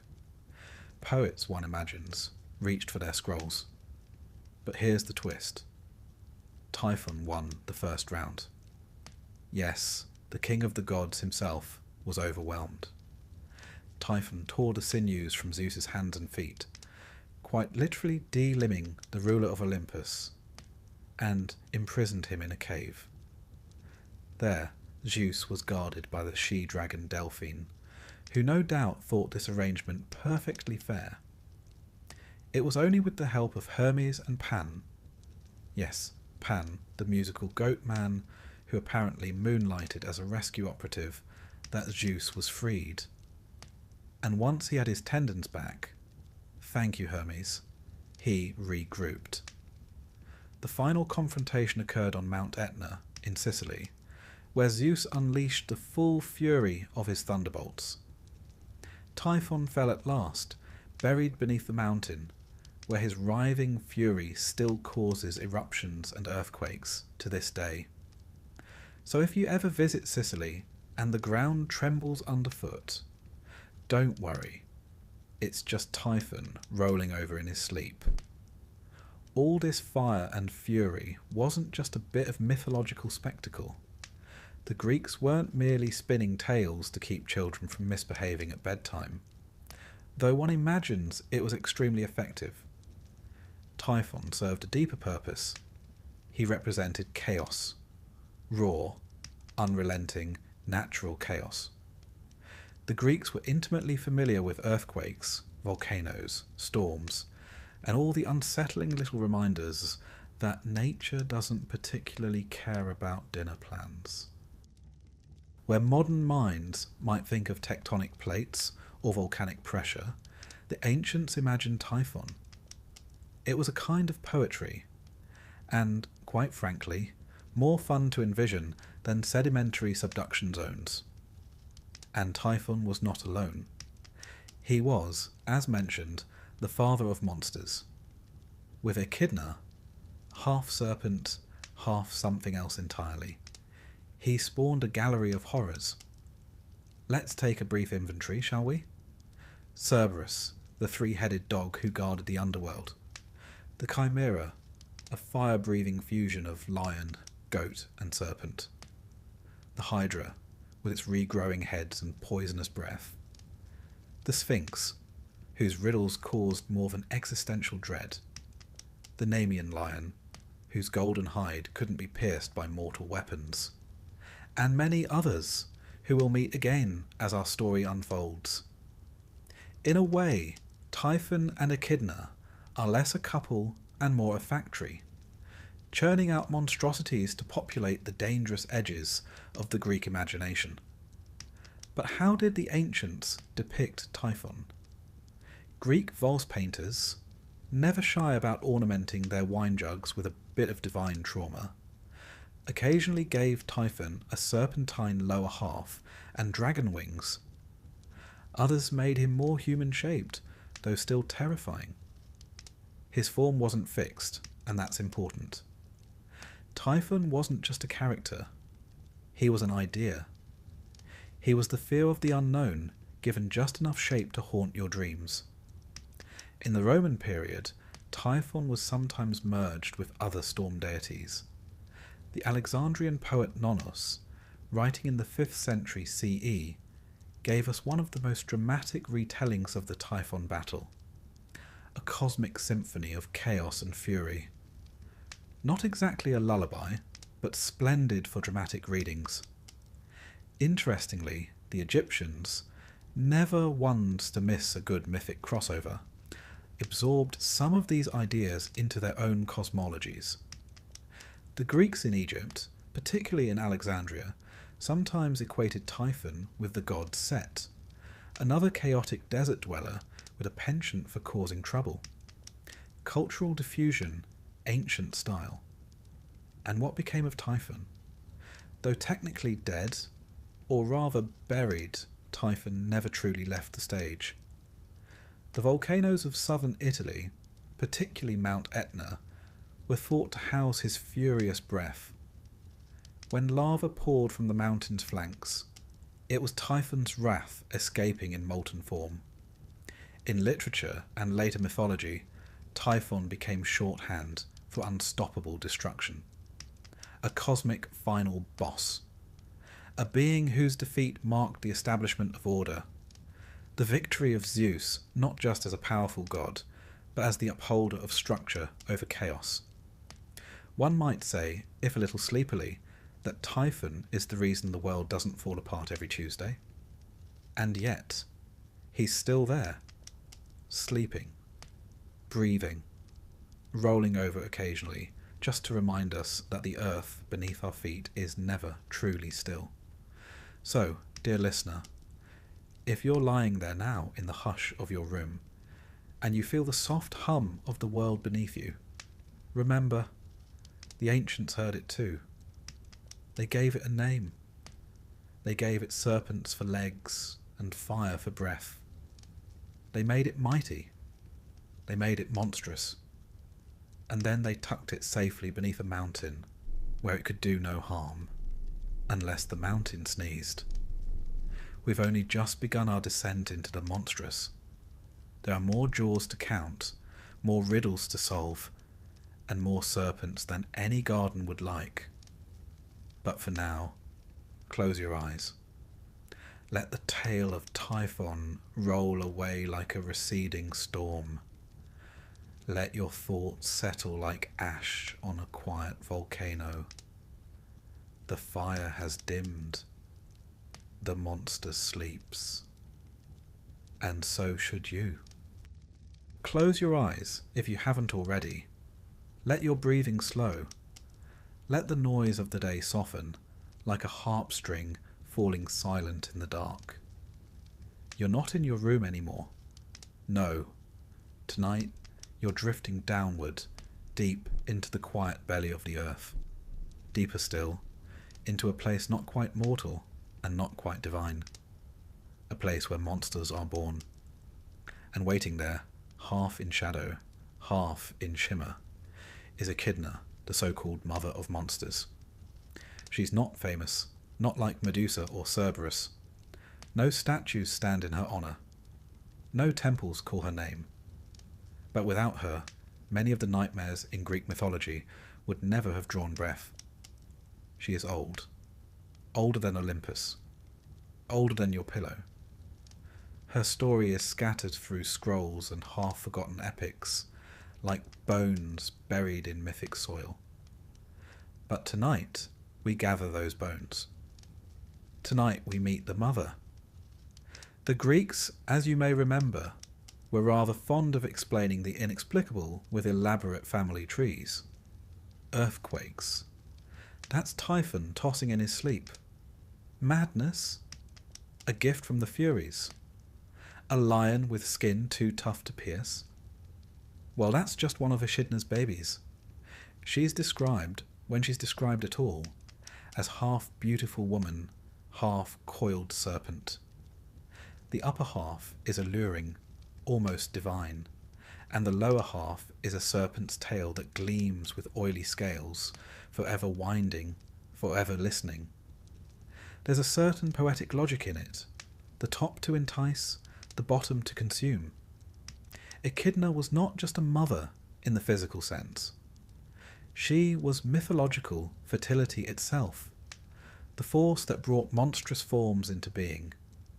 She didn't simply give birth to one creature, or two, but to a whole ecosystem of terror. She was paired with Typhon, and what a pair they made. Between the two of them, they birthed virtually every beast that ever gave a Greek hero heartburn. You already know some of their offspring. Cerberus, the three-headed hound who guarded the gates of the underworld like a bouncer at the most exclusive club no one wants to enter. The Hydra, who added heads faster than you could chop them off. The Chimera, a fire-breathing hybrid so confused it probably needed a map just to walk. The Sphinx, the Nemean lion, Orthrus, the Caucasian eagle that pecked at Prometheus's liver day after day, all hers. Quite the maternity ward, really. But who was Echidna? And why did the Greeks imagine such a being? The answer, as always, lies in fear and fertility. In the ancient world, the wilderness was not a place for leisure hikes and panoramic selfies. It was dangerous, unknown, and crawling with things that hissed. Forests had bandits. Mountains had storms. Caves had gods or monsters, or the gods of monsters. And beneath it all, there was a powerful belief that nature, wild nature, gave birth to the things that frightened you. Echidna was the personification of that belief. She was the wild-made womb, the fertile chaos that lay just beyond the edges of the city-state. Not evil exactly, but untamed. She wasn't meant to be worshipped so much as respected, like the growl in the underbrush or the gleam in a predator's eye. Her name, Echidna, has uncertain roots.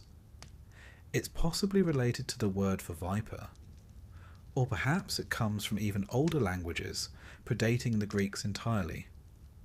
She may be older than even the stories we use to explain her. It would suit her, being older than memory. Many primordial goddesses are like that, fading into the edges of the mythos while still holding everything together. Echidna doesn't take centre stage in many myths. She's rarely the villain. She's never the hero. She's simply there, breeding, waiting, lurking. And in that quiet, generative presence, she becomes one of the most powerful figures in the mythic world, precisely because she doesn't demand attention. She simply continues. In Hesiod's Theogony, one of the earliest and most influential Greek texts, Echidna is described as a nymph who lives in a cave, devouring all men who pass. Now that could be metaphorical, or perhaps she simply liked her snacks fresh.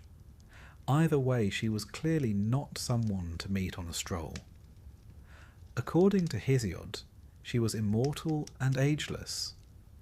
which is rather unfair for a mother of so many. But then Greek immortality never did come with stretch marks. She lived in a hidden cave, far from the gods and men, tucked away near Arima, a place whose location even the Greeks weren't too sure about.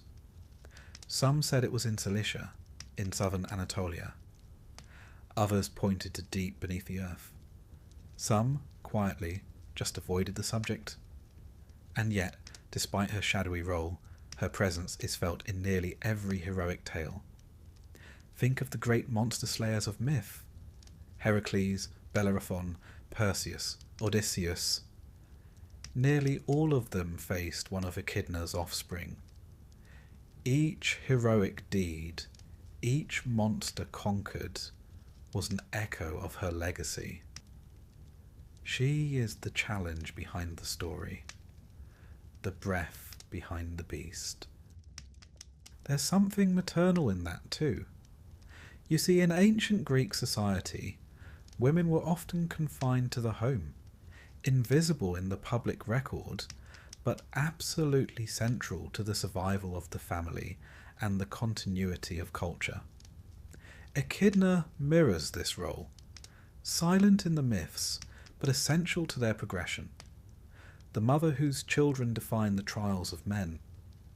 Some later authors gave her a bit more narrative flesh. In the Roman tradition, she sometimes partners not with Typhon, but with Tartarus himself. A being, or a place, depending on how poetic you're feeling. Some even claimed she gave birth to a line of mortal monsters, kings and queens who ruled in far-off barbaric lands. In this version, her blood seeped into the earth and bore empires, which, in its own way, might be the most frightening legacy of all. In art, Echidna appears only rarely. The Greeks, bless them, preferred to depict her children. Flashier, more dramatic, and easier to fit onto pottery. But when she does appear, she's unmistakable. A woman from the waist up, beautiful and often bare, with the lower body of a serpent coiling into the gloom. Her face is calm, unapologetic. She is not a monster writhing in agony. She is not begging to be understood. She is simply Echidna. And what a strange power that is, to be monstrous without remorse, to be feared but not villainous, to give birth to terrors and never ask forgiveness for it. In modern times, her name has survived in biology. The echidna, a spiny anteater from Australia, bears little resemblance to her mythological namesake, aside from being wonderfully peculiar and producing the sort of confusion that would make a Greek storyteller proud. It lays eggs. It has four-headed reproductive anatomy. It is shy, ancient, and seems entirely unaware of how absurd it looks. One suspects Echidna would be flattered, but back to her myth. Echidna's story fades gradually after the early sources. As Greek thought shifted from oral epic to philosophy, monsters like her were explained away. Natural causes. Allegory. The torchlight of logic was being turned toward the dark corners of myth, and many of those shadows scattered. But not all. In the Renaissance, and even in modern fantasy literature, the trope of the mother of monsters lives on. You'll find her echoes in Tolkien's Ungoliant, in Lovecraft's Shub-Niggurath, in video games and novels, and the minds of anyone who's ever wondered, but where did the first monster come from? It always comes back to Echidna, because even now, when the world is mapped and measured, and most of the dragons have been replaced by tax forms, we still feel that tug at the edges. That sense that something wild, something ancient, still breeds beneath the surface. The Greeks gave that feeling a name. They gave it a shape. They gave it a mother. And so, as you lie there tonight, drifting just on the edge of sleep, know that you are not alone. The cave still waits. the coiled tail still stirs, and the mother of monsters still dreams beneath the earth, birthing horrors in her sleep. She does not roar. She does not chase. She simply exists. And that, perhaps, is the most terrifying thing of all. Now close your eyes. The world is quiet. The monsters are fed. And the mother is resting. So should you. Breathe in. Let the weight of the day fall away like sand through your fingers. You're not here, not really. Not in your room, not in your bed. No, you're walking through a darkening meadow under a silver moon, a cool mist curling around your ankles. Ahead, a black river winds across the land like a ribbon of ink. And just beyond it, a gate. Massive, unmoving, ancient. And beside it, the soft growl of something that does not sleep. You have come to the edge of the world, or at least the edge of the world as the Greeks imagined it. This is the entrance to the underworld, and the creature standing guard has 3 heads, each hungering for the soul of a trespasser. Meet Cerberus, the Hound of Hades. Now let's set aside modern expectations. Cerberus is not evil. He is not a villain. He doesn't chase heroes through city streets or bark in nightmarish alleyways. No, he is far more dignified than that. He has a job, a role, a purpose. He is the guardian, the doorman, the final obstacle. And he's very, very good at it. Cerberus, sometimes spelled Kerberos, if you're in the mood for older spellings, was the child of Echidna and Typhon, a sibling to the Chimera, the Hydra, and other such charming playmates. But Cerberus was special. He wasn't designed to terrorize mortals or rampage through the countryside. He was created to keep the dead in, and the living out. His appearance varies, depending on which ancient source you're reading or which pot you're peering into. But the basics are consistent. Cerberus has 3 heads, though some ancient authors claim as many as 50 or even 100. He has a mane of snakes, eyes like lanterns, and sometimes, depending on the poet's mood, a serpent for a tail. He's like a canine jigsaw puzzle made from nightmares, stitched together with divine purpose. But let's focus on the 3 heads. Why 3? Well, scholars and sleepy philosophers have debated this for centuries. Some say the 3 heads represent the past, present, and future, which would be terribly poetic for a dog. Others suggest they symbolize birth, youth, and old age, our body, soul, and spirit.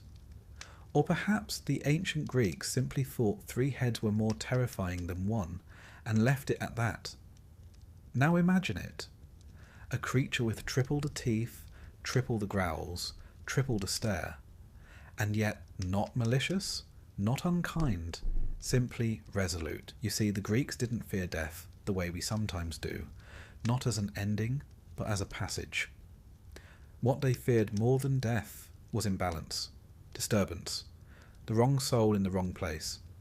Cerberus ensured order. No soul escaped the underworld. No living foot stepped too far. He was, in essence, the boundary. You may be wondering, what was it like, this underworld? It was not fire and brimstone. No pitchforks, no eternal torment. At least not for most. The underworld was quiet. Diamond Soys shadowed. A place of memory more than suffering. It had regions, of course. The blessed went to the Elysian fields, green and gold with eternal ease.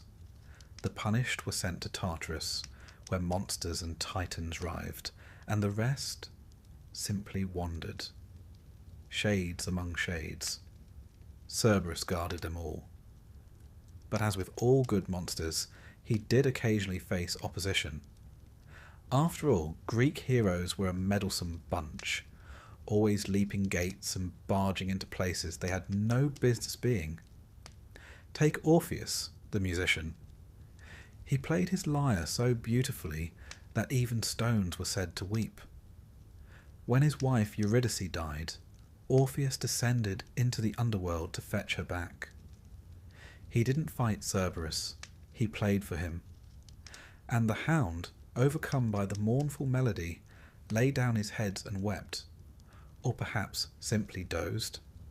Either way, Orpheus passed. Then there was Heracles, or Hercules, as the Romans later called him, who was tasked with bringing Cerberus to the surface as one of his 12 labours. Not defeating him, mind you, just removing him temporarily from his post. Heracles, strong and stubborn as ever, wrestled the beast with nothing but his arms. No weapons, no tricks. He subdued Cerberus and dragged him into daylight, where the hound, unaccustomed to such brightness, blinked and howled in dismay. But Heracles was no villain. Once his labour was complete, he returned Cerberus unharmed to his post.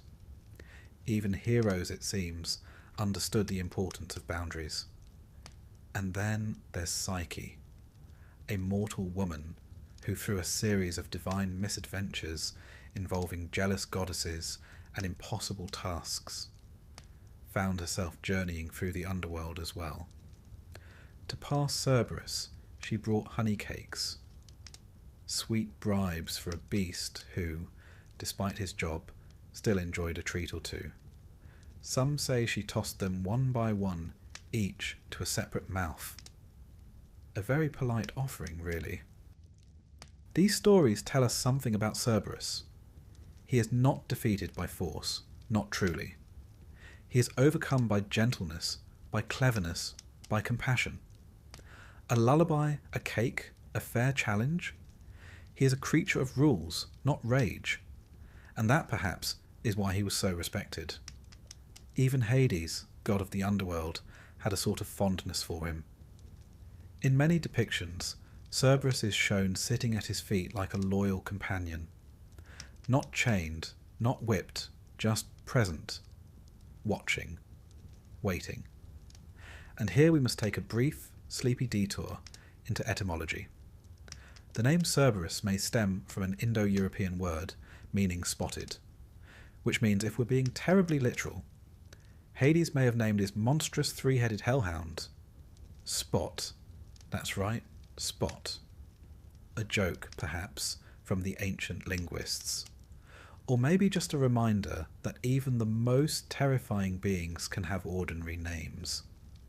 There's also a connection between Cerberus and ancient burial customs.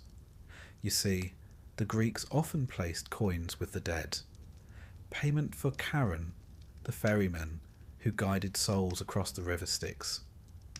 But in some traditions, honey cakes were buried as well. Offerings not for Charon, but for Cerberus. A bribe to ease the soul's passage, a gift to the guardian, something sweet for the sentinel. It's easy to forget, amid the snarling imagery, that Cerberus was not cruel. He didn't torment souls. He didn't hunt them. He simply ensured they stayed where they belonged. In a world where chaos was always licking at the edges of order, Cerberus was a gate that held firm. In Roman times, the image of Cerberus endured. Poets like Virgil described him in the Aeneid, where the hero Aeneas must also pass the hound to reach the realm of the dead. Again, the method is familiar. Soporific treats. Sleep, not struggle.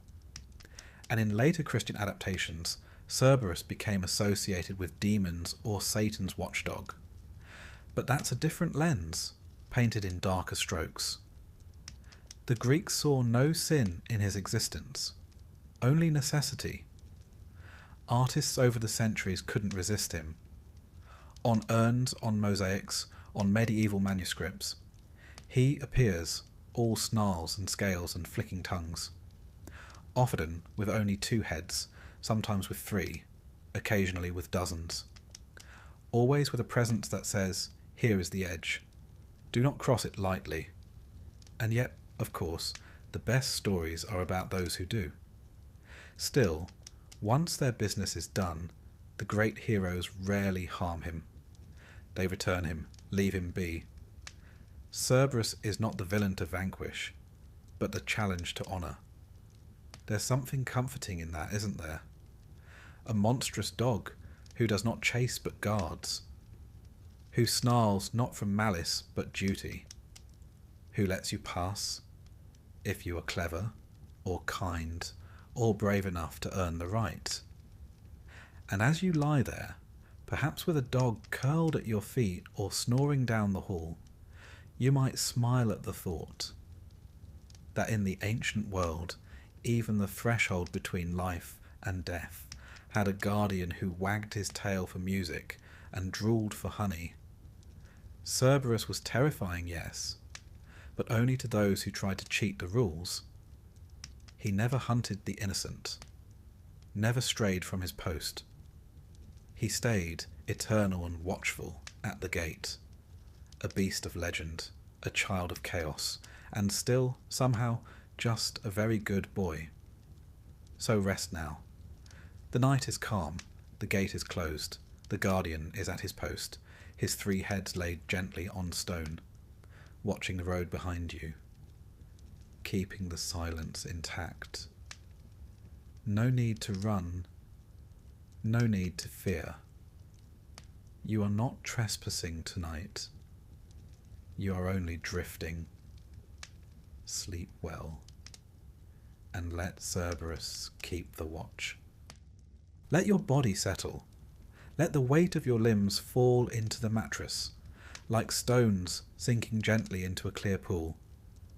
The night presses in softly, like a curtain drawn with care. And beneath that hush, somewhere distant, somewhere ancient, is the quiet ripple of a marsh, a breathless wetland choked with mist. Something stirs beneath the surface, something with too many eyes. Tonight we drift toward the swamps of Lerna.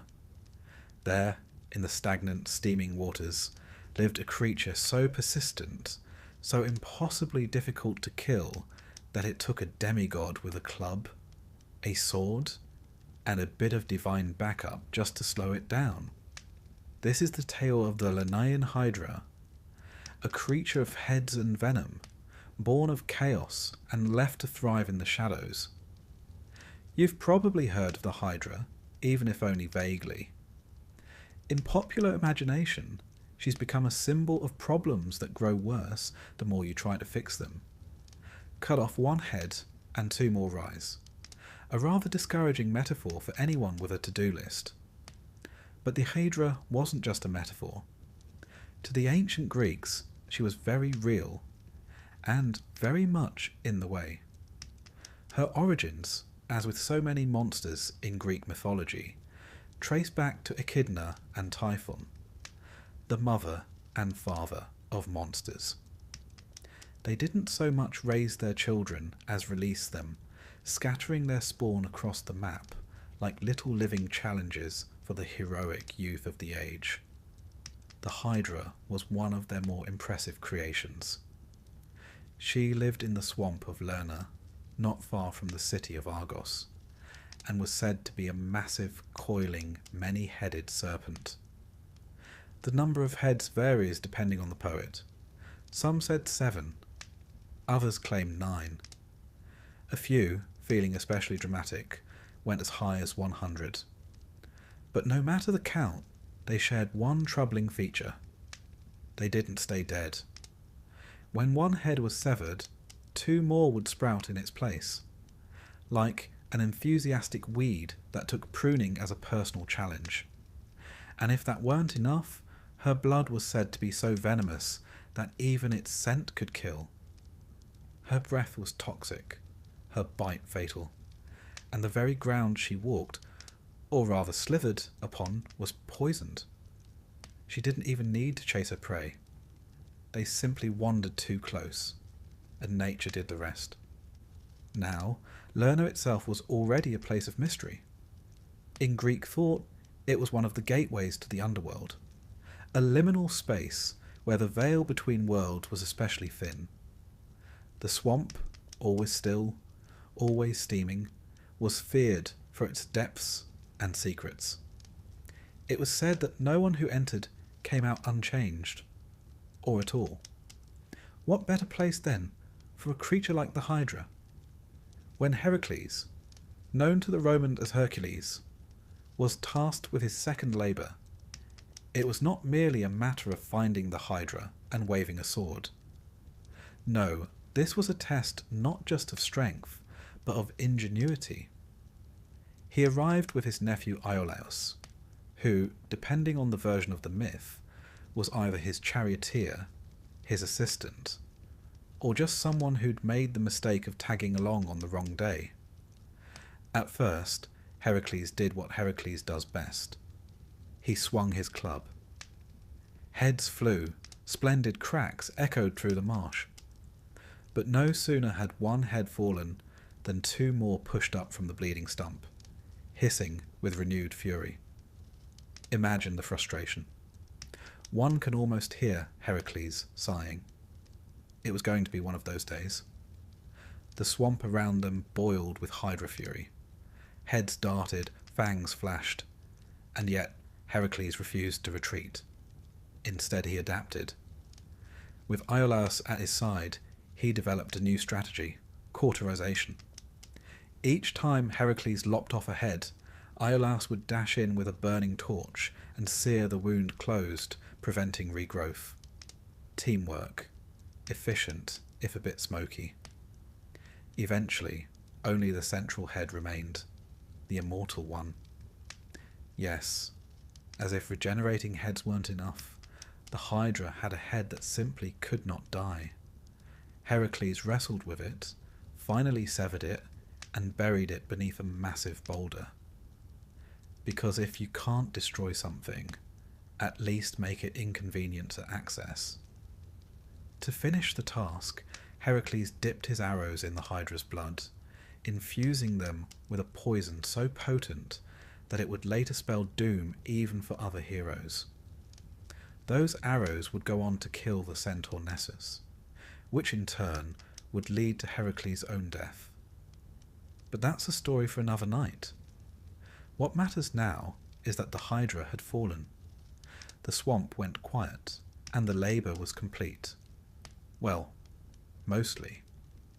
In one version of the myth, Heracles was denied credit for the labour because he received assistance from Iolaus, which honestly seems a bit harsh. But the gods were nothing if not fond of fine print. Still, the tale endured. The Hydra became a symbol of impossible problems, ones that required not brute strength alone, but patience, precision, and a helping hand. A reminder that monsters often outnumber swords. But what did the Hydra mean, really? Why did the Greeks imagine such a creature? Part of it, of course, was the landscape. Swamps were feared in the ancient world. They were mysterious, disease-ridden, and impossible to navigate. They swallowed people without a sound. The Hydra, then, was a personification of the danger lurking in these places, a visible form for an invisible threat. But there's also a philosophical dimension. The Hydra represents the nature of struggle. Not all problems die when struck. Some divide, multiply, return fiercer than before. The ancient Greeks knew that. Their world was full of uncertainty, plague, war, famine, betrayal. You could win a battle and lose a kingdom. Solve one crisis and find two more waiting behind it. The Hydra, coiled in her marsh, was that truth made flesh. And yet, she was not unbeatable. It's tempting to think of Heracles as merely a brawler, but the Hydra reminds us that even he had to think, had to innovate, had to accept help. His greatest victories were never his alone. There's a lesson in that, gently tucked beneath the fangs and fire. The Hydra's legacy extends far beyond Greek myth. Her name has become a literary device, a political metaphor, a psychological symbol. In every era, people have faced Hydra-like problems, those complex recurring challenges that seem to multiply the more we engage them. And still, we remember the torch, the cauterization, the cleverness. In ancient art, the Hydra was a favourite subject. On painted amphorae, she coils and strikes, heads twisting like braids in the wind. Sometimes she is dragon-like, sometimes more serpentine. Heracles is always there, grim and sweating, club in one hand, torch in the other. The scene is dynamic, chaotic, but always frozen just before resolution. We don't see the moment of victory, only the effort. Perhaps that's fitting. In Roman times, the Hydra was reshaped a bit, more monstrous, less symbolic, but she never lost her place in the pantheon of horrors. Later, in Christian allegory, she became a stand-in for sin, for heresy, for whatever needed smiting with dramatic flair. But the essence remained, a creature that could not be defeated by ordinary means. In some Renaissance retellings, the Hydra became almost seductive, a feminine monster, part woman, part serpent, echoing older fears of the wild and the unknown. The swamp became not just a place, but a metaphor for desire, temptation, and danger.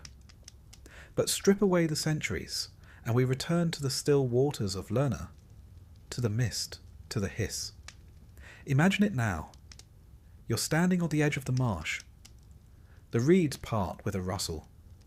A low ripple moves across the water, and then a head, long, narrow, fanged, rises into view. Another follows, then another, until the night blooms with serpents. 100 eyes blink. 100 tongues taste the air. You take a step back, not from fear, but from awe, because this isn't evil, this is ancient power. Chaos wrapped in elegance. A puzzle, not a curse. And somewhere far off, a torch flares in the darkness. A hero steps forward, not to slay, but to understand. So rest now. The Hydra sleeps again in her swamp, coiled beneath lilies and mud. Her heads no longer hiss. Her breath no longer poisons. She dreams of fire and rain, of battles lost and won. And you? You are far from Lerna now, safe beneath your blankets, where no heads multiply and no blades are needed. The marsh is still. The torch is out. And the monster, like you, is at peace. Sleep deeply, and let the world remain quiet. Let the hush of the evening settle around you like soft wool. The air is still now. Nothing stirs except memory, and the faint echo of hooves on ancient stone. The stars above you are distant and patient, watching as they always have. But below, in the smouldering hills of a forgotten land, a creature once breathed fire into the wind. She was impossible, furious, and proud. Her name was Chimera. Tonight, we'll wander slowly through the scorched hills of Lycia, in what is now southwestern Turkey. But once, long ago, this was a place of legend, and in the cracks between rocks, where sulphur steamed from the earth, the Chimera waited. The Chimera was a monster built by contradiction. She was part lion, part goat, part serpent, a fusion of things that had no business being in the same body.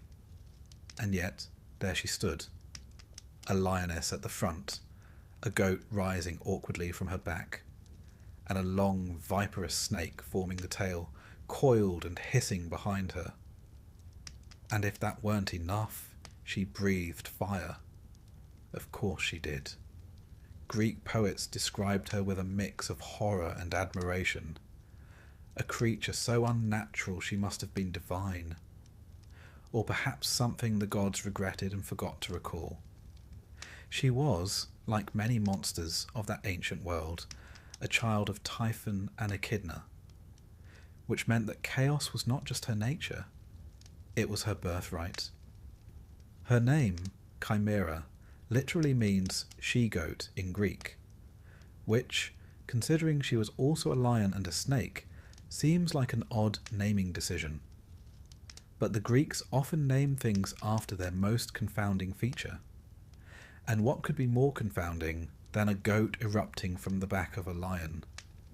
She roamed the burning hills and haunted the people of Lycia. They feared her as a wildfire, as a punishment from the gods, as something too powerful and strange to reason with. And truly, she didn't have an agenda. She didn't demand sacrifices, or build empires, or leave cryptic riddles.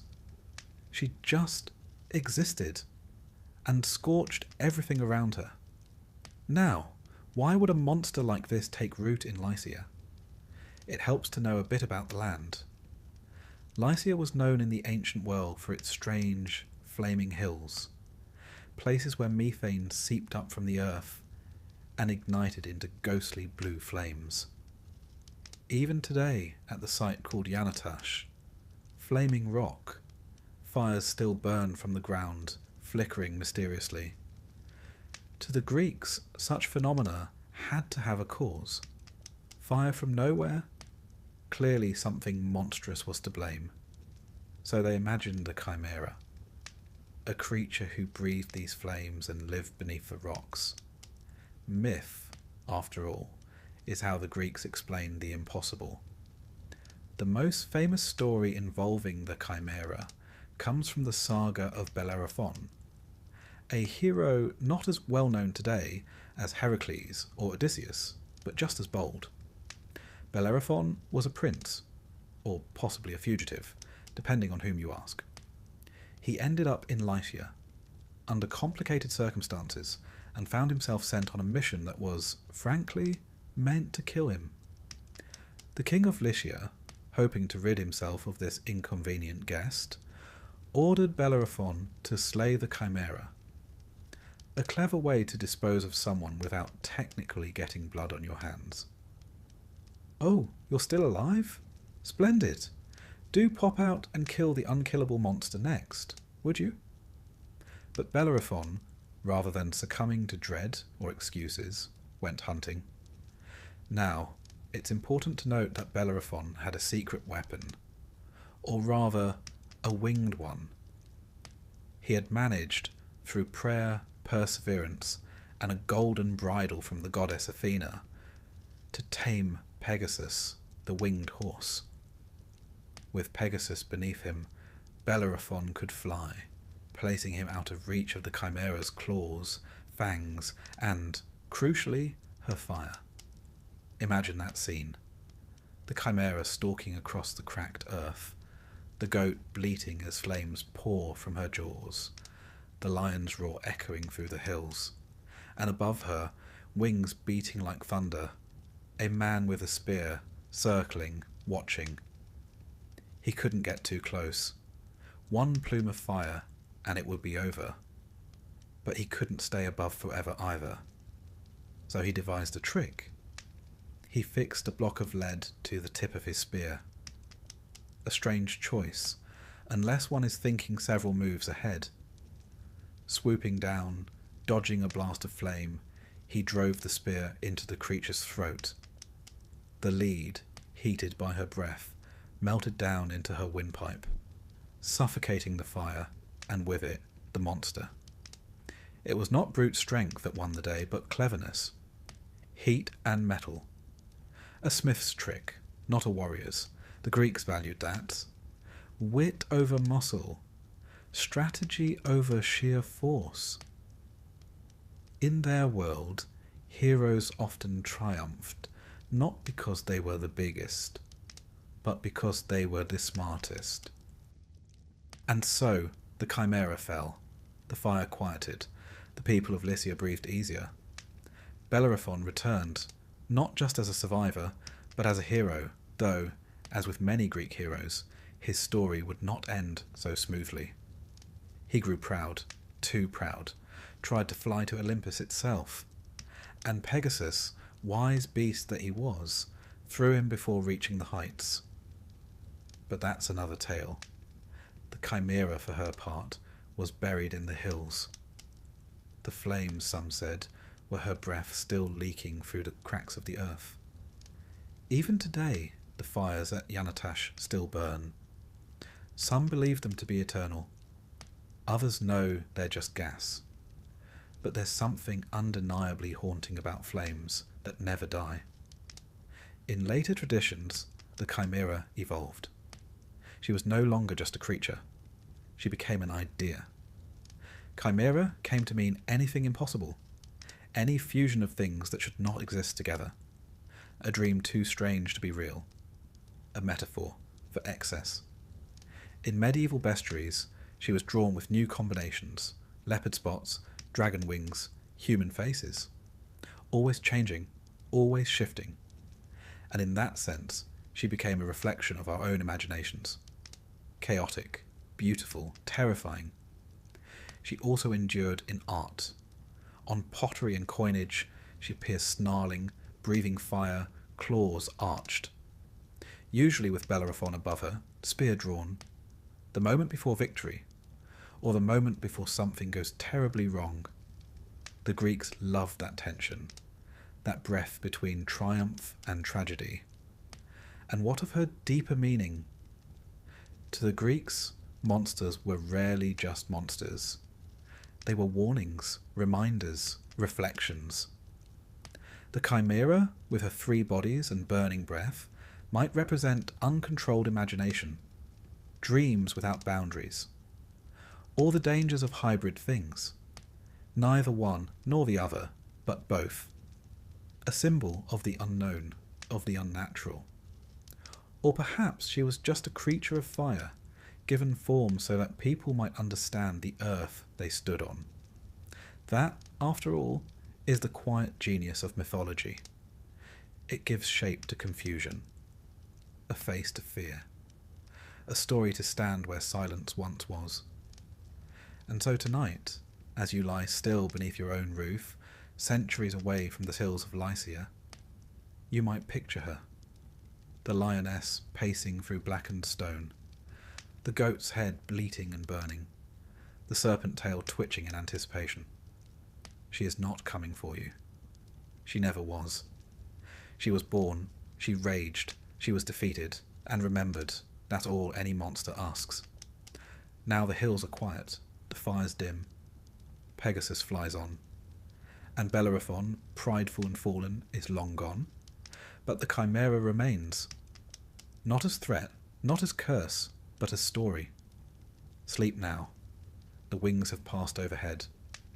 The flame is just a flicker. The beast is at rest. And so are you. Close your eyes now.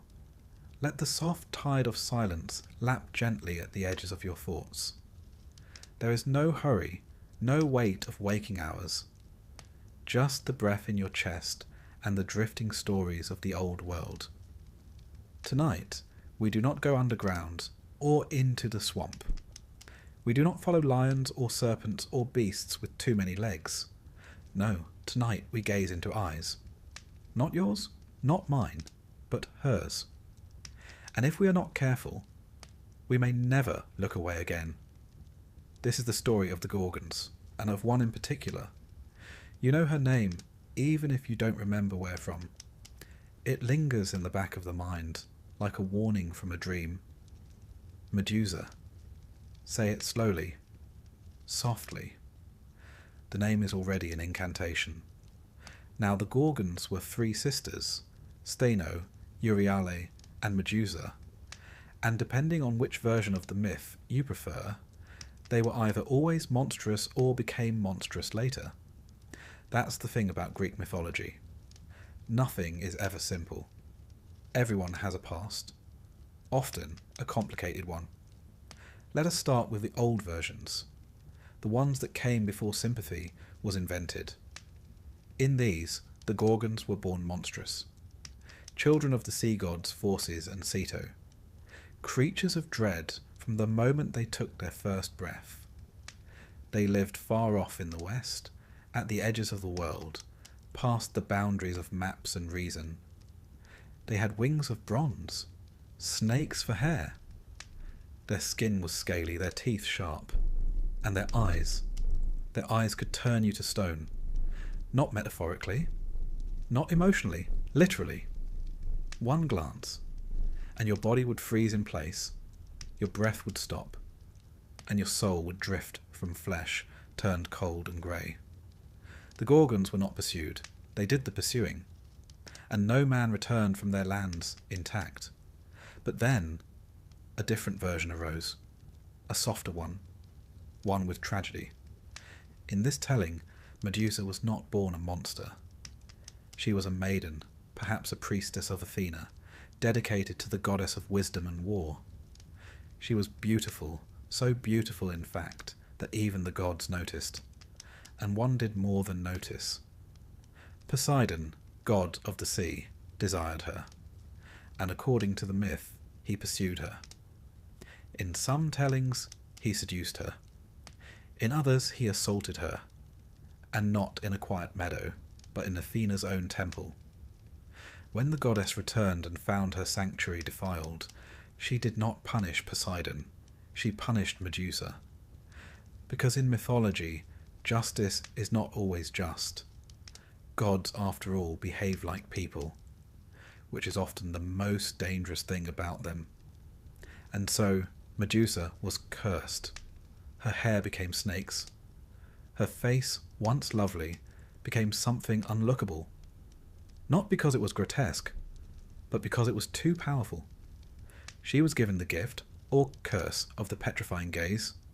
No longer a priestess, no longer human, no longer desired, she fled west with her sisters.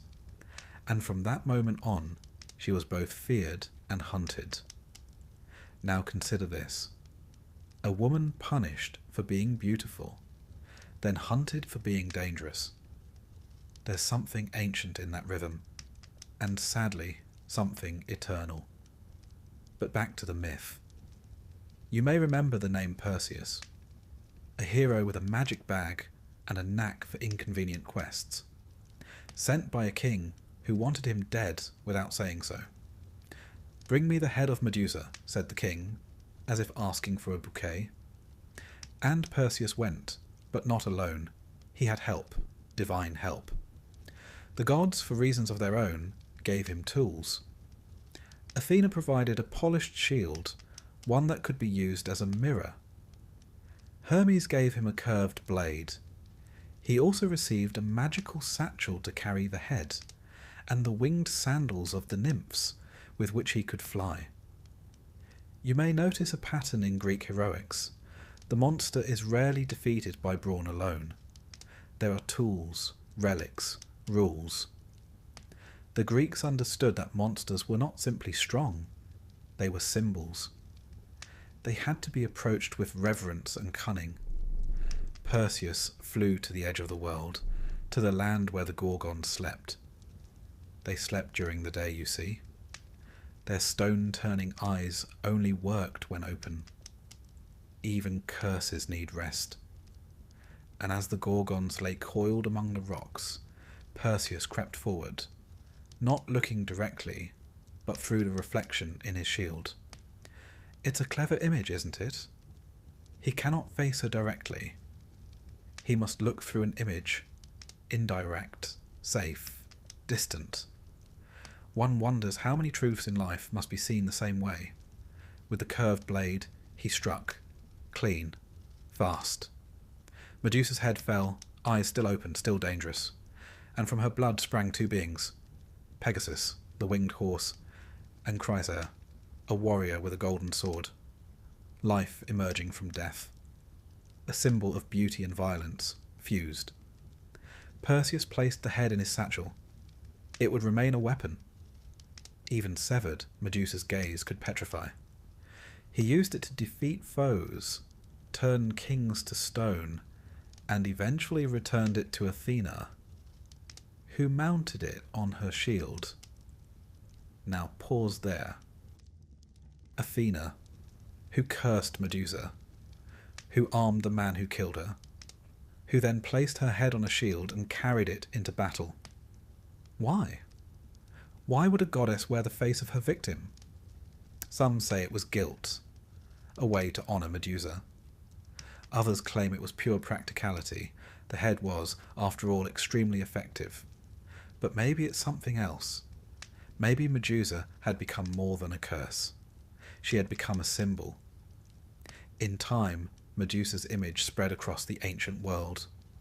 Not as a monster, but as a guardian. Her face, the Gorgoneon, was painted on shields, carved into doorways, etched on coins and breastplates. Not to frighten the innocent, but to ward off evil. Apotropaic, the scholars call it. A fancy word meaning something that turns danger away.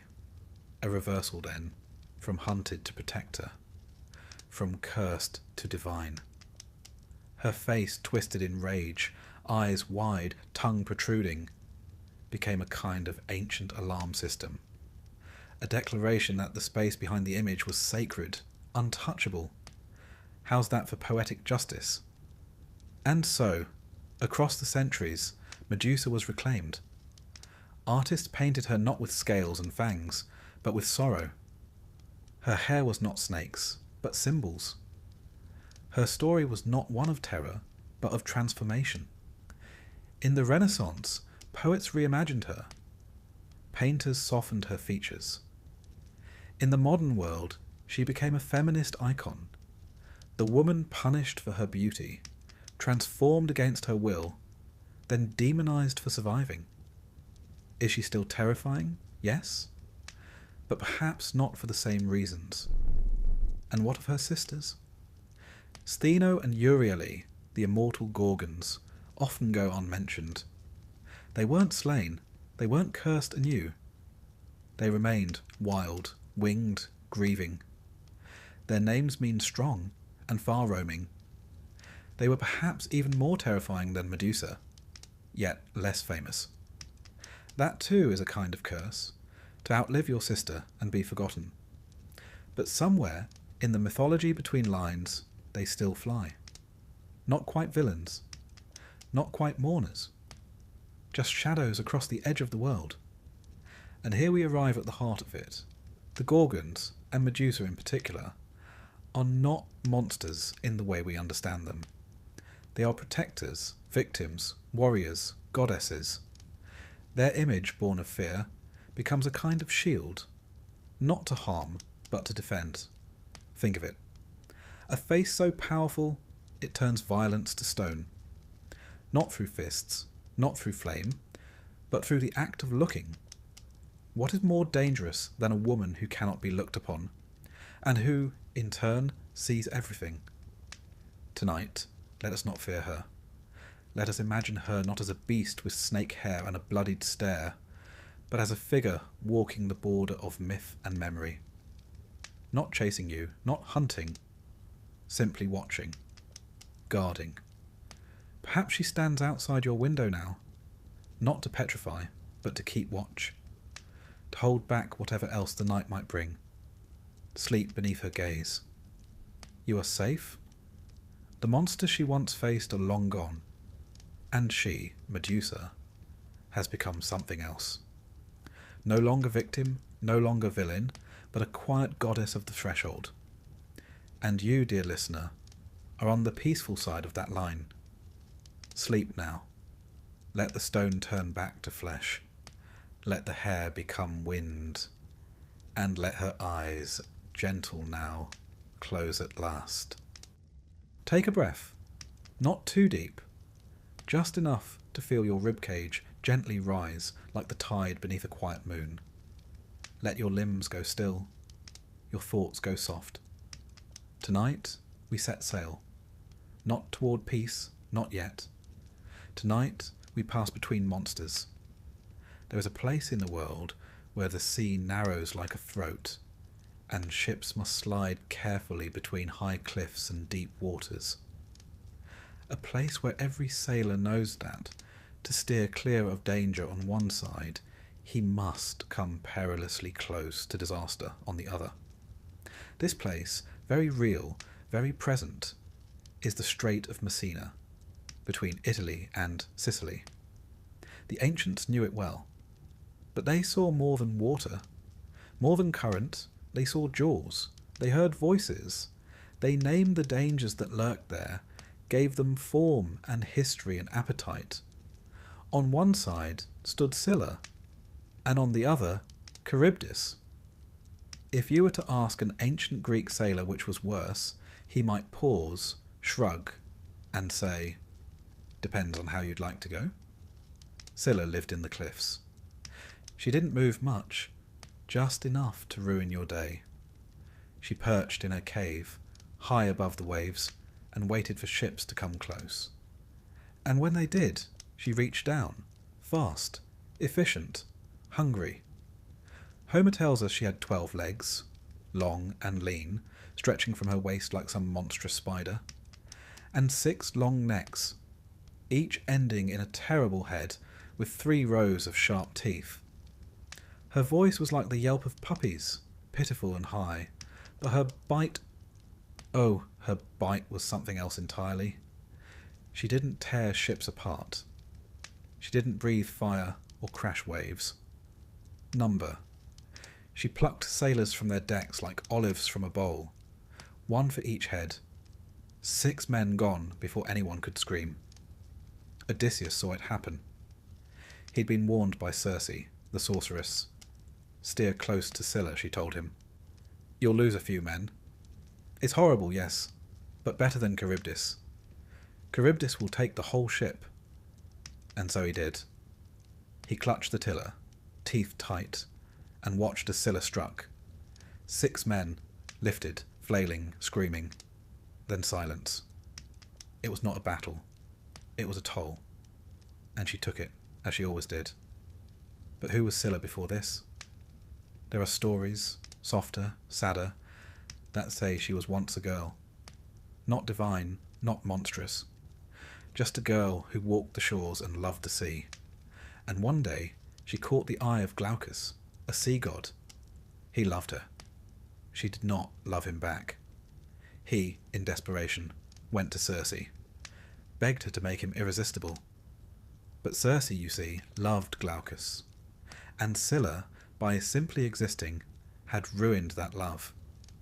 So Circe did what goddesses so often do in myth. She punished the woman. She poisoned the spring where Scylla bathed. And the next time Scylla stepped into the water, she changed. Her body stretched, her legs twisted, dogs burst from her skin.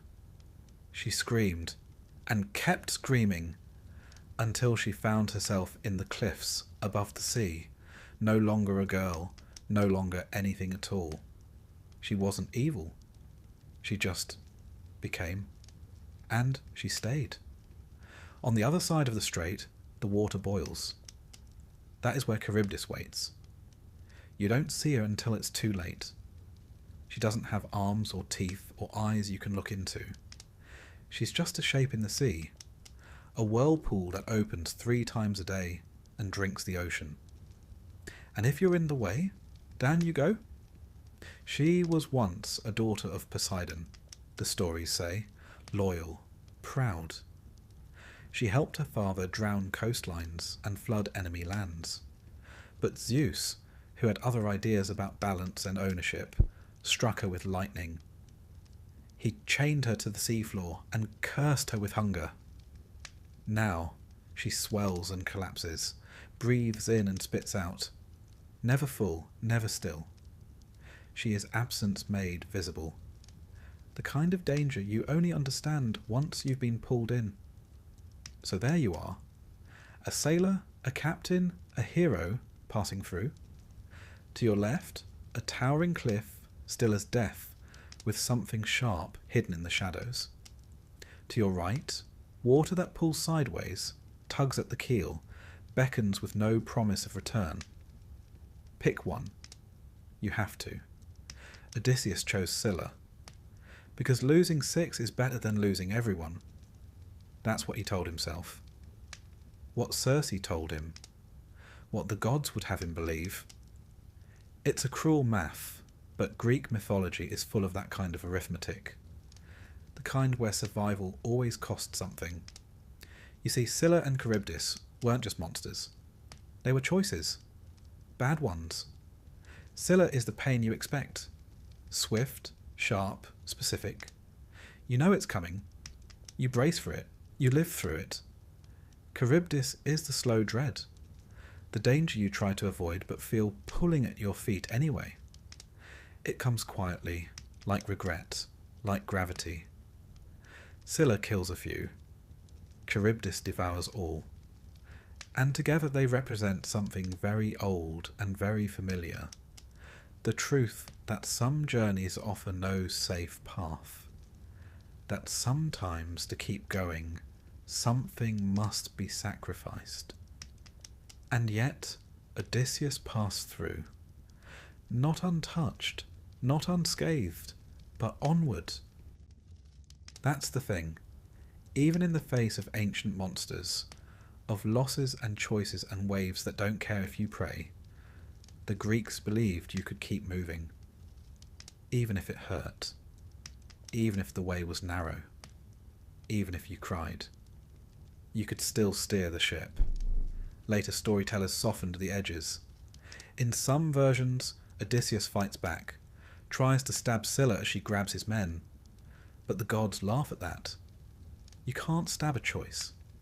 You can't strike a fate. You can only face it. Sail through, and remember. In art, Scylla is often drawn as a woman above, beautiful, serene, and chaos below.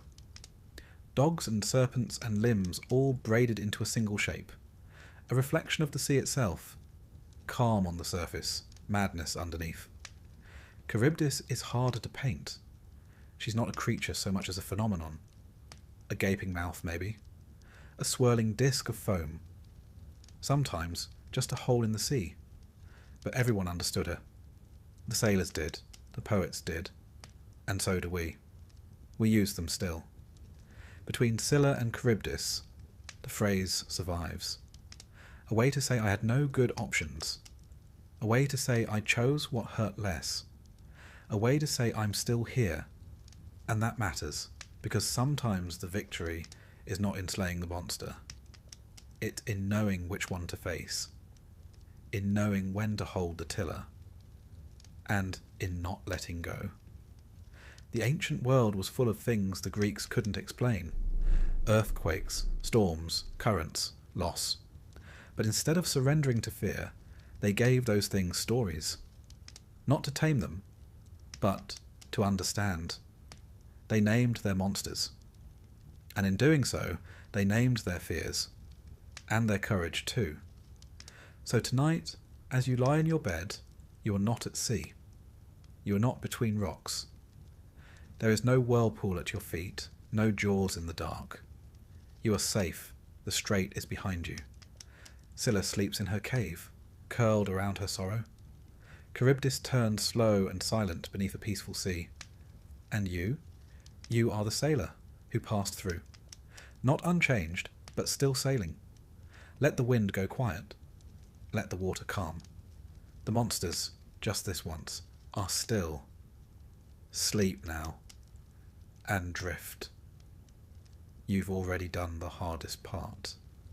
It's quiet now.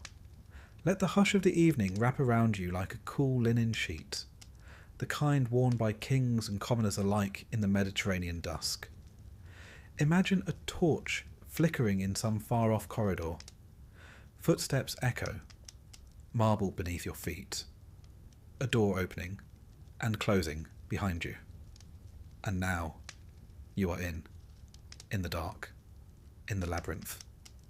It does not matter how you got here, only that you have, and somewhere, at the centre of this winding puzzle of stone and shadow, waits the monster.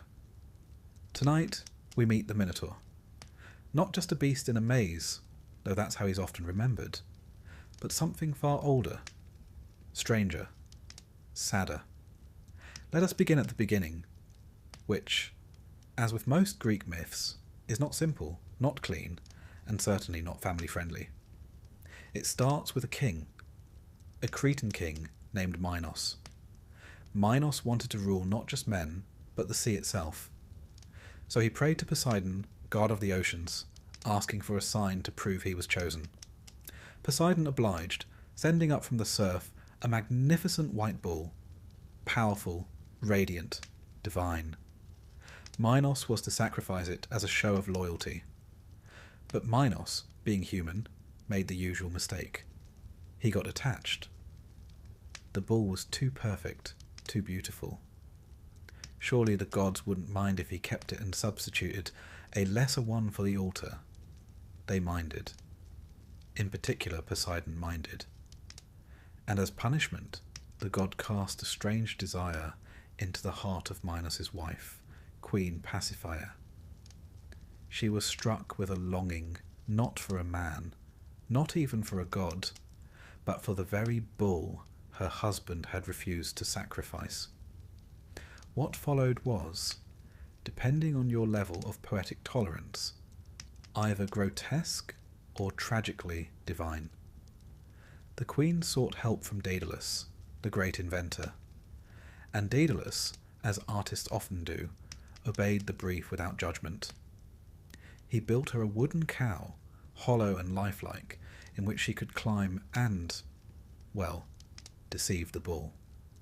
And from that strange union came a child with the body of a man and the head of a bull, the Minotaur.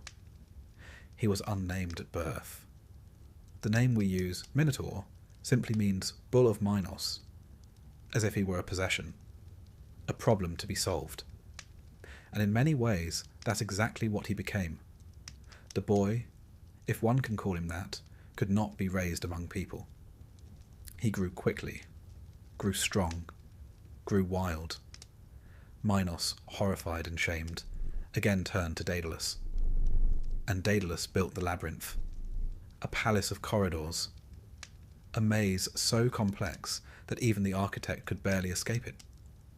A structure where left and right became meaningless, where forward became back, where one might walk forever and never see the same wall twice. In the centre, they placed the Minotaur, to live, or at least to exist. He was fed, he was feared, he became legend.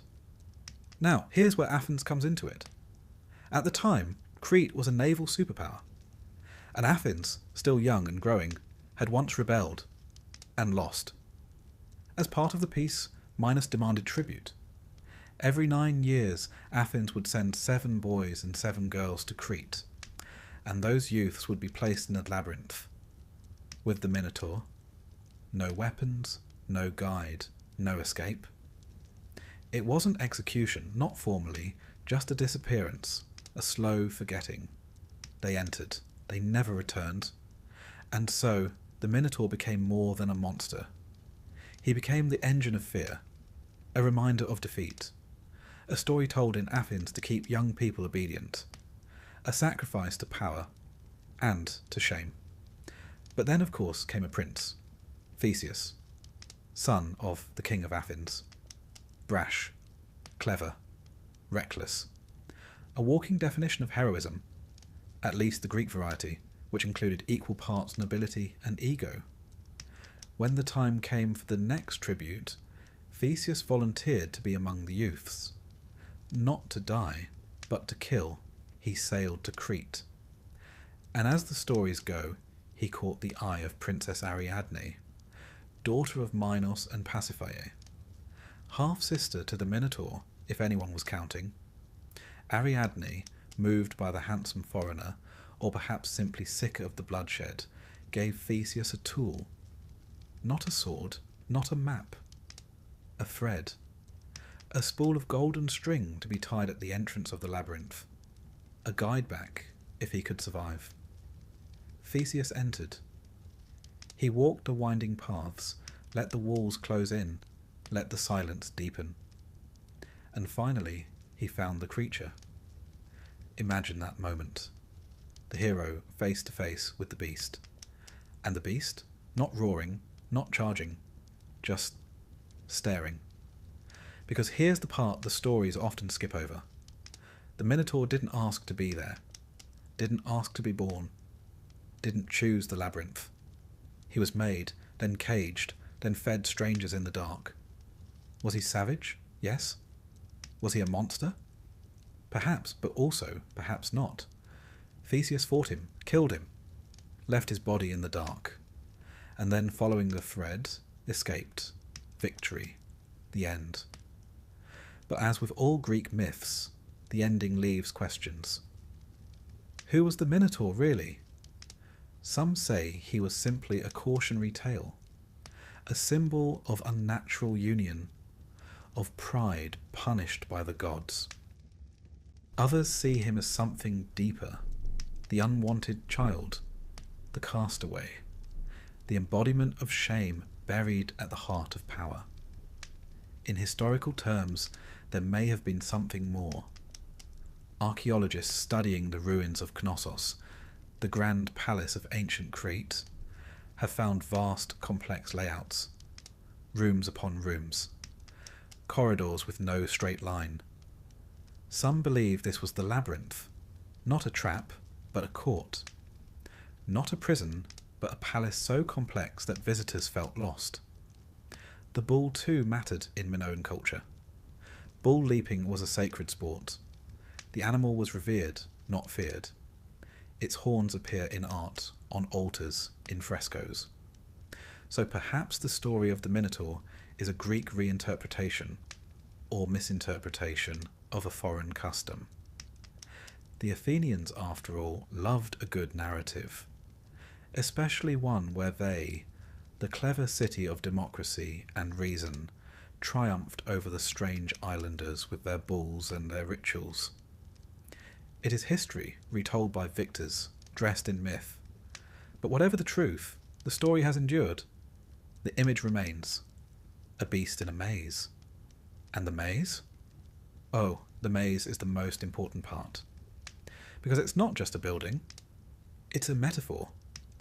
The labyrinth is the mind. The past. The trap of guilt. The structure we build to contain what we don't want to face. And the Minotaur? He's what we've placed at the centre. A fear, a memory, a mistake, something we would rather forget, and so we wall it in. But it never goes away. It waits.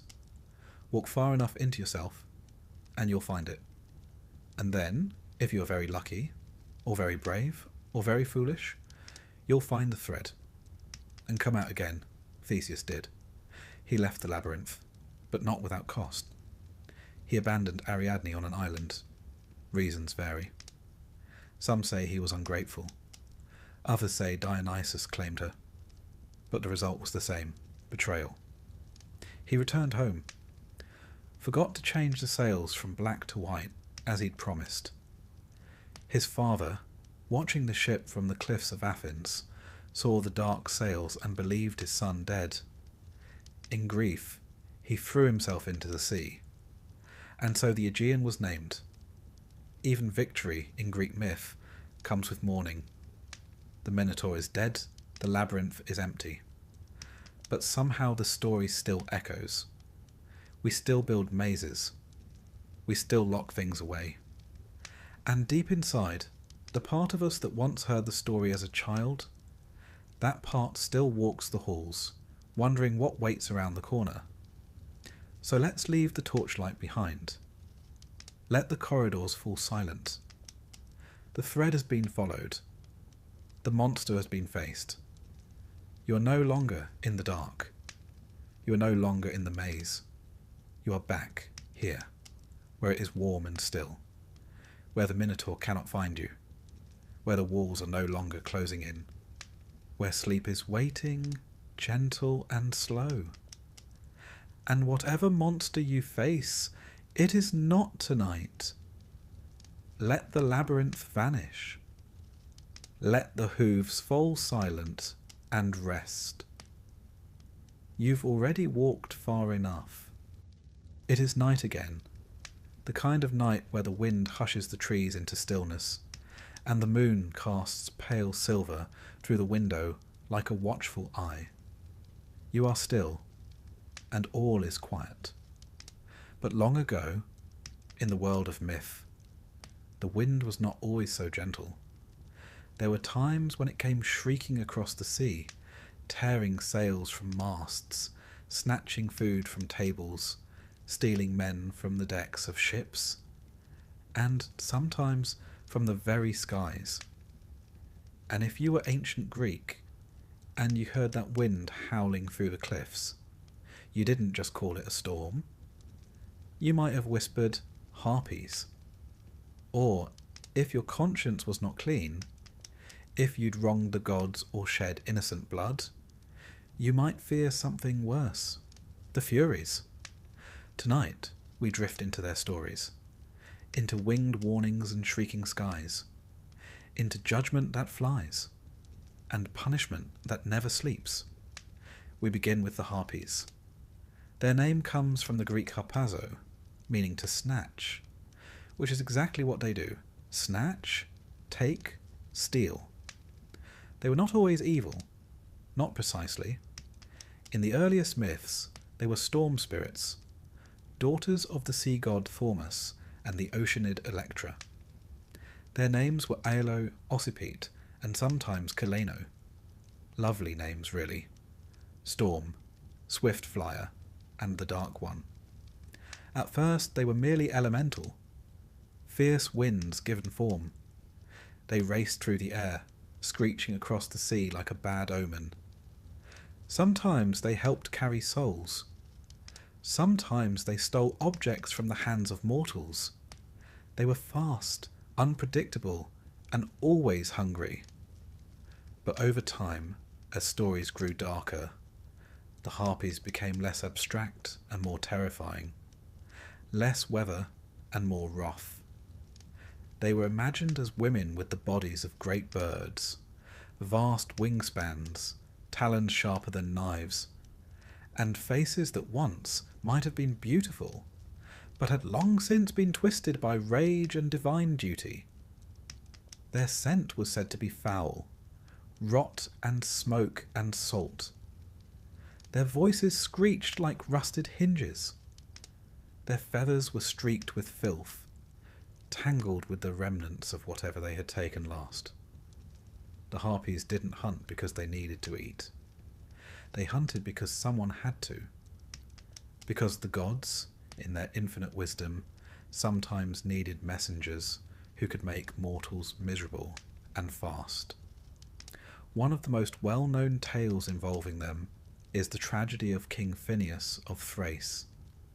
Phineus had a gift, the power of prophecy, but he made the mistake of revealing too much truth. He spoke freely of the gods' secrets, lifting the veil between divine will and human consequence. And for this he was punished, not with blindness, not with death, but with hunger. Each day a feast would be laid before him, meats roasted to perfection, fruits ripe and bursting, bread still warm. But as soon as he reached for a morsel, they came, the Harpies. They descended in a fury of wings and claws, screaming and cackling. They would snatch the food away or foul it with filth so vile that even touching it was impossible. Phineus starved day after day, surrounded by an abundance he could not touch. He aged, grew gaunt, and wept, not from hunger alone, but from the cruelty of being so near to relief, and yet forever denied. Eventually help arrived, in the form of the Argonauts, those bold sailors on their quest for the Golden Fleece. Among them were Zetes and Calais, the Boreds, sons of the North Wind. They had wings of their own, feathered limbs that shimmered with speed. When the Harpies next came for Phineus's feast, Zetes and Calais gave chase. The sky filled with feathers, steel, and shrieks.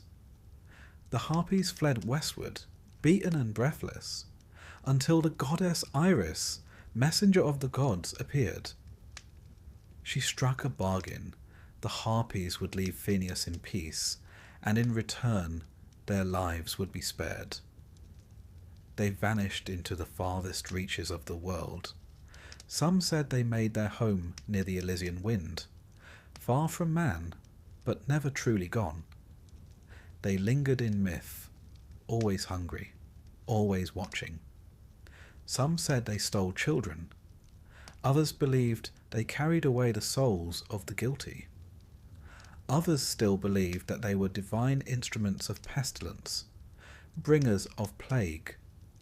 And perhaps they were all these things, in one form or another. Because the harpies don't just represent theft, they represent torment.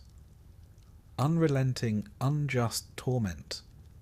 That shadow of cruelty that sometimes hangs over those who are already suffering.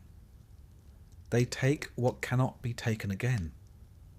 But the Furies are not thieves. They are not mischief makers or shrieking winds. They are judges. They are punishment given wings. Older than gods, born of blood. Their origin is a tale soaked in myth, and myth alone. When Uranus, the sky god, was overthrown by his son Kronos, his blood fell to the earth. And from that earth, Gaia, mother of all, rose the Erinyes, the Furies, Alecto, Megaera, Tisiphone. They were not created, they emerged. Primeval forces, not evil, not good, but necessary. Alecto punished moral crimes. Megaera, jealousy and vengeance. Tisiphone, murder, especially within families. They did not come uninvited, but once summoned, they never stopped. The Furies are always female, but not in the gentle way mortals often imagined femininity.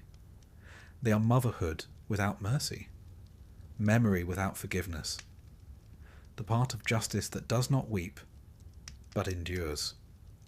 Their hair was coiled with serpents. Their breath burned. They carried torches, scourges, and poisonous snakes. Sometimes their robes bled. Sometimes their very footsteps caused madness. Their presence brought guilt alive. Their pursuit made the mind their hunting ground. They didn't just punish you. They made you punish yourself. No crime summoned them faster than kinslaying, particularly the murder of a parent by a child. And so we return to Orestes, the son of Agamemnon and Clytemnestra. Agamemnon, who sailed to Troy, who sacrificed his daughter Iphigenia to win the winds, who returned years later only to be murdered by his wife, Clytemnestra, and her lover. And Orestes? He was told that justice demanded he avenge his father, and he did. He killed his mother. And the moment her blood hit the floor, the Furies rose. They came screaming from the cracks in the earth, not with swords, but with questions.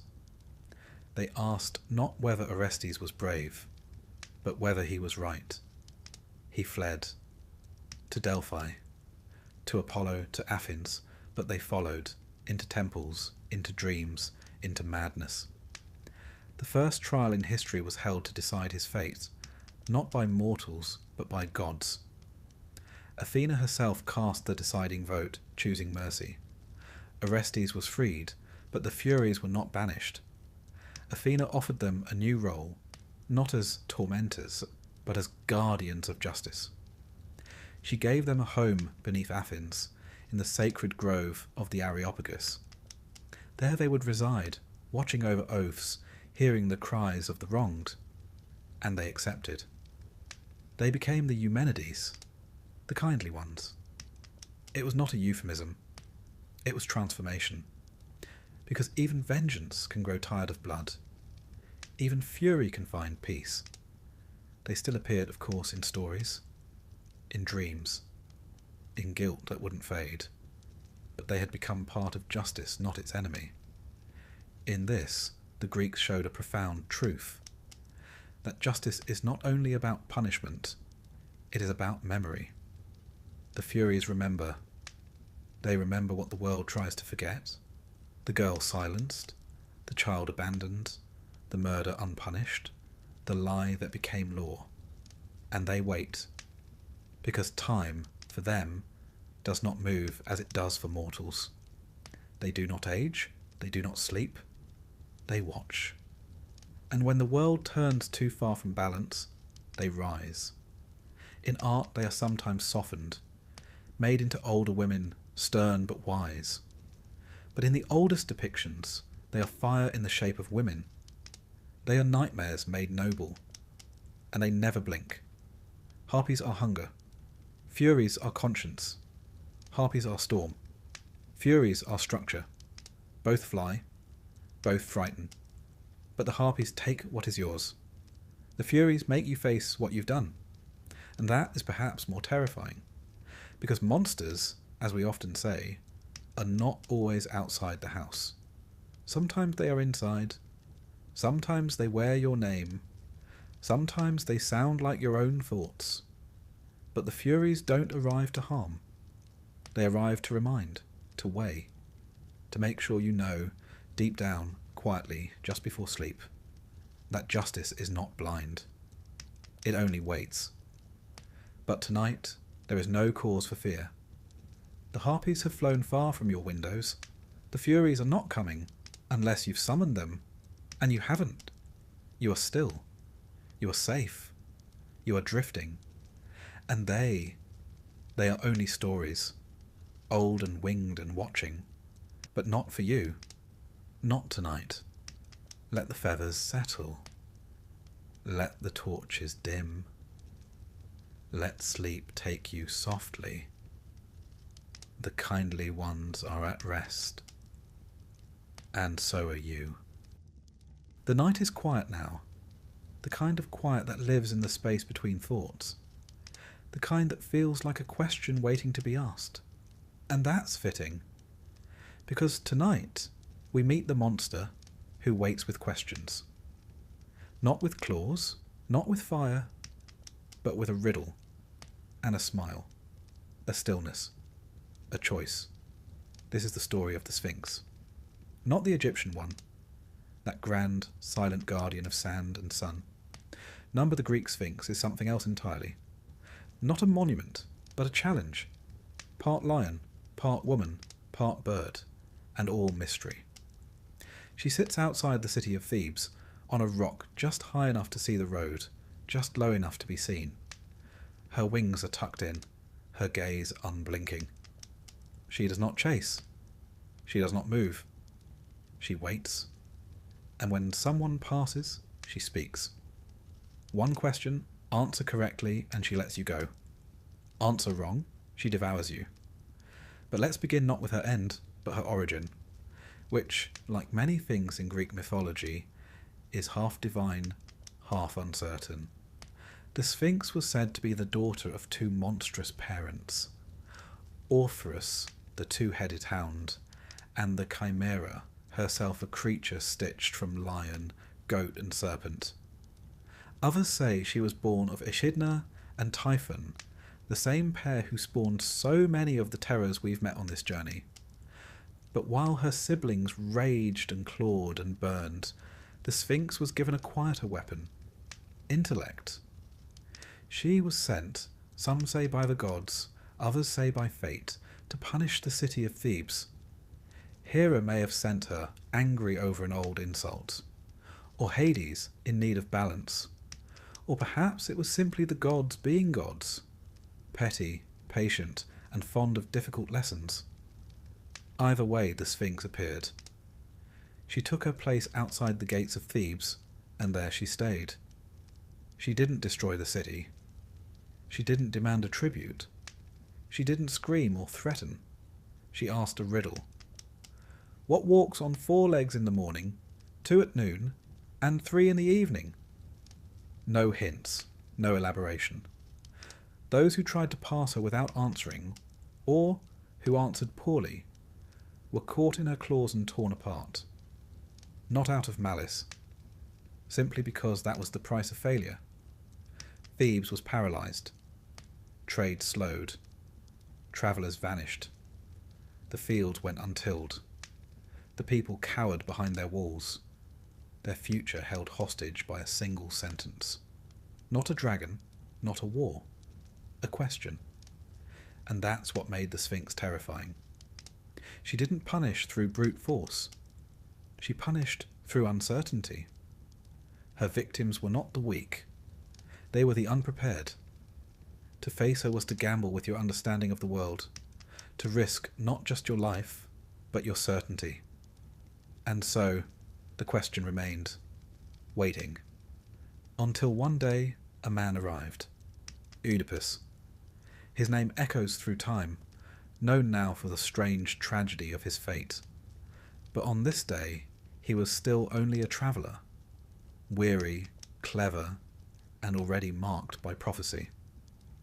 He had left his home in Corinth behind, believing he could outrun a curse, that he would kill his father and marry his mother. And in trying to escape that fate, he walked straight into it, but not yet, for now he was just a man on the road to Thebes. And on that road he met her, the Sphinx. Her eyes fixed on him.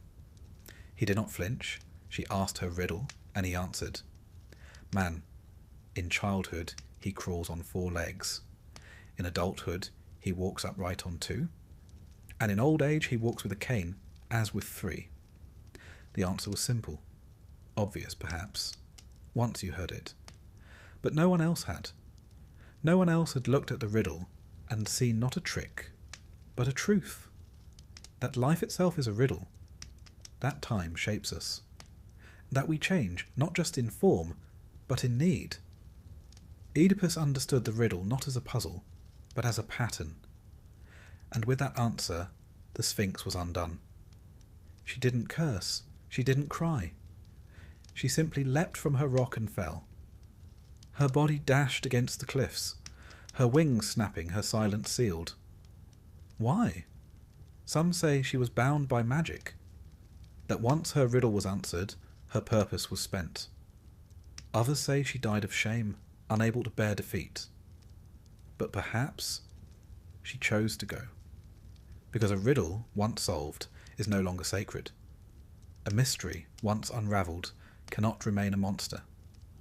And she was never really a beast, she was a question. And now she was done. Thebes rejoiced. Oedipus was hailed as a hero, married the queen, and became king.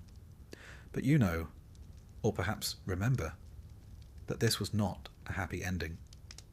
Because the man he killed at the crossroads, his father, and the queen he married, his mother. The riddle he solved was only the first. The harder one, the one about who he truly was, would take much longer to answer, and cost him everything. But that is another story. Let's linger here just for now, with the Sphinx. Because she's more than a monster. She is the moment before understanding. She is the stillness before speech. She is the test that cannot be passed by strength, only by reflection. The Sphinx is what waits when you stop running, when you're alone, when a question rises inside you that no one else can answer. She is not an enemy. She is a gate, and every one of us must pass her. Sometimes once, sometimes again and again. In art she appears regal and restrained, lioness body curved in repose, wings arched like thoughts on the verge of flight. Her eyes distant, not cruel, not even curious, just waiting. In the most famous depiction, a verse from the 5th century BCE, she sits on a pillar. Oedipus stands below thinking. That's all. No drama, no violence. Just a question, and a man trying to find the shape of its answer. The Greeks didn't draw her with fire or gore. They didn't need to. Because the Sphinx is terrifying not for what she does, but for what she requires. She requires you to know yourself. And there's no weapon for that, only thought. Even now she waits in our stories, in classrooms, in crossroads, in quiet moments before dawn. She lives wherever a question is asked that might change you. And she doesn't threaten, she challenges. There is something oddly comforting in that. All the monsters we've met so far, They lash, they howl, they hunger. The Sphinx? She only asks. And sometimes what she offers, that moment of understanding, is worth the risk. Because knowledge, like all sacred things, must be earned. And what we learn in silence often stays with us longer than what we learn in fire. So if you ever find yourself standing before her, not in a myth, but in a moment, don't panic. Breathe. Think. The answer may not come right away. It may feel impossible, but it is there, and she will wait. Not kindly, perhaps, but patiently, because that is what the Sphinx does. She waits for us to grow into our answers. And now she is gone. Her cliff is empty, her wings folded for good. And you, dear listener, have passed. You have walked the road, faced the riddle, spoken the words, and now you may rest. Close your eyes. The question has been asked, the answer given. The monster has stepped aside, and the gates have opened